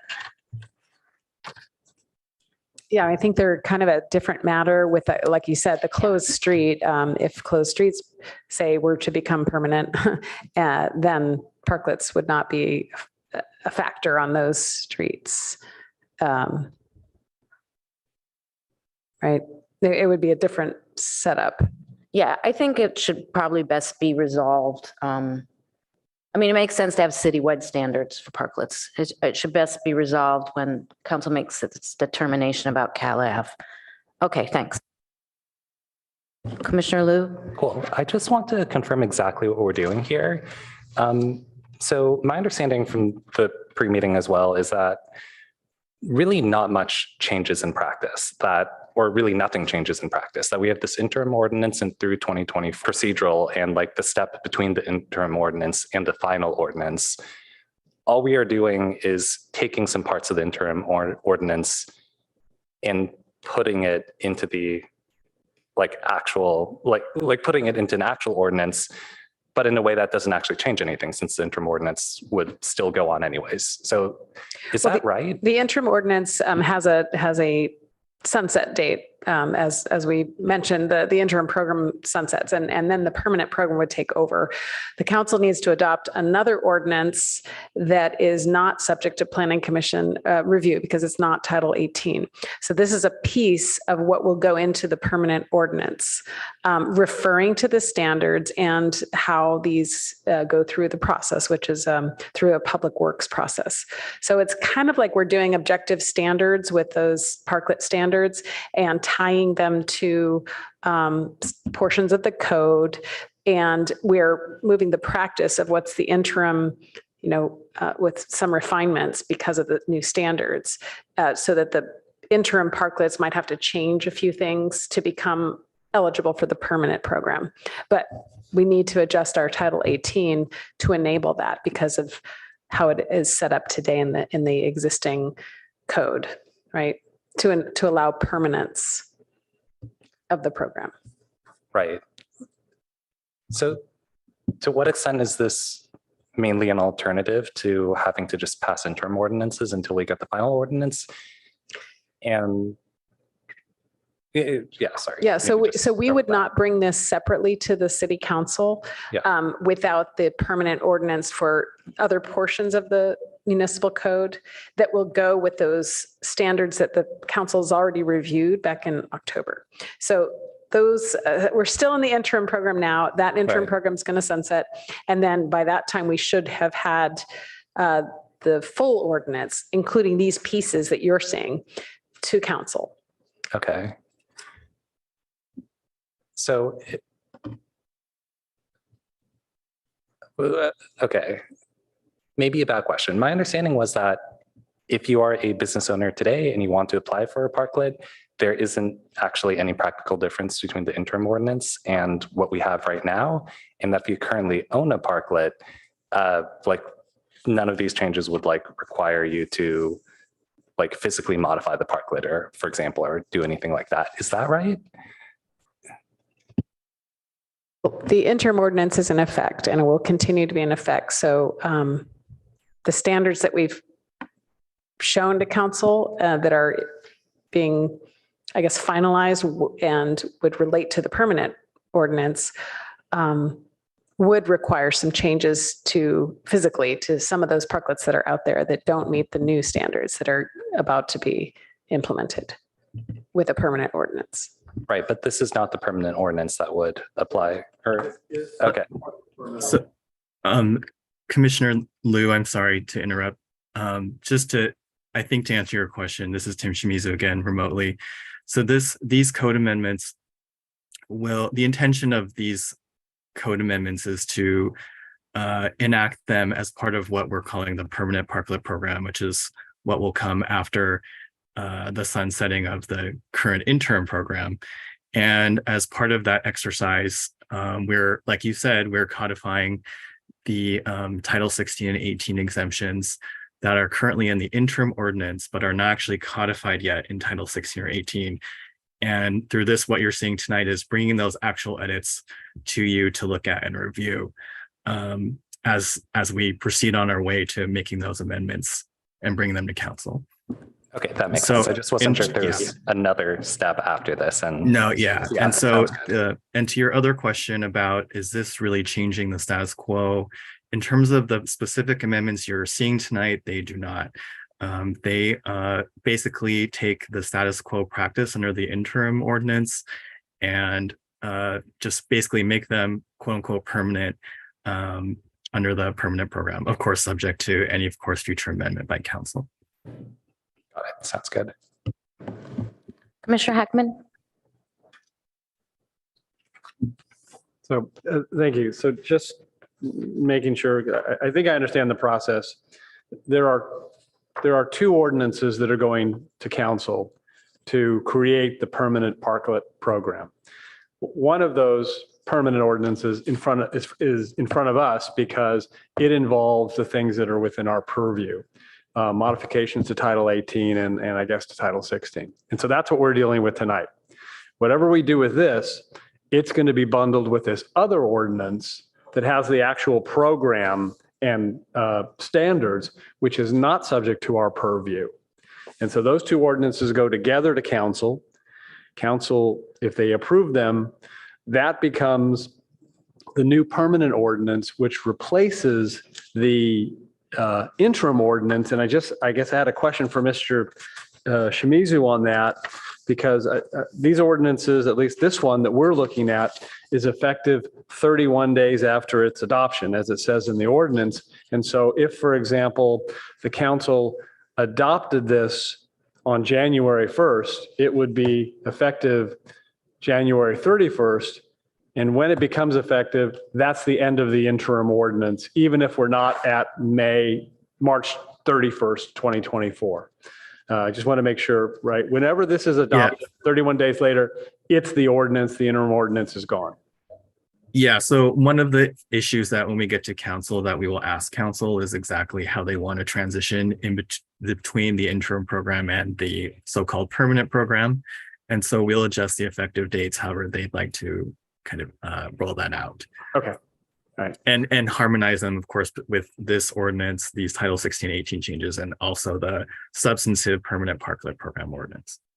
All right. Or we might just put them together in one big ordinance, TBD. Okay. That was my only technical question for staff. Thank you. I have one question, and maybe this is goofy, but is there a maximum number of parklets on like a block face or something? I know there's restrictions, but by how many car lengths, depending on the type of parking in front that they can take and how much space between them and those sort of things. But is there any, can every single in like a retail, downtown retail zone, ground floor retail restricted zone, could every single store have a parklet? So under the current regulations that council has looked at so far, but still subject to their change, for the most part, yes, there's no numerical restriction on the number of parklets in any given area beyond the general eligibility that say the parking space in front of you has to be available in general, can't be something that's immovable or like a fire hydrant, things like that. But there's no say like maximum parklets per square length of road or square footage or anything like that. Okay, so parklets would be restricted by the permitting process and the other location criteria on packet page 11, but there's no max. I was just curious if there was a maximum. Okay. Yeah, not at this time. Thank you. Any other questions? Not seeing any lights. Members of public.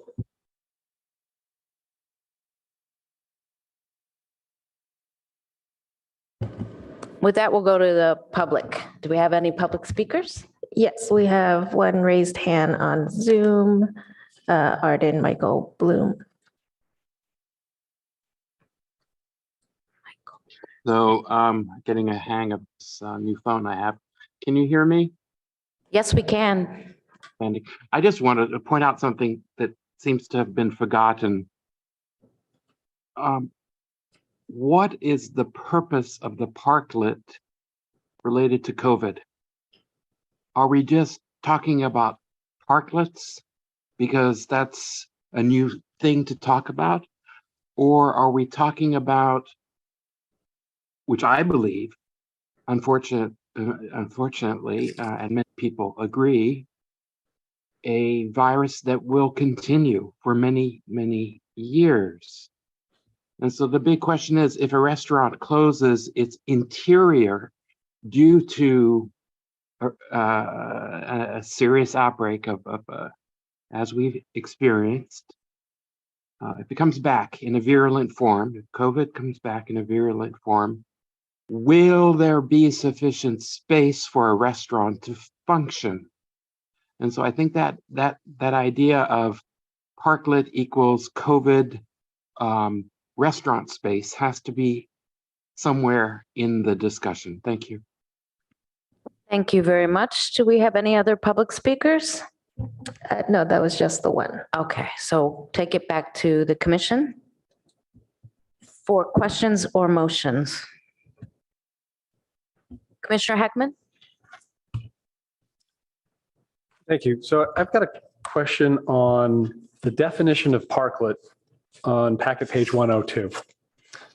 And so the question is this the definition? Is this one of those situations where this is the definition we currently have in the interim ordinance and we're just copying it into what will be the permanent ordinance?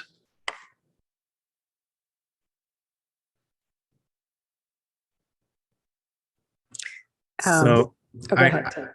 so no, this is a definition that we've created for the purpose of adding one to these titles, or I think Title 18. It can be adjusted as needed or as, Okay, good. I think the main thing that we're not trying to define the whole program through this definition. It's mainly to point that the main part I would say about the definition is that it points back to that whatever is permitted by the relevant chapter that's going to talk about parklets.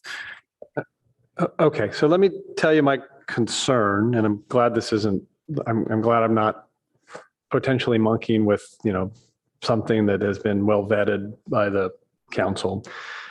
My concern is that this definition of parklet doesn't make any reference to what you can use a parklet for. So I can have, I think, an office, my law office on the second floor of Cal Ave, and it might be, I might like it to have my break room in a parklet out on the street, right? Have a nice table, water cooler, maybe a microwave, right? But I'm pretty sure that's not the intent of the parklets. I think the parklets, and they're not for bike storage or, other things that might be convenient for some of the, tenants. I think that the purpose of the parklets is stated, is described in other places without necessarily defining it as retail sales and display. That's one thing you can use a parklet for. And the other is what we used to call restaurants. Now it's eating and drinking establishment, dining. Those are the two uses that I think those are the only two uses I think we can have we can seek a parklet for. So if it's not here in the definition, then can you show me how, I can track through the code and know that I can't put my water cooler out there for my office? Or should we add it to the definition? So I think the thought of the drafting this definition is that not to try to define the program through this definition in Title 18, because most people that will seek a parklet are going to look at the operative section first, which is going to be in Title 10. So we wanted to make sure that we define parklet chapter, what uses are allowed or not. All right, so I'm with that approach.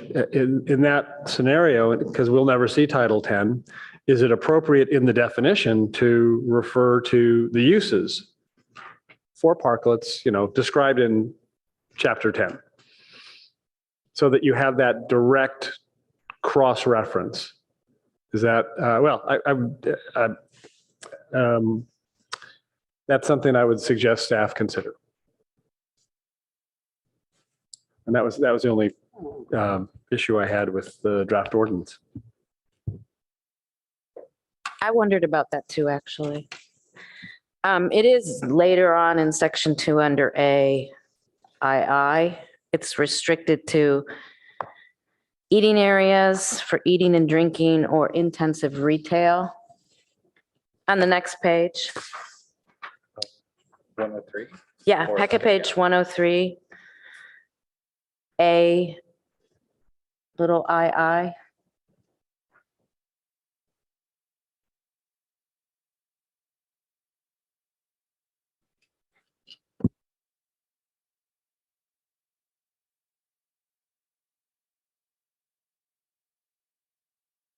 Sorry, I'm not sure. That's one of the, right? So this list, what we're seeing on 103, these are basically outdoor uses that you can have, farmers markets, recycling, right? And we fold it in as one area where we can have outdoor eating and intensive retail is including parklets, which again, the reference here is again to chapter 1211, which is the same as the definition, but neither of those is chapter 10. So I'm going to leave it to, I know staff's got that figured out. And so whatever the appropriate cross-reference is, that's all I'm concerned about. And so if it is to 1211, that's fine. Yeah, so you're correct. I was mistaken earlier. It is, we're going to create a new chapter 1211, the one that you see in the ordinance, okay. And that will be the operative section. All right. So we will address that in there. That's definitely the intention. Okay, so you're already ahead of me because you've already built it into the definition. So I'm good. Okay, great. Commissioner Liu? Yeah, personally, I don't feel like we need to be super prescriptive about parklets. There are many wonderful parklets in San Francisco that do have some bike parking on them, or are basically just seating areas with some like extensive art display that's just contributing to the public street. And so I personally disagree with adding extremely rigid requirements upfront. Yeah, that's. Okay, thank you for that. Broader concept of parklets. I am looking for comments or a motion.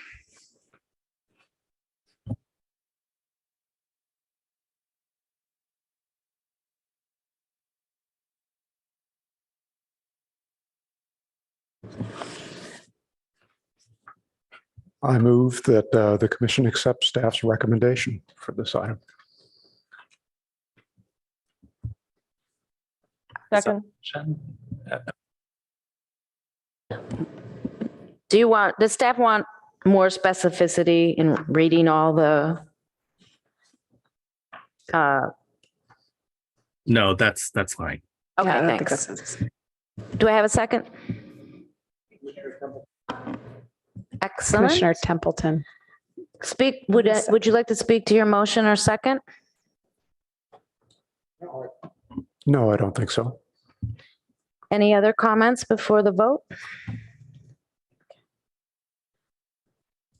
Please conduct the vote. Chair Suma, Yes. Commissioner Templeton, Yes. motion carries 5-0. Okay, thank you very much. You. Thank you. And unless somebody needs a break, we will move on to the final item, which is item 4, discussion. Discuss work plan to amend the Palo Alto zoning code to implement housing element programs 1.1 and 3.4. Do we have a presentation?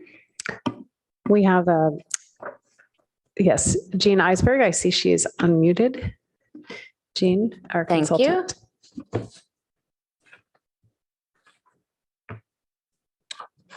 Okay, good evening, Chair and members of the Commission.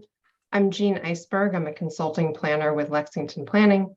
We'll try to keep this brief and then I'm happy to answer any questions. So this is implementation of the housing element. I'm going to give a brief recap on the housing element and then describe the 2 key programs that we're looking to implement through zoning amendments over the next few months, talk about an approach to those amendments and a timeline and work plan to get the work done.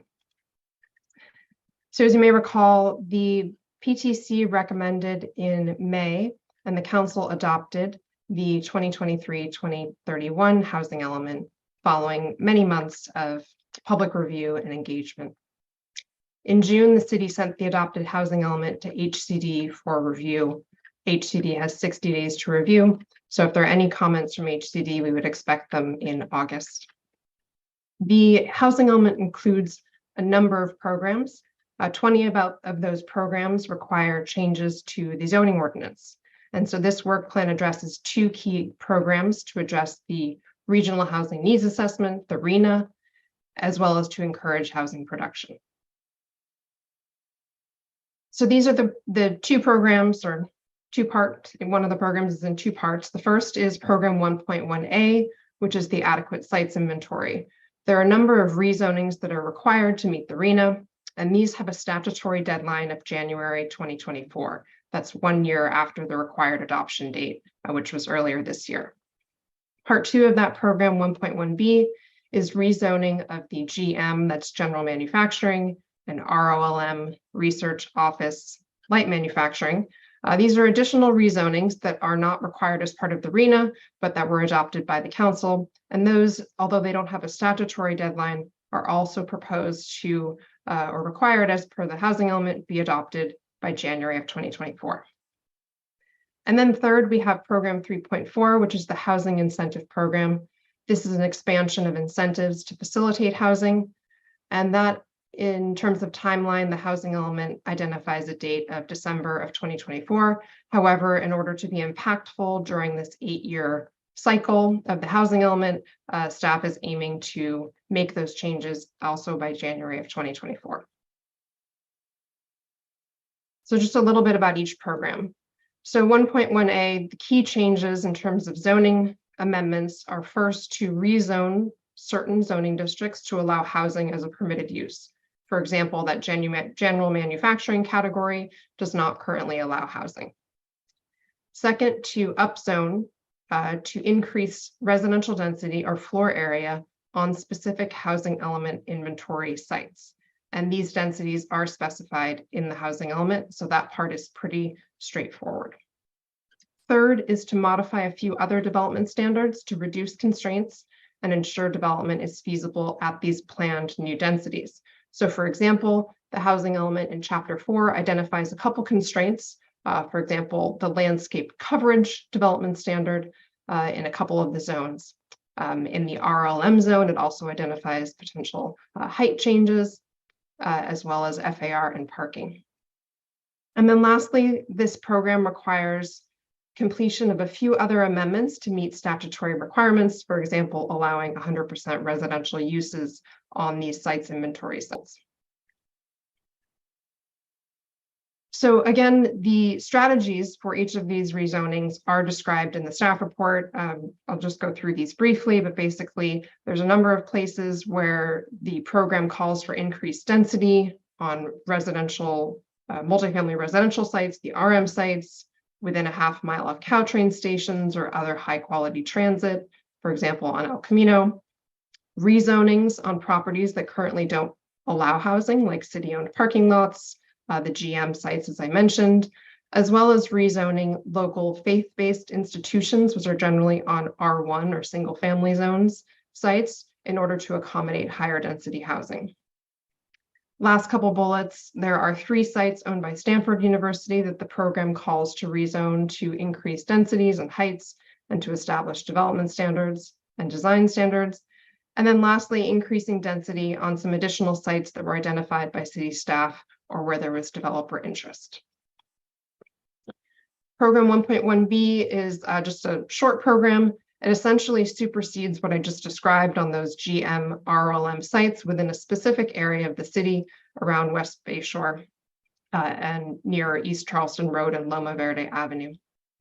And so this calls for upzoning to 90 dwelling units an acre. And as part of that change in density, there's some commensurate changes in development standards, specifically increasing building height, decreasing parking ratio, and increasing the lot coverage limit. These zoning amendments will require changes to the comprehensive plan. Under state law, even for a charter city like Palo Alto, the comp plan amendments must be internally consistent. So the housing element needs to be consistent with the land use element. Also, the general plan and zoning ordinances in California must be consistent. So the comp plan land use classifications need to be consistent with the zoning changes. The last program, program 3.4, is the housing incentive program. So this current program was enacted in 2019 as an alternative to state density bonus law. It's applicable in select commercial mixed-use districts, particularly downtown, California Avenue, El Camino, and San Antonio, portions of San Antonio. So basically, it provides some development incentives, including no residential density restrictions, additional FAR, increased lot coverage, and then some additional flexibility in development standards for projects that are 100% affordable. These projects are required to go through architectural review with the ARB unless a project qualifies for streamlined review. However, in these last 4 years, this program has only been used twice. And so the housing element program says that the city wants to make changes to this program.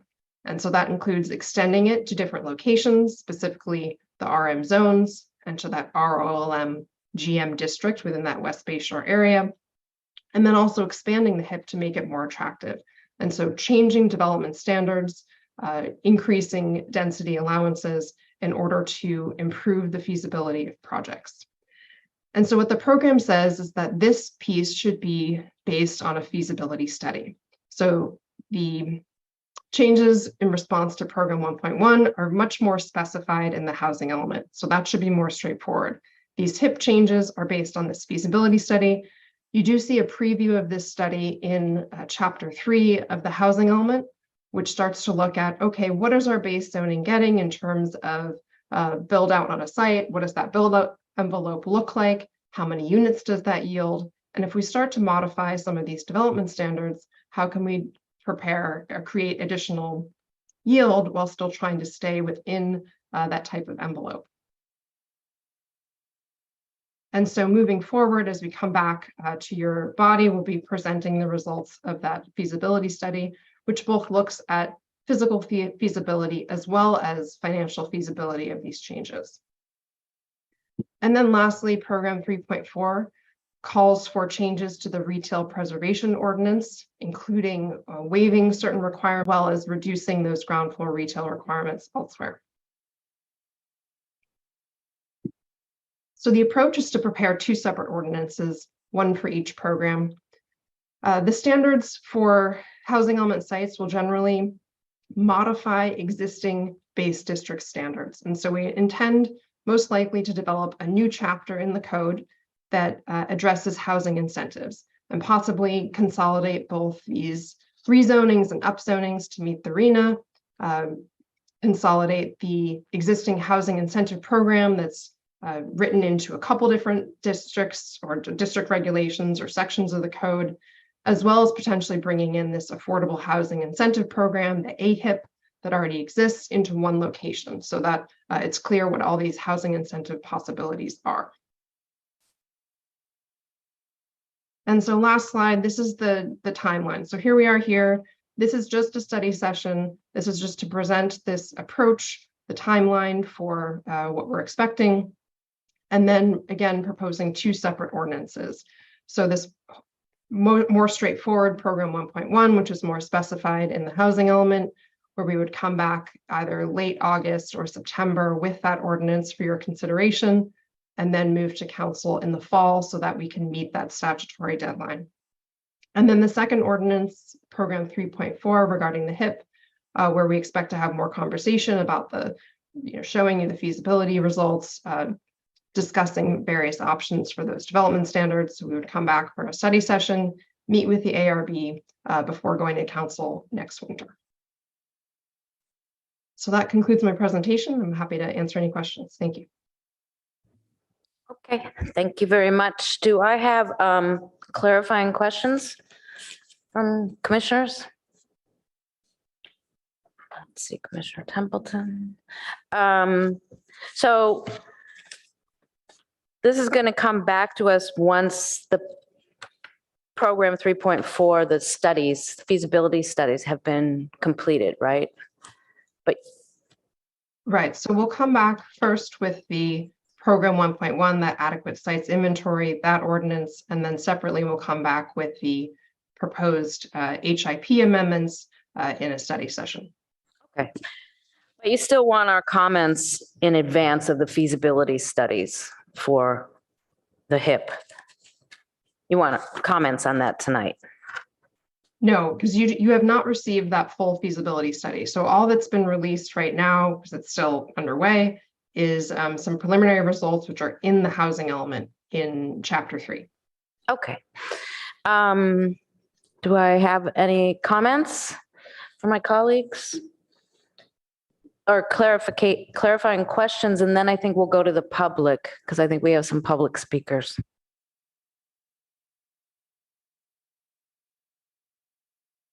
I don't see any questions from my colleagues, so we can go to the public. Yes, okay, we have two on Zoom. First, again, Arded Michael Blum, you have 3 minutes.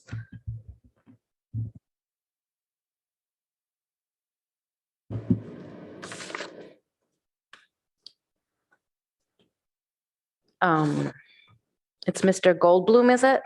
No Goldblum. Oh, go ahead. Blum. I just want to discuss something that may not be in everybody's politically correct language. There's a large chunk, in fact, there's a huge chunk of people living in Palo Alto, like myself, seeing rent going up. So what that means is we're not being dealt with. It's very poor, and there's a chunk of people here in town I mean, of course, caring for people is wonderful, and I'm not going against that. But I do want to point out that since what was it 7 years that I've been here, I started off on Forest Avenue at about 2,500. I'm now at 3,000, and I'm not at the mark. I'm at a slightly down level place. Charming as it is, this is not a suburb of Saudi Arabia. And I think we need to draw attention, and I would like to draw attention to the idea that as much as these extra housing initiatives are valuable, nobody seems to be addressing rent control, which would immediately answer a lot for poor people, rich people, medium income, whatever income, would immediately answer. It's the big elephant in the room. Thank you. Thank you very much. And I think we have another speaker. Yes, second and last one is Albert Luster. Good evening, Planning Commission. My name is Albert Lustre with the Northern California Companies Local 45. And it's great to see a new zoning and new projects for new development in the future of Palo Alto. But it also be great to adopt some language on those new zonings or new new future projects coming into the city. Area standards that protect the workers in the area, construction workers, which includes apprenticeship programs, local hire and healthcare, and a livable wage. Earning a livable wage ensures that construction workers themselves can afford rent, just like the gentleman said before, in their city, and able to support his family by providing the basic needs, not living check by check.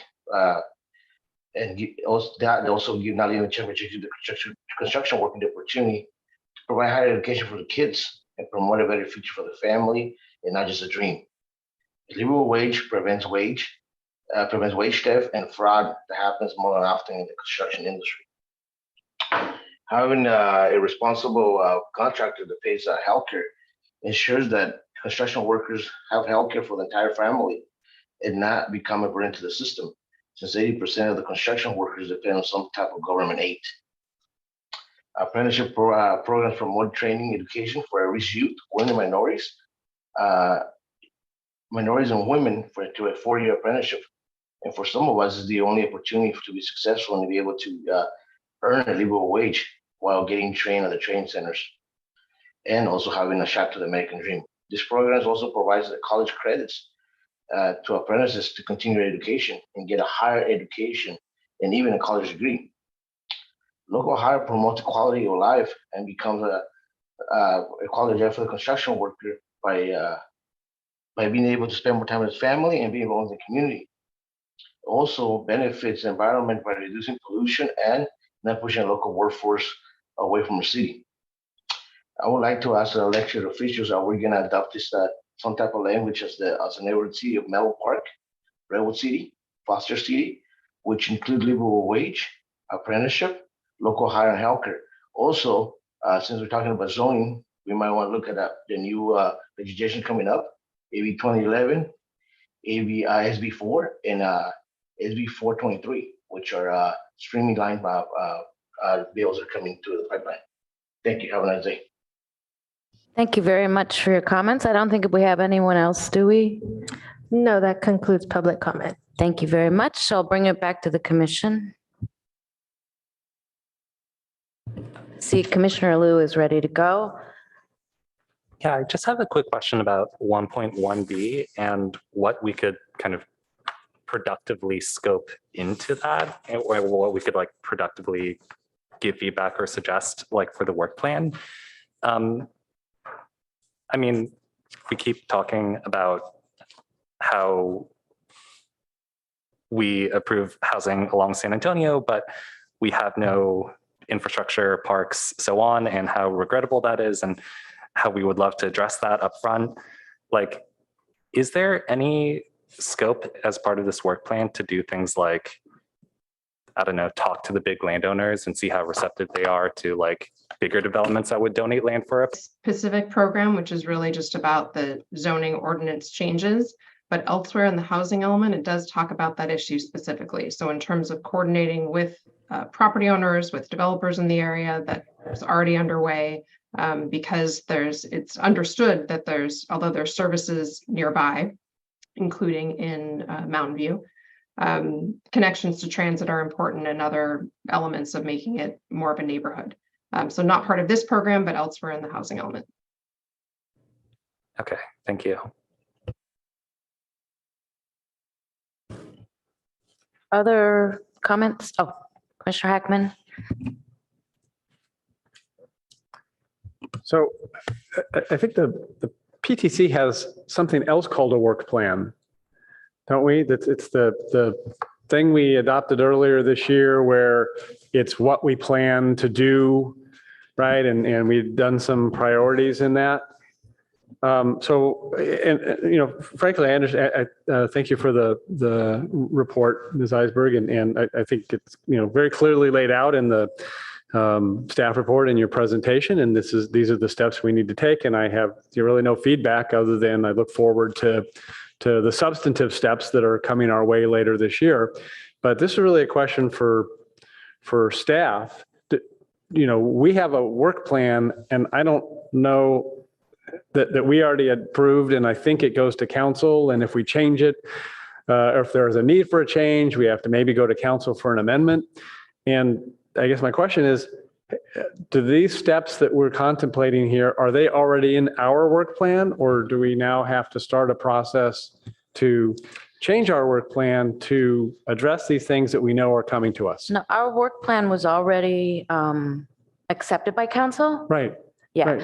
And but it gets amended. The part of that process is if we change from that, we have to go back to council and amend it. So I'm asking, is what we're being asked to do here already in our work plan for the year, or do we have to go back to council and ask them to change it? somebody might be bringing it up, but it very much, I think, emphasized the amount of time we would need to spend on the housing element, if Okay. I recall.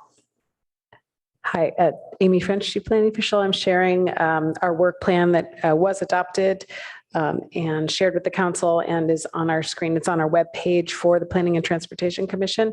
So project goal 5 is all about housing element adoption and implementation. So this goes into the bucket of implementation. Okay, that's helpful. Yeah, so then this looks, broad enough because it's not just the adoption, which it was behind us, but it's the implementation. In the middle of the staff begins to prepare the required zone changes and comp plan amendments, which is exactly what Ms. Eisberg had described. So, okay, good. So we don't have that make work. It's already built in, and staff foresight to get it there. So I'm like I said, I don't really have any feedback. I appreciate the progress we're making toward creating these opportunities within the city of Palo Alto. Just a brief comment. I once again am impressed by how quickly you expect to accomplish these goals. And I very much appreciate the unbelievably hard work that staff is putting into getting these things done so quickly. So thank you. Actually, one thing that I'll flag is for program 3.4 in the housing element. I hope I'm reading this right, but it says the timeframe is complete by December 31st, 2024. But then on packet page 147, I guess the program 3.4 is going to the council December to January. So it seems reasonably likely that we would actually do it in January or otherwise go past our deadline. Do we have any concerns about that? Are there any consequences? And yeah, if so, maybe we should move that up. So the only statutory requirement and the housing element requirement in terms of deadlines are for program 1.1 to be completed in January of 2024. The program 3.4, the housing element says we should complete it by December of 2024. We and staff are just trying to do it earlier. And part of this is part of HCD's encouragement of us wanting to accomplish programs that can have an effect on housing production specifically for below market rate households earliest in the planning period. So the idea is we offer the incentives as early as next year. They can have more of an impact. And so we're going to try to do this not quite at the same time as program 1.1, but right on its heels in order to try to accomplish it also by the beginning of 2024. Okay, sorry, that totally makes sense. And I'm seeing the timeline is actually more aggressive and moving it ahead by a year. And I just misread that. I'm not seeing many lights. Just wanted to thank you for an organized staff report, and I think I share Commissioner Liu's concerns that we're not doing enough.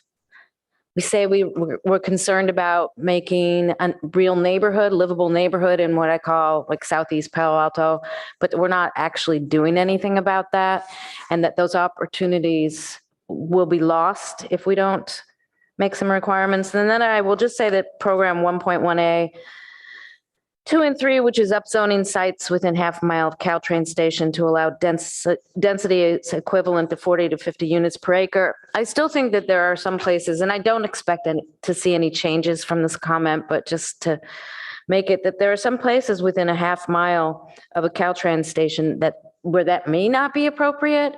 And I would like to, I think if there was some sort of acknowledgement that a specific situation like that might exist where it would be inappropriate. And then I continue to believe that high frequency bus transit corridors are somewhat too ephemeral in nature to base zoning changes on, but that's just my personal opinion since you asked. And then everything else in here, I believe that the stuff we have to do and the timeline looks good. So thank you. Any other comments, or I would entertain a motion? Oh, we don't need a motion. It's a study session. So. Yeah, no other comments. I guess the only feedback I would just reiterate is try to think about the neighborhood, or if there are any like small extensions to the work that could be helpful for the development of the neighborhood around Southeast Palo Alto. And so that's my only feedback. Yeah, and I'll just piggyback on that. One of the things I think we could do along San Antonio and maybe some other arterial streets is make a policy to use special setbacks for safe bike lanes. And I mean, it may sort of be almost too late to do that already, but I think we should be thinking about things like that and aggressive tree requirements, because it's very there's no canopy there to speak of. And what little there might be will be cut down for buildings. So. I don't want any aggressive trees, Chair, only nice trees. Nice trees, but aggressively planted. And I've also wanted to have standards, which I think would be more of an ARB thing for rooftop open space that specified the amount of green that had to be up there, to put it in general terms.